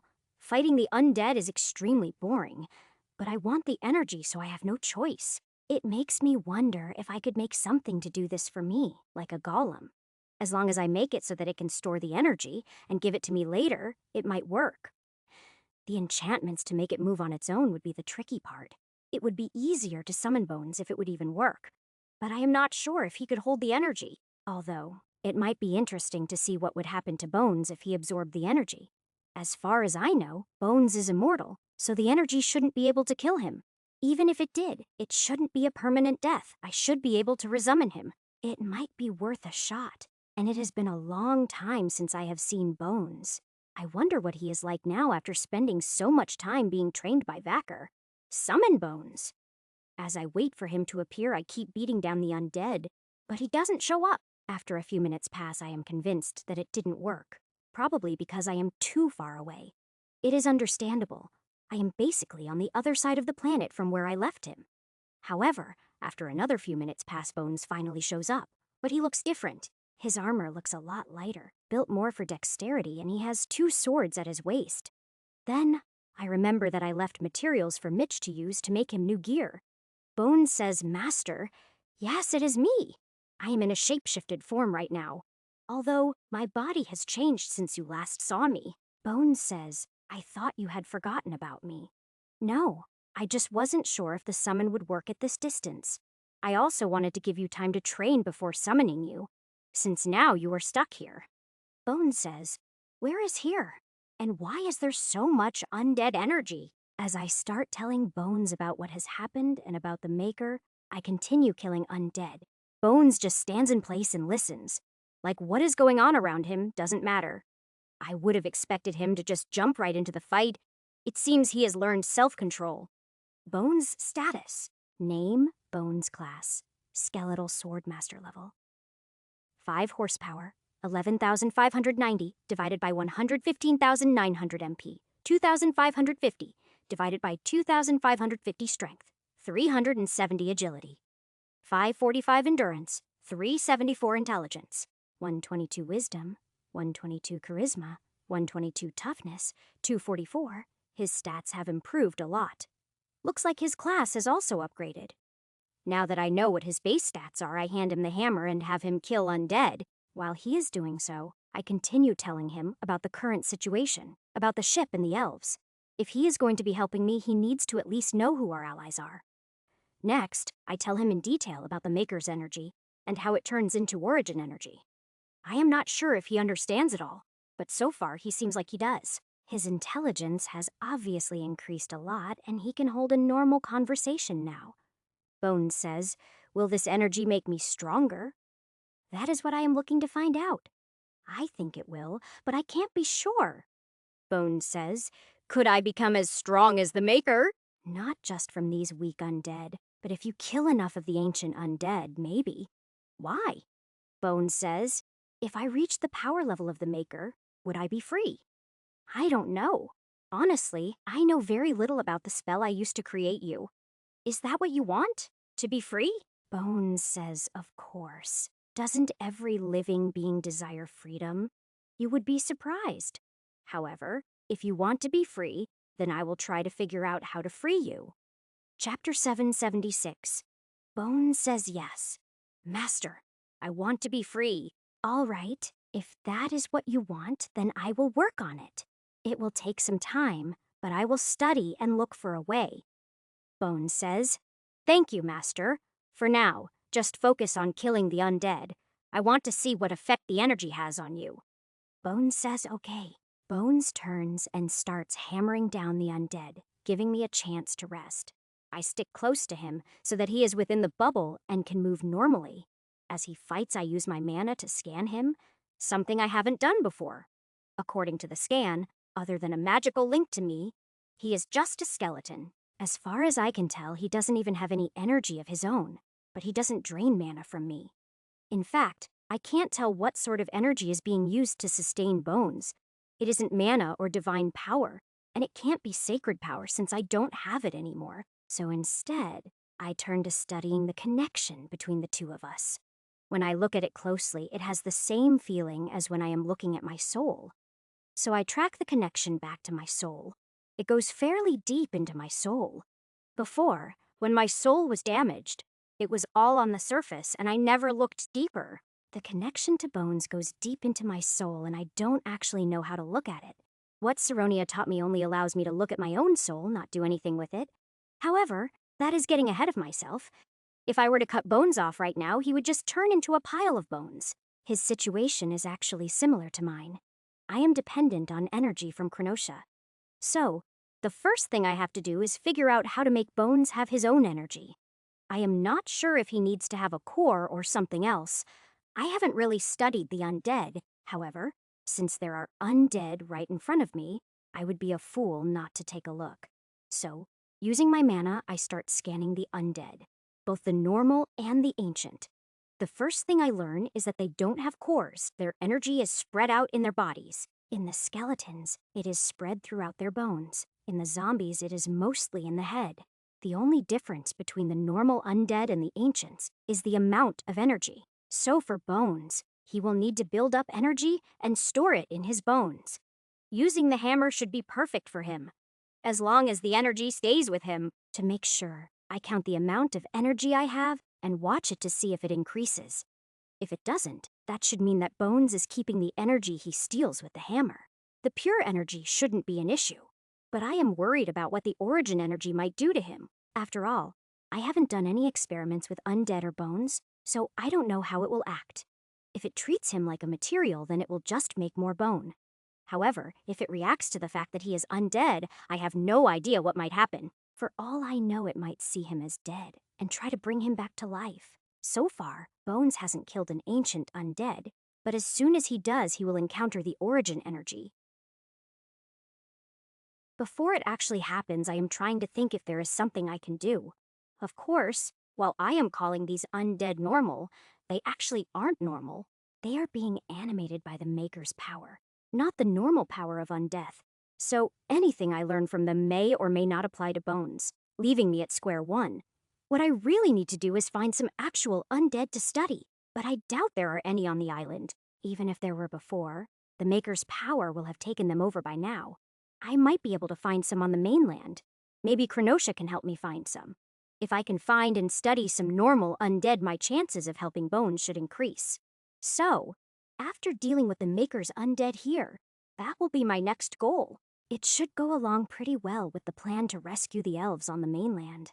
My train of thought gets derailed because Bones finally comes up against an ancient undead. I immediately switch back to scanning Bones. I want to watch what happens. When he defeats the ancient undead, the origin energy goes from the hammer into Bones. As I watch, the energy goes to Bones' head where the pure energy has been collecting. Then, the origin energy absorbs all of the pure energy and then merges into his skull. From there, it quickly spreads to all the bones that make up his body. His bones start glowing as they absorb the energy, and then after a minute, the glow fades. From the outside, nothing looks to have changed, but the scan shows it differently. In the mana view, each and every bone in his body now has a very small energy signature. It is lower than even a freshly raised skeleton would have, but it is a good start, which means Bones has taken the first step towards being able to survive on his own. If this can continue, then all I will need to worry about is how to remove the link without damaging my soul. For now, I just let Bones continue to kill the undead and gather energy. The more he gathers on his own, the less chance I will have to give him what I have collected. Not that I am not willing to. I would just prefer not to if there is an alternative. Although, I will still plan on finding and studying some normal undead. They might teach me something that will help Bones become a greater undead. After all, I doubt he wants his freedom to be becoming a brainless skeleton. I am also thinking that I might be able to steal the energy of normal undead to give to Bones. That should make getting him enough energy to retain his mind easier. Or at least that is what I am hoping right now. I won't know for sure until I can study them. Who knows? I might even be able to figure out how he can become as strong as the Maker. Right now, this is all just speculation and a way for me to avoid being bored. After all, watching Bones kill undead is just as boring as doing it myself. Hours pass as Bones keeps killing undead, and the Murlocs keep dying. The scale has tipped slightly in the Murlocs' favor since Bones has taken over. Everything is going fine. But then something changes. A swarm of sharks shows up. Chapter 777. At first, it is a good thing as the sharks start eating the undead, but that doesn't last. Soon, the sharks start dying, but they don't stay dead, and zombie sharks are not fun. Sure, they might be a bit slower than normal sharks, but that isn't slow enough. The sharks quickly tip the scale back towards the undead, and their numbers keep increasing. They move faster than the Murlocs, so they are able to kill them much faster. The only real benefit is that if they enter the bubble, they are completely helpless. Outside of the bubble, they are too fast for us to catch up to them with the bubble. If we ignore them, then all the Murlocs will die and become undead. If we chase after them, then the undead kill the Murlocs instead, and the Murlocs become undead. Since neither option will be in our favor, I leave Bones killing undead and attach the bubble to him. Then, I drop my shapeshift, leave the bubble, and swim out to where the sharks are. Once I am out of the bubble, the undead sharks flock to me, probably because of my life force. Thanks to using some origin energy on myself, my life force is much stronger than a normal individual. The normal undead don't pay much attention to me, but the sharks do. It is probably because sharks have much stronger senses and retain some of them in undeath. This makes my job easier, so I swim upwards and lure the undead sharks after me. This way I can wipe them out and not interfere with the rest of the undead. So, once the undead sharks are far enough away from the rest of the undead, I cast Holy Light. 56 zombie sharks defeated. 5,600 XP gained? After all the zombie sharks have turned to dust, I swim down and chase away the living sharks. One pulse of sound waves made with mana is enough to send them fleeing. This way, they won't keep turning into undead and upsetting the balance. Now Bones can continue stealing energy, and all I have to do is provide mana to maintain the bubble. Unfortunately, that means that I cannot move too far away from Bones, which leaves me sitting around bored until he kills all of the undead. Even though Bones doesn't get tired, it will still take him a long time to kill all of the undead. I will run out of mana to maintain the bubble long before he can kill them all. He should be able to kill them without the bubble. It will just be a lot slower. So, I return to the bubble and sit down on the ocean floor and think through my options. After thinking for a minute, I grab a seashell off the ocean floor and see if I can enchant it. Luckily, it can hold just enough mana for a single enchantment, the bubble. Unfortunately, it will only hold enough mana for the enchantment to last a few hours. I go ahead and do it anyway, then stick the seashell onto Bones' armor. Leaving the seashell to maintain the bubble, I head back to the beach. After eating and recovering my mana, I swim back down to the bubble to check on Bones. However, when I swim down, I don't immediately see Bones or the bubble. So, I follow the trail of bodies to the north, and after a bit I spot Bones, who is following the undead. From the looks of it, the undead are chasing after the remaining Murlocs. It looks like they finally realized they had no chance of winning and decided to flee. Normally, it would be easy to outrun the undead. But the Murlocs waited too long. Since they are already exhausted, they are just barely staying ahead of the undead. Bones, on the other hand, is easily keeping up with the undead and continuing to kill them. When I give him a quick scan, I can see that the energy level of his bones has already doubled. Since the shell I enchanted still has some time left before it fails, I start looking around.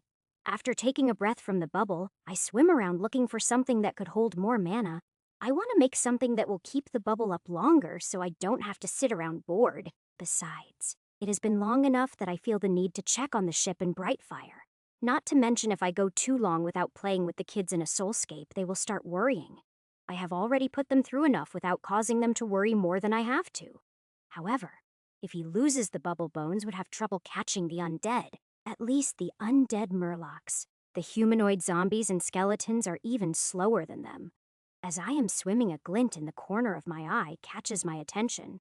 Since it is shiny, I of course immediately turn to swim closer and see what it is. The problem is, even when I get closer and can see it better, I have no idea what it is. What is sticking out of the sand is small, about the size of a pen, but it is giving off multicolored light. When I grab it and try to pick it up, I find out that there is more of it under the sand. Once it is clear of the sand, I can see that it is some kind of shell. Luckily, it is empty. The shell is about 3 feet long and about a foot wide at its widest point. The entire shell gives off light, but not constantly. The colors are moving around.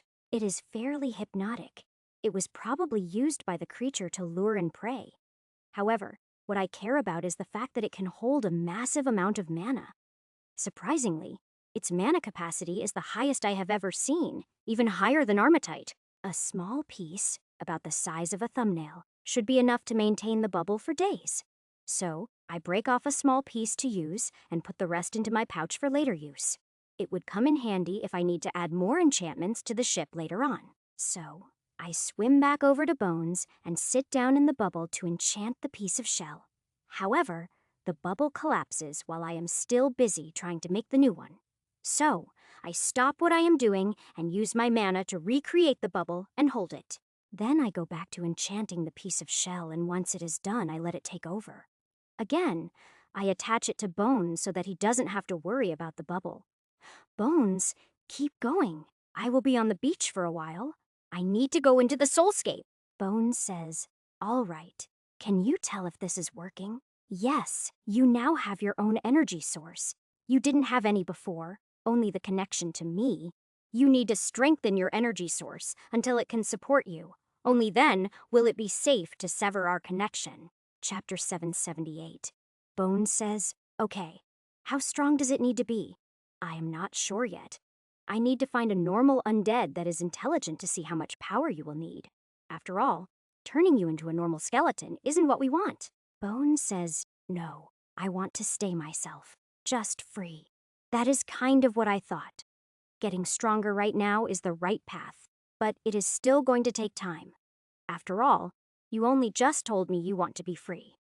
To that, Bones just nods and goes back to killing undead while I return to the beach. Since they are heading north, I fly north for a while before I stop and make a soulscape.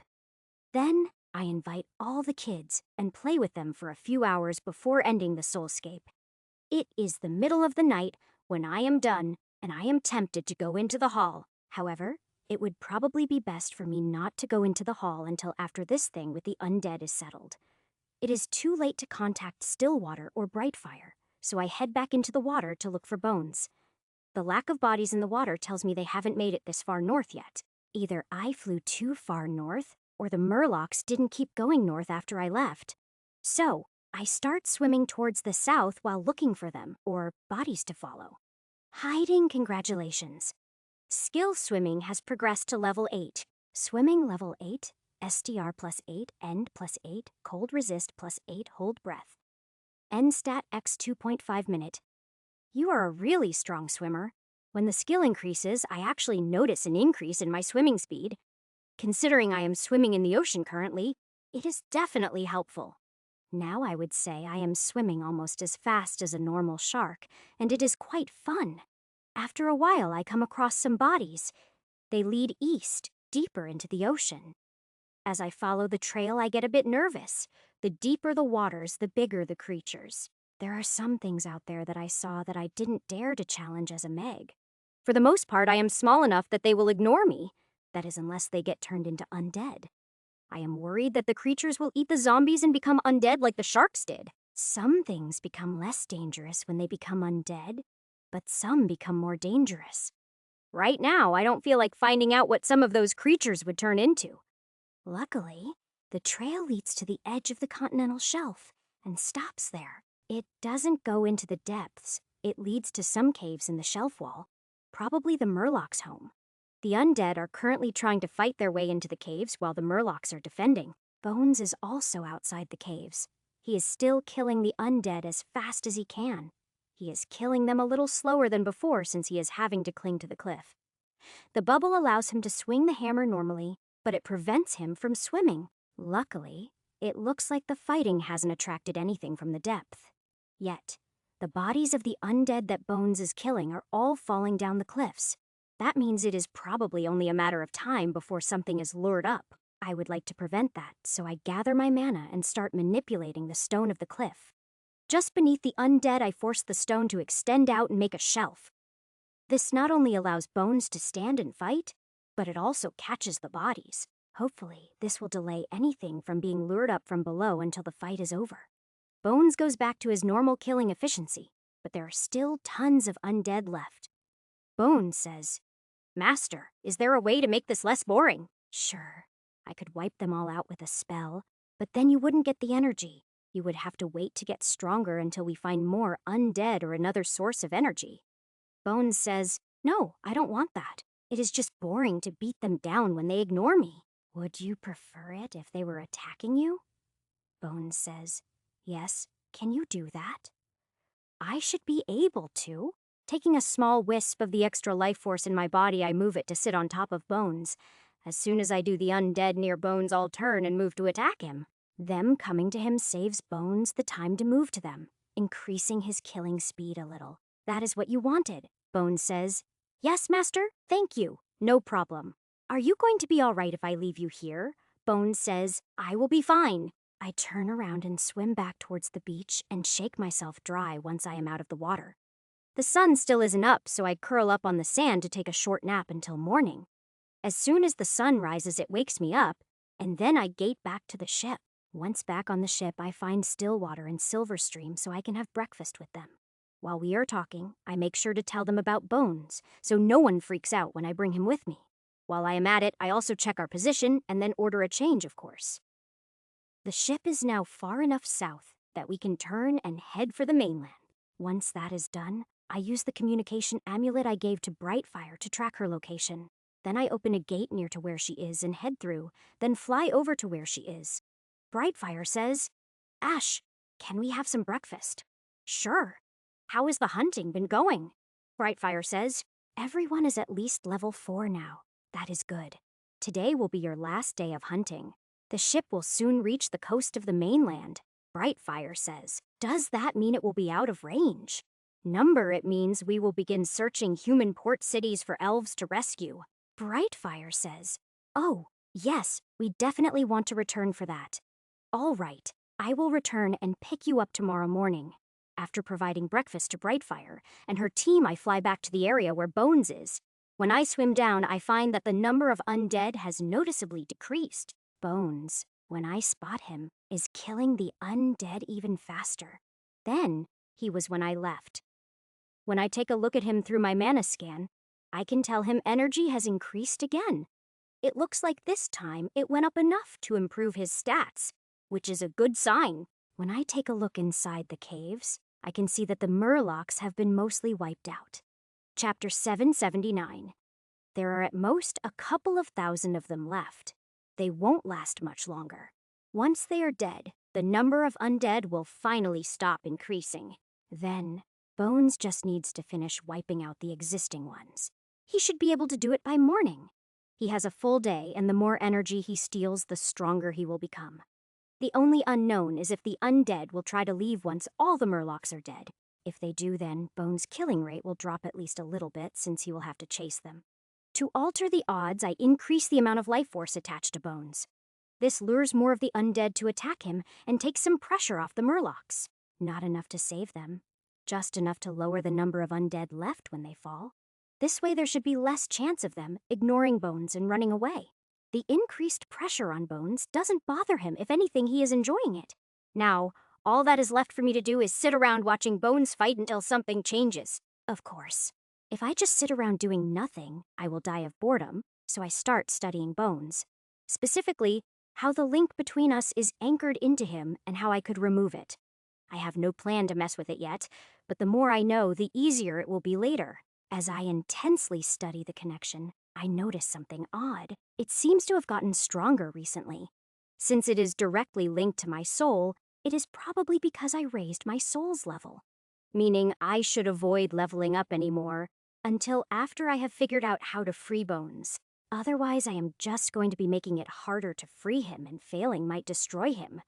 While I am a little reluctant to stop exploring the hall, it isn't like I am in a rush. Well, it isn't that I have to completely stop exploring.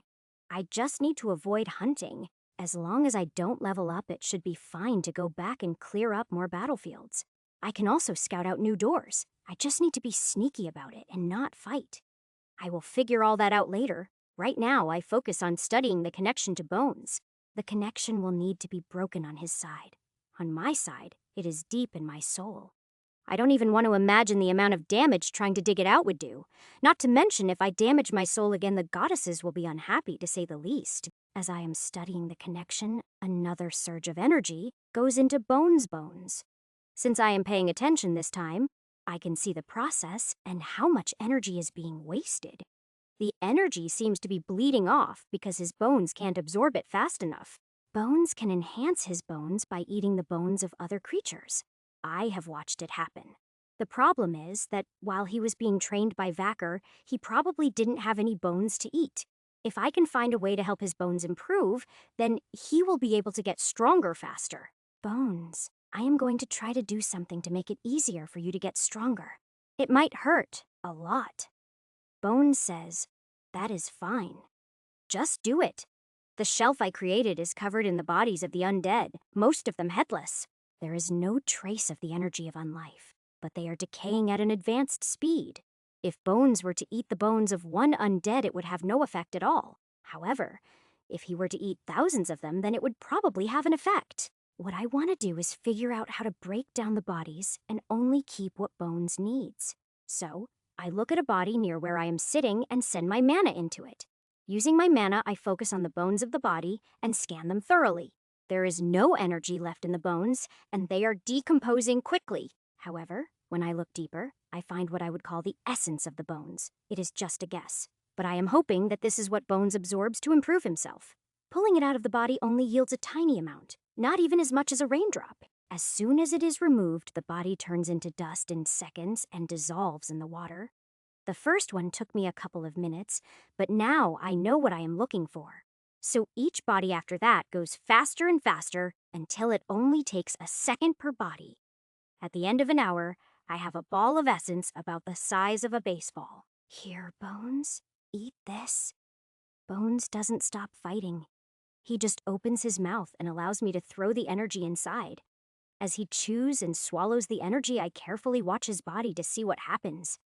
I was right. The essence merges with his bones and improves them slightly. The improvement is tiny, only about a 1% increase in strength.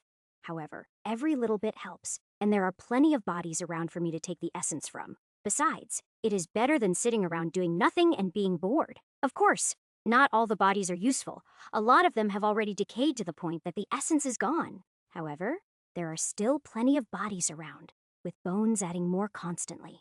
Now that I have figured out the trick to it, gathering the essence doesn't take much mana. So, I swim around gathering the essence as fast as I can, trying to get to the bodies before they rot too much. This time, I keep going until the ball of essence is about the size of a basketball. Then, out of curiosity, I take out a single origin energy and try adding it to the essence. The essence in its natural state is milky white and acts a lot like a liquid. However, when I add in the origin energy, it completely changes, now looking like a ball of white fire.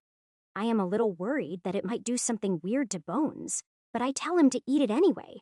Since there is a lot more this time, it takes Bones several bites to eat all of it. From the look on his face, it is painful, but that doesn't stop him from eating all of it. Of course, I am watching what happens with my mana to satisfy my curiosity. Based on how big the ball of essence was, I was expecting about a 5% improvement. However, thanks to the origin energy, Bones ends up getting about a 15% improvement to his bones. Also, at the same time his bones are improving, I notice they are spitting out tiny black flecks. I have no idea if that is a bonus from the energy or just normal due to improvement. As far as I can tell, the little black flecks are impurities being removed from his bones. Whatever the case may be, it is obvious that the energy improves the essence a lot. Maybe about triple. Chapter 780. However, now that Bones is the one stealing energy, I am reluctant to use any of the energy I have left. Since there is no guarantee that I can get more, I want to save what I have left for upgrading my eyes. Besides, I can still help him improve his bones without using up my energy. All I need to do is keep harvesting essence from the bodies and feeding it to him. So, that is what I do. I keep collecting essence right up until I notice all the undead freeze. Even those that are in the middle of attacking Bones freeze, like someone pulled the power plug. Immediately, I toss the essence I have gathered over to Bones and start looking around. The only reason for the undead to freeze like that is that they have fallen under someone's control. As expected, in the distance I can see a figure floating slowly towards us. This general is wearing armor and has a sword at his waist, unlike the last one who just wore clothes.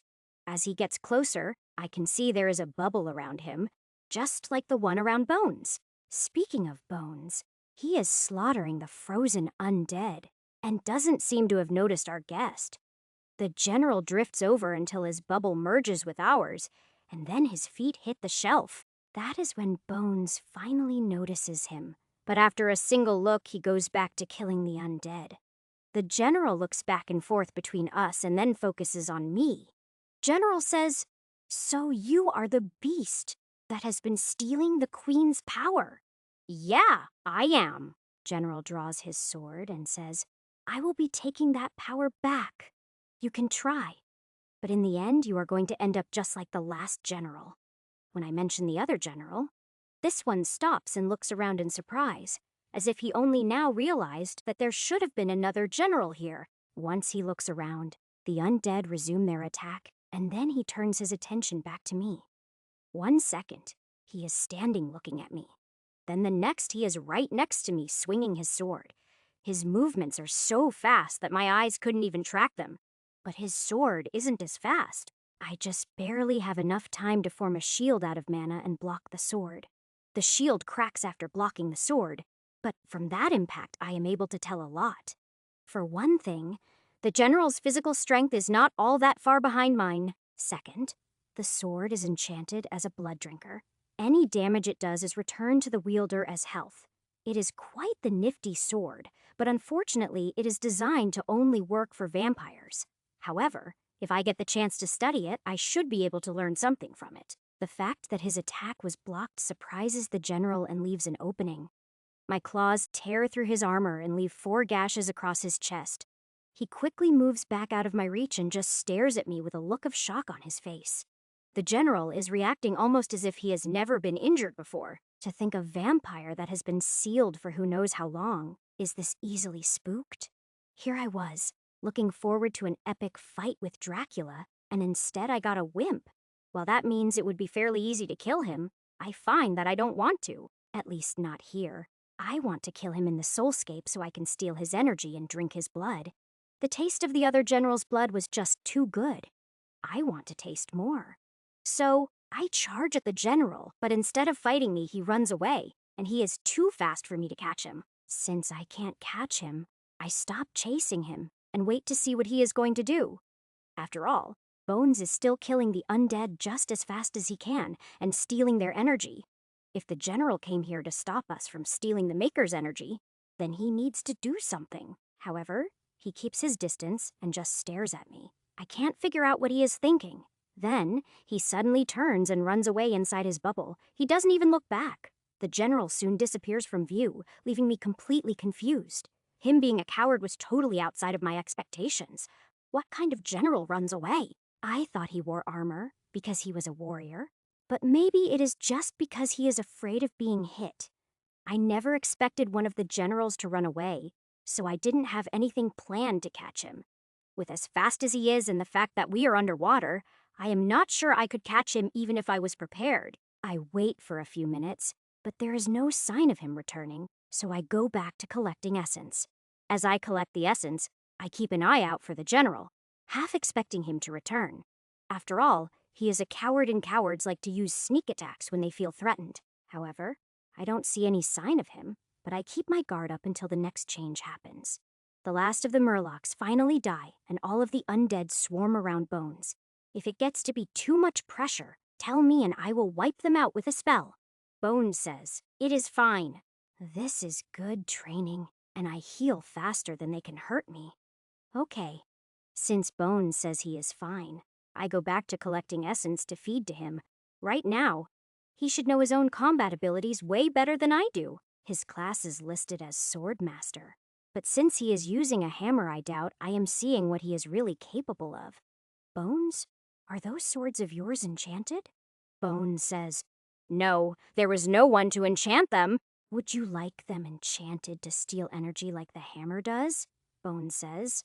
Yes, no offense, but I hate this hammer. All right, I will work on them later. Originally, I was going to take you with me when I leave, but now I am thinking it might be better to leave you on the island for a while. Bones says, "How come?" "Because there are more undead you can hunt for energy. Not to mention that the humans and orcs are enemies as well. I want you to get stronger. But at the same time, I want the Maker to be weakened more. The only thing that worries me is she might be strong enough to control you," Bones says. "It should be fine as long as I avoid her, right?" "Yeah, it should. From what I have seen of her generals, they don't have the power to control you," Bones says. "Then if you are giving me the choice, I would rather stay here and get stronger." I thought you might say that. Chapter 781. Since he has decided to stay, I describe the terrain of the island and the location of the various forces. I also repeat everything I know about the Maker, and then tell him my guesses. I also describe all of the undead I have seen her use, and how I dealt with them. Since we are going to be separated again, I make another communication amulet and give it to Bones. That way if something major happens, he can get a hold of me and let me know, barring anything major. I am fairly sure that Bones will be able to limit the Maker's strength. Unlike me, who has other things to do, Bones can focus on hunting her undead and stealing their energy. Not only will that help keep the Maker from getting stronger, but it will allow Bones to get stronger. I plan to stop and pick Bones up when the ship passes by the island again. That will give Bones a couple of weeks or so to hunt to his heart's content. Then again, knowing Bones, he will probably say he doesn't want to leave when the ship passes by. Since I can summon him, it is fine if he ends up wanting more time to play on the island. For now, I just follow behind him as he kills the undead, gathering their essence. I figure I may as well since I don't really have anything to do before tomorrow morning. Now that the Murlocs are gone and no new undead are being created, their numbers are dropping fast. At the rate Bones is killing them, the undead probably won't last until sunset. Still, I can gather essence faster than Bones can kill, so I eventually catch up. Once I do, I take a break from gathering to enchant his swords with the drain effect. As soon as both swords are done, I give them to Bones and take back my hammer. Then I just stand and watch Bones start dancing around with the swords. His rate of killing the undead goes up double, maybe even triple, what it was when using the hammer. While I was expecting a difference, I definitely wasn't expecting it to be this big. Then again, 2 fast weapons versus 1 heavy weapon is probably a big part of it. Watching how Bones moves with the swords reminds me of how Vacker moves. It looks like leaving him to train with Vacker for so long was a really good idea. If we have some time later, I definitely want to spar with Bones and see just how good he is. As long as nothing else happens, we should have some time after all of the undead are destroyed, once a decent number of bodies have piled up. I go back to gathering essence. I manage to keep myself busy doing that for the next several hours until all the undead are destroyed. Then, I gather the essence from the last few bodies, feed it to Bones, and then head for the beach. Bones says, "Is it okay if I leave and start hunting now?" "Actually, I want to spar with you before you leave." Bones says, "What is the point? You will win." "The point is to see how far you have come. Also, practicing with someone other than Vacker could help you improve." Bones says, "All right then." So, I create 4 swords of mana, shapeshift to my old form, and then we go at each other immediately. There is no slow probing. Bones comes at me aggressively right from the start. Knowing his personality, I was expecting as much, so I fight back just as hard. His skill is almost at Vacker's level, but his experience is lacking. I doubt he can win against Vacker even half the time. While my skills are not as good as Vacker's, my superior stats make up for it. Bones can't defeat me, but he does manage to give me a good workout. After an hour of sparring, I call an end to it and let Bones leave to start his hunting. Being shape-shifted for so long doesn't hurt, but it still feels good to return to my normal body. I guess I have gotten used to this new body, at least enough for it to feel comfortable. After Bones is gone, I fly to the meeting point I set with Brightfire and have dinner. Then I create a soulscape and play with the kids for most of the night. Knowing Brightfire, she will keep hunting to the very last minute and only show up when she has to. After ending the soulscape, I get some sleep and only wake up when I hear movement. Opening my eyes, I see Brightfire and her elves, so I start taking out breakfast dishes. Once everyone is done eating, I open a gate and we all return to the ship. As soon as the gate is closed, I head on deck to check on our current position. The ship is currently anchored in a cove, a few miles north of the southernmost city. The city sits on the point where the coast turns to the west. As such, it is a huge trading port. As soon as I verify the position of the ship, I take off and fly towards the city. Before I get too close, I shapeshift into an eagle to avoid being spotted. After all, my body is obvious from a distance, and it looks like that of a beast. Since I am just scouting currently, I want to keep a low profile and not alert the humans. When I reach the city, I make several low passes over it while scanning with my mana. Thanks to my skills at scanning improving, I don't need to land and search by scent anymore. In a little less than an hour of flying around, not only do I locate every elf in the city, but I also learn the layout. Then I fly back to the ship and call for Silverstream and Brightfire to join me. While I am waiting for them to arrive, I build a sand table and use mana to make a model of the city. When Brightfire and Silverstream arrive, the locations of all the elves in the city are marked. The two of them are surprised by the sandable model, but quickly get over it. Then they start studying the city and the locations of all of the captive elves. Silverstream says, "Do you have a plan already, Ash?" Basically, we will be splitting into two groups. One will enter the city with me. This time it is going to be Brightfire's team. They will be helping me retrieve all of the elves in the city. Your team will attack the city gate and hold it. Your job will be to protect the elves and get them back to the ship. Silverstream says, "All right." Brightfire says yes. When do we start? Don't get overexcited. We are going to be sneaking and avoiding combat as much as possible. Brightfire says, "I know that. I am excited to save our people. They have been suffering for far too long." Chapter 782. Okay, sorry.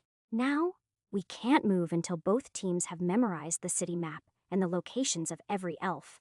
I will scout again right before we move to make sure nothing has changed. Oh, and the teams will be taking turns. So Silverstream, the next city you will be entering. Silverstream says, "That sounds fair." Brightfire says, "I am good with that. Let's get our teams in here to start studying." You do that. I am going to scout again once it is dark, since the positions will probably be different. Silverstream says, "I assume we will be acting at night?" Absolutely, Silverstream says. Then I have a request. Can you make some items that will improve our ability to see in the dark? Good idea. I should have enough gems left over to make night vision goggles for everyone. Any other requests? Brightfire says, maybe something to help us sneak around the city. To do that, I would need a lot of decent quality cloth. Silverstream says, sorry, I don't think we have that. Brightfire says, how about we steal some from the humans during the raid? That could work. It is a trade city, but no looting until after the elves are freed. Brightfire says, absolutely. I guess I should make everyone a pouch while I am at it then. Otherwise, they won't be able to carry much. Silverstream says, is this going to become standard practice? I don't see why not. The humans are our enemies, after all. Brightfire says, sounds good to me. Silverstream says, won't this just attract more attention to us? We are breaking into their city, freeing a bunch of slaves, and killing anyone who gets in our way. Why would you be worried about a little thievery?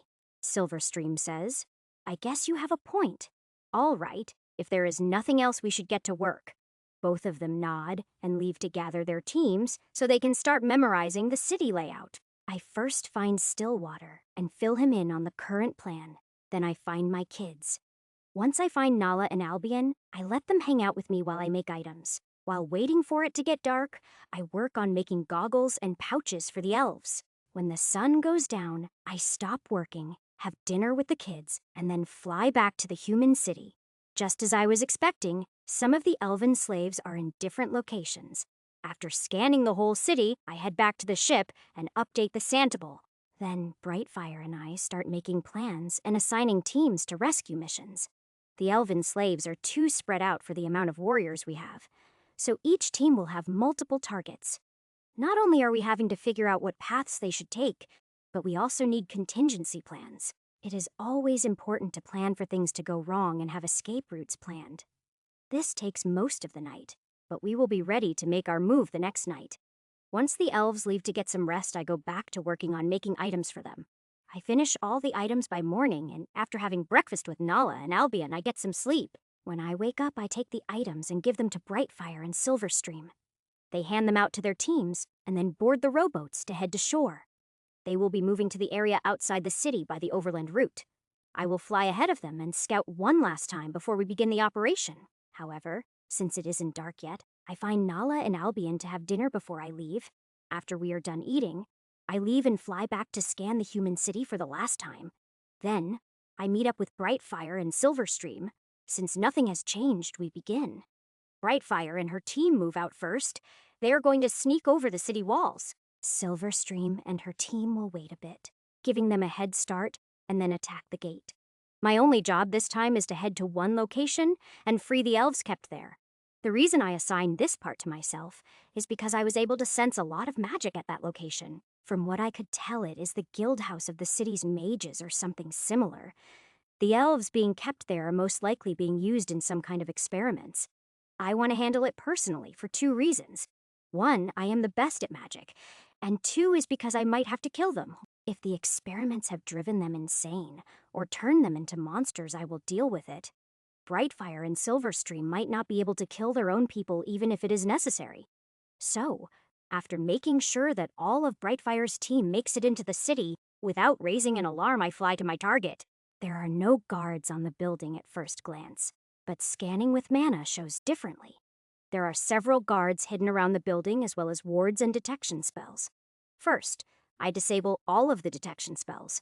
Then I start erasing the wards one by one. Only once they are all gone do I quietly kill all the guards with spells. Unfortunately, I must have missed something because the entire building lights up. Multiple people in robes come out and start looking around, but by then I am already inside. I moved in through a small door as soon as I saw the building light up. Since stealth failed, I am going to use speed instead, so I run towards where I sense the elves are. Luckily, once I am inside the building, I am able to scan it with mana and learn the layout. This prevents me from going the wrong way or stepping on any traps. I quickly make my way into the building's basement, where I find over 100 cages. The 10 elves are all crammed into a single cage. But luckily, they seem all right. What interests me is all the other cages. Each and every single one has an occupant. Other than the elves, the rest of the cages all have beasts locked inside. Most of them are not anything I have ever seen before, but none of them look weak. I walk over, open the cage the elves are in, then step inside and lock myself in with them. Of course, I have shape-shifted into my elven form so as to not alarm them. When I lock myself inside with them, they all look at me like I am crazy. However, I ignore them and focus on my mana, which is spreading throughout the room. I send a quick message to Brightfire to warn her there is about to be a commotion. Then, I shatter all the locks. Chapter 783. All except the one on the elven cage. Every other cage in the place opens. The beasts immediately rush out of their cages. Some leave the room, and others seem confused. A few look like they want to eat me and the elves, which is why our cage is still locked. Within seconds, I can hear screams and roars from the floor above. This draws the rest of the beasts away. Once the beasts are gone, I open a gate from inside the cage to the city gate. Silverstream and her team have taken over the gate and killed all the soldiers. As soon as the gate is open, I send the elves through and leave them to Silverstream. By now, the screams and roars have been joined by explosions. The mages should be completely distracted at this point, so I head for the building's library.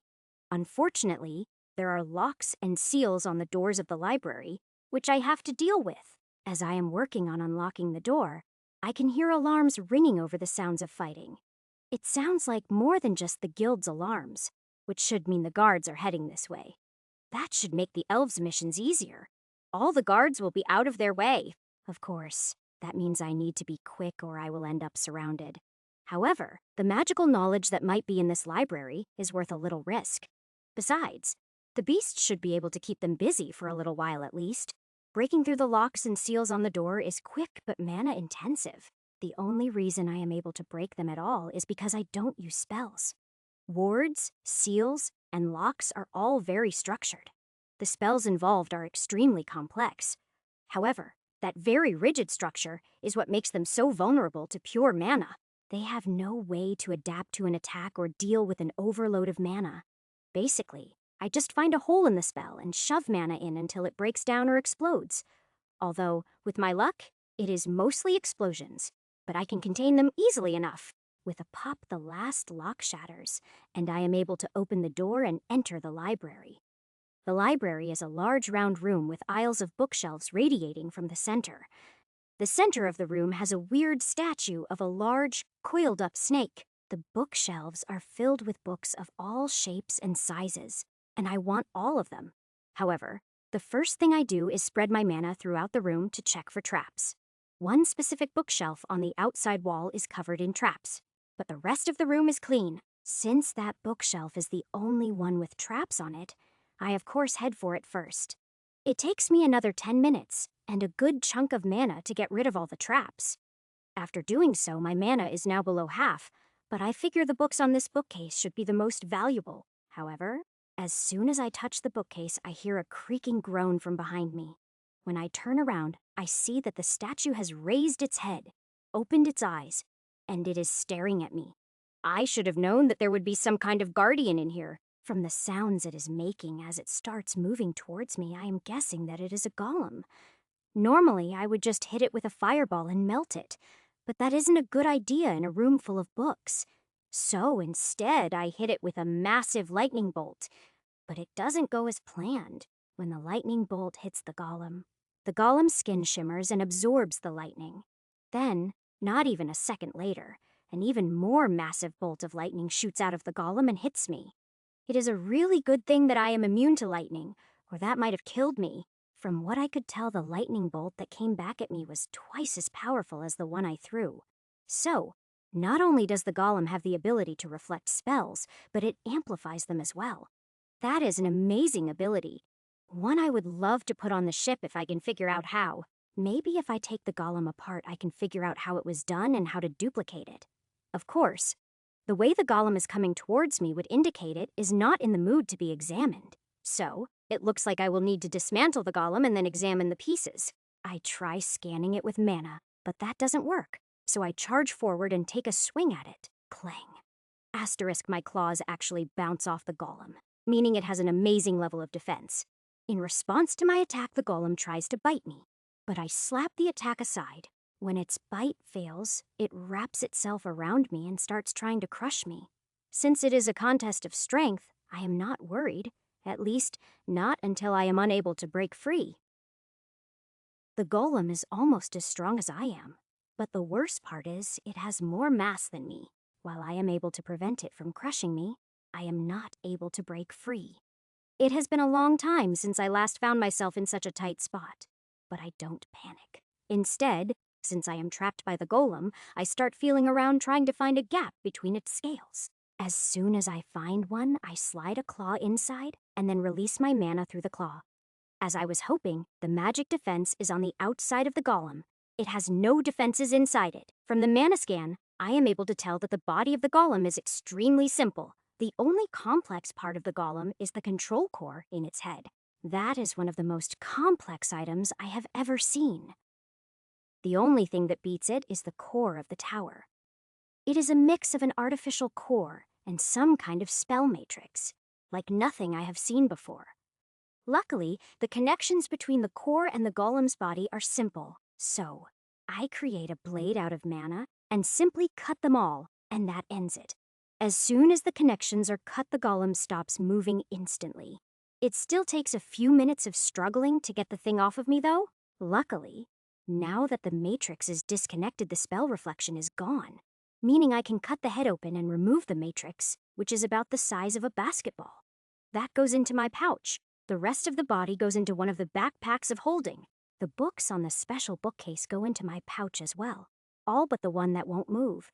At first, I think it won't be moved by mana, but I quickly have another thought.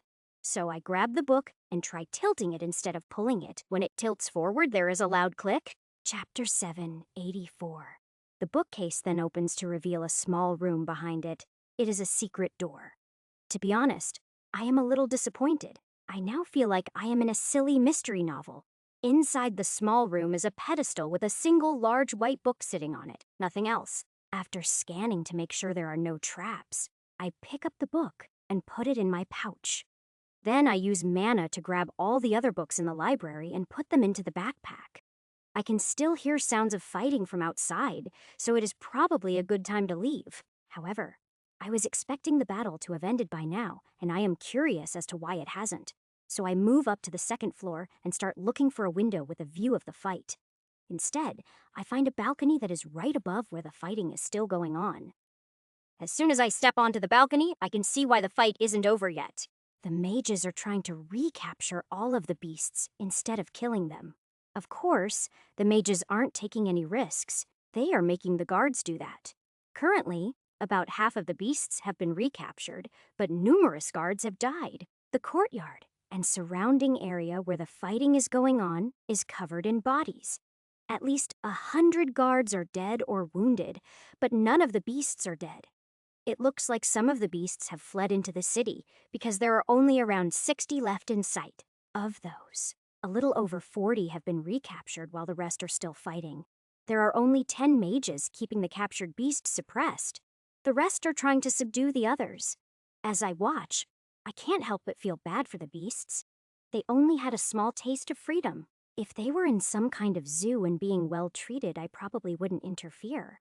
However, the mages do not treat them well at all, at least not from what I saw.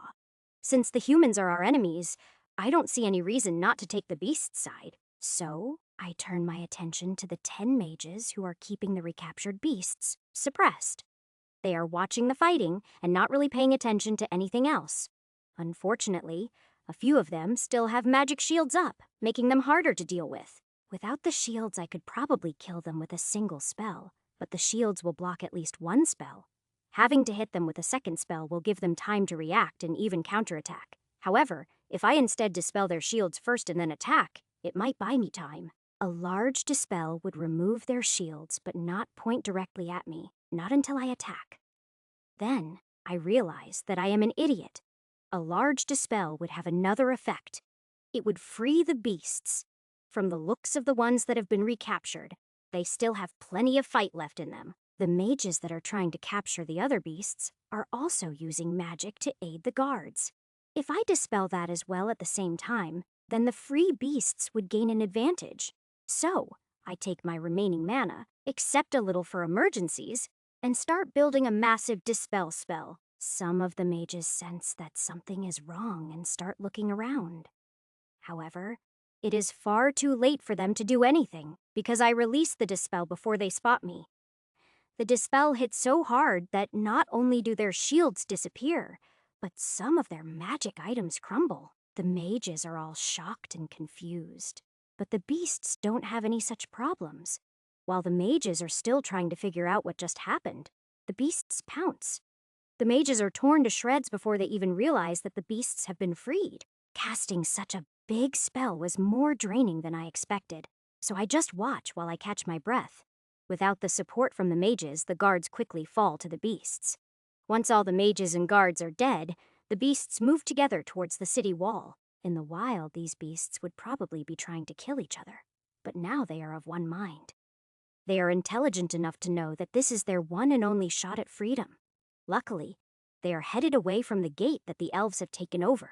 Now that the chaos is over, I need to head there and meet up with everyone. So, I spread my wings and take off. I don't bother hiding my true form this time. As I am flying over the city, I notice several small fires scattered about. There is no way the beasts could have done all that already.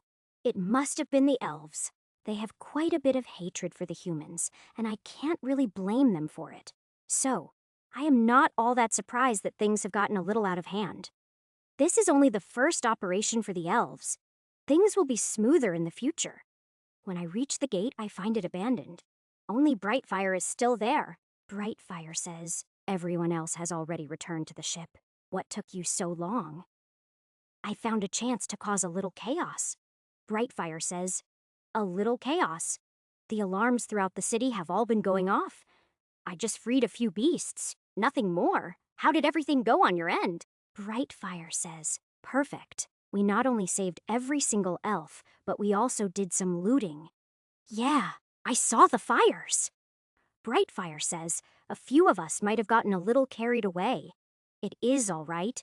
Everyone was overly excited with it being their first mission. It is understandable. They will be more controlled next time." Brightfire says, "So we won, right?" "Yeah, mission completed. Climb on. Let's go." Brightfire nods then, climbs onto my back, then I take off and fly back to the ship. Despite leaving last, we are still the first ones to make it back to the ship. The excitement on the ship skyrockets when we report the success of the mission. It climbs even more when the rowboats return to the ship carrying some of the freed elves. There are many tearful reunions between the elves of the ship and those just freed. I stay on the top deck and just watch. It is not my place to interfere. Very soon it turns into a full-fledged party, but I make the sailors get to work. We turn the ship north and start following the coast towards the next port city. From the look of the map, it will take us a couple of days at most to be within range of the next city.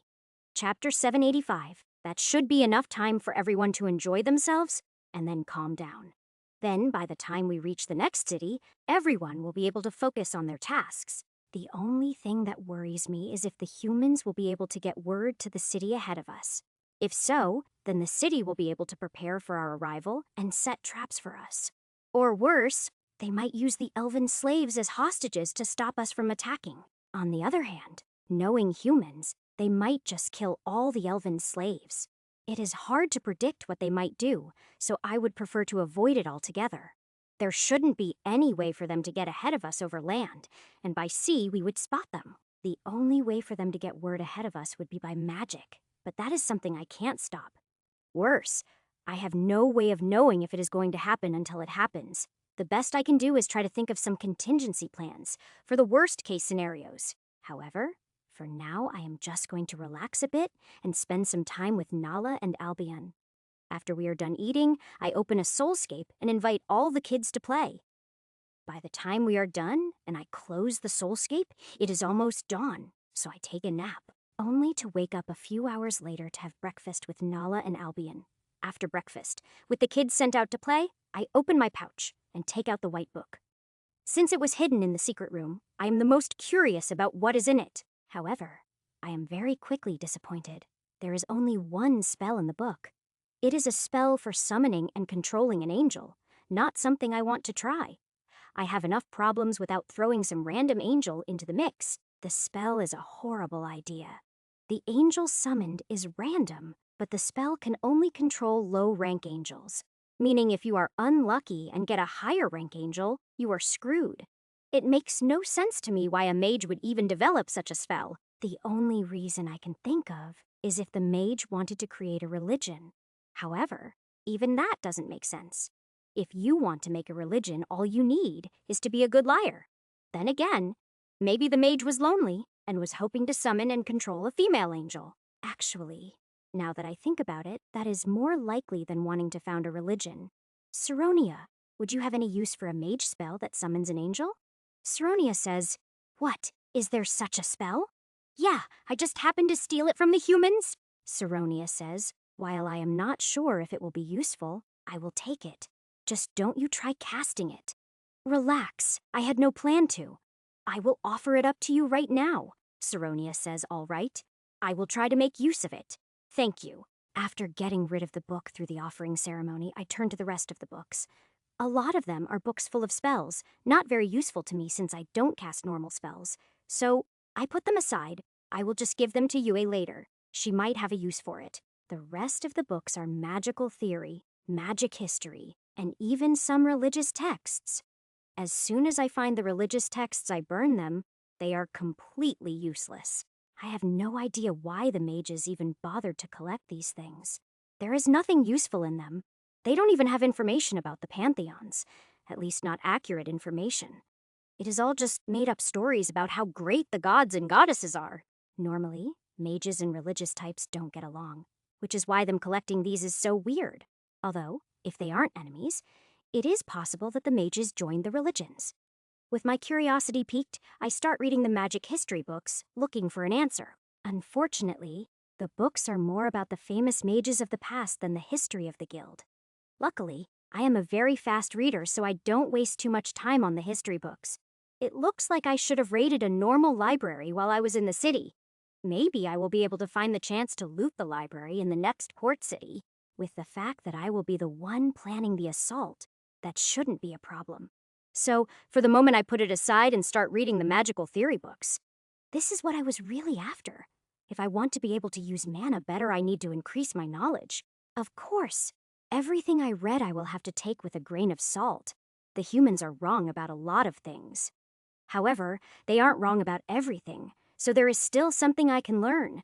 There are far too many books for me to read them all in just one day. I read until it is time to have dinner. Then I eat with Nala and Albion before opening a soulscape. After I am done playing with all the kids and end the soulscape, I find myself torn. I want to go into the hall and explore, but I also want to continue my reading. In the end, I decide to head into the hall and return to the last world to look for more coins. After all, there isn't anything to fight in that world, so I won't gain any experience. It has been a while since I went into the hall, and the books aren't going anywhere.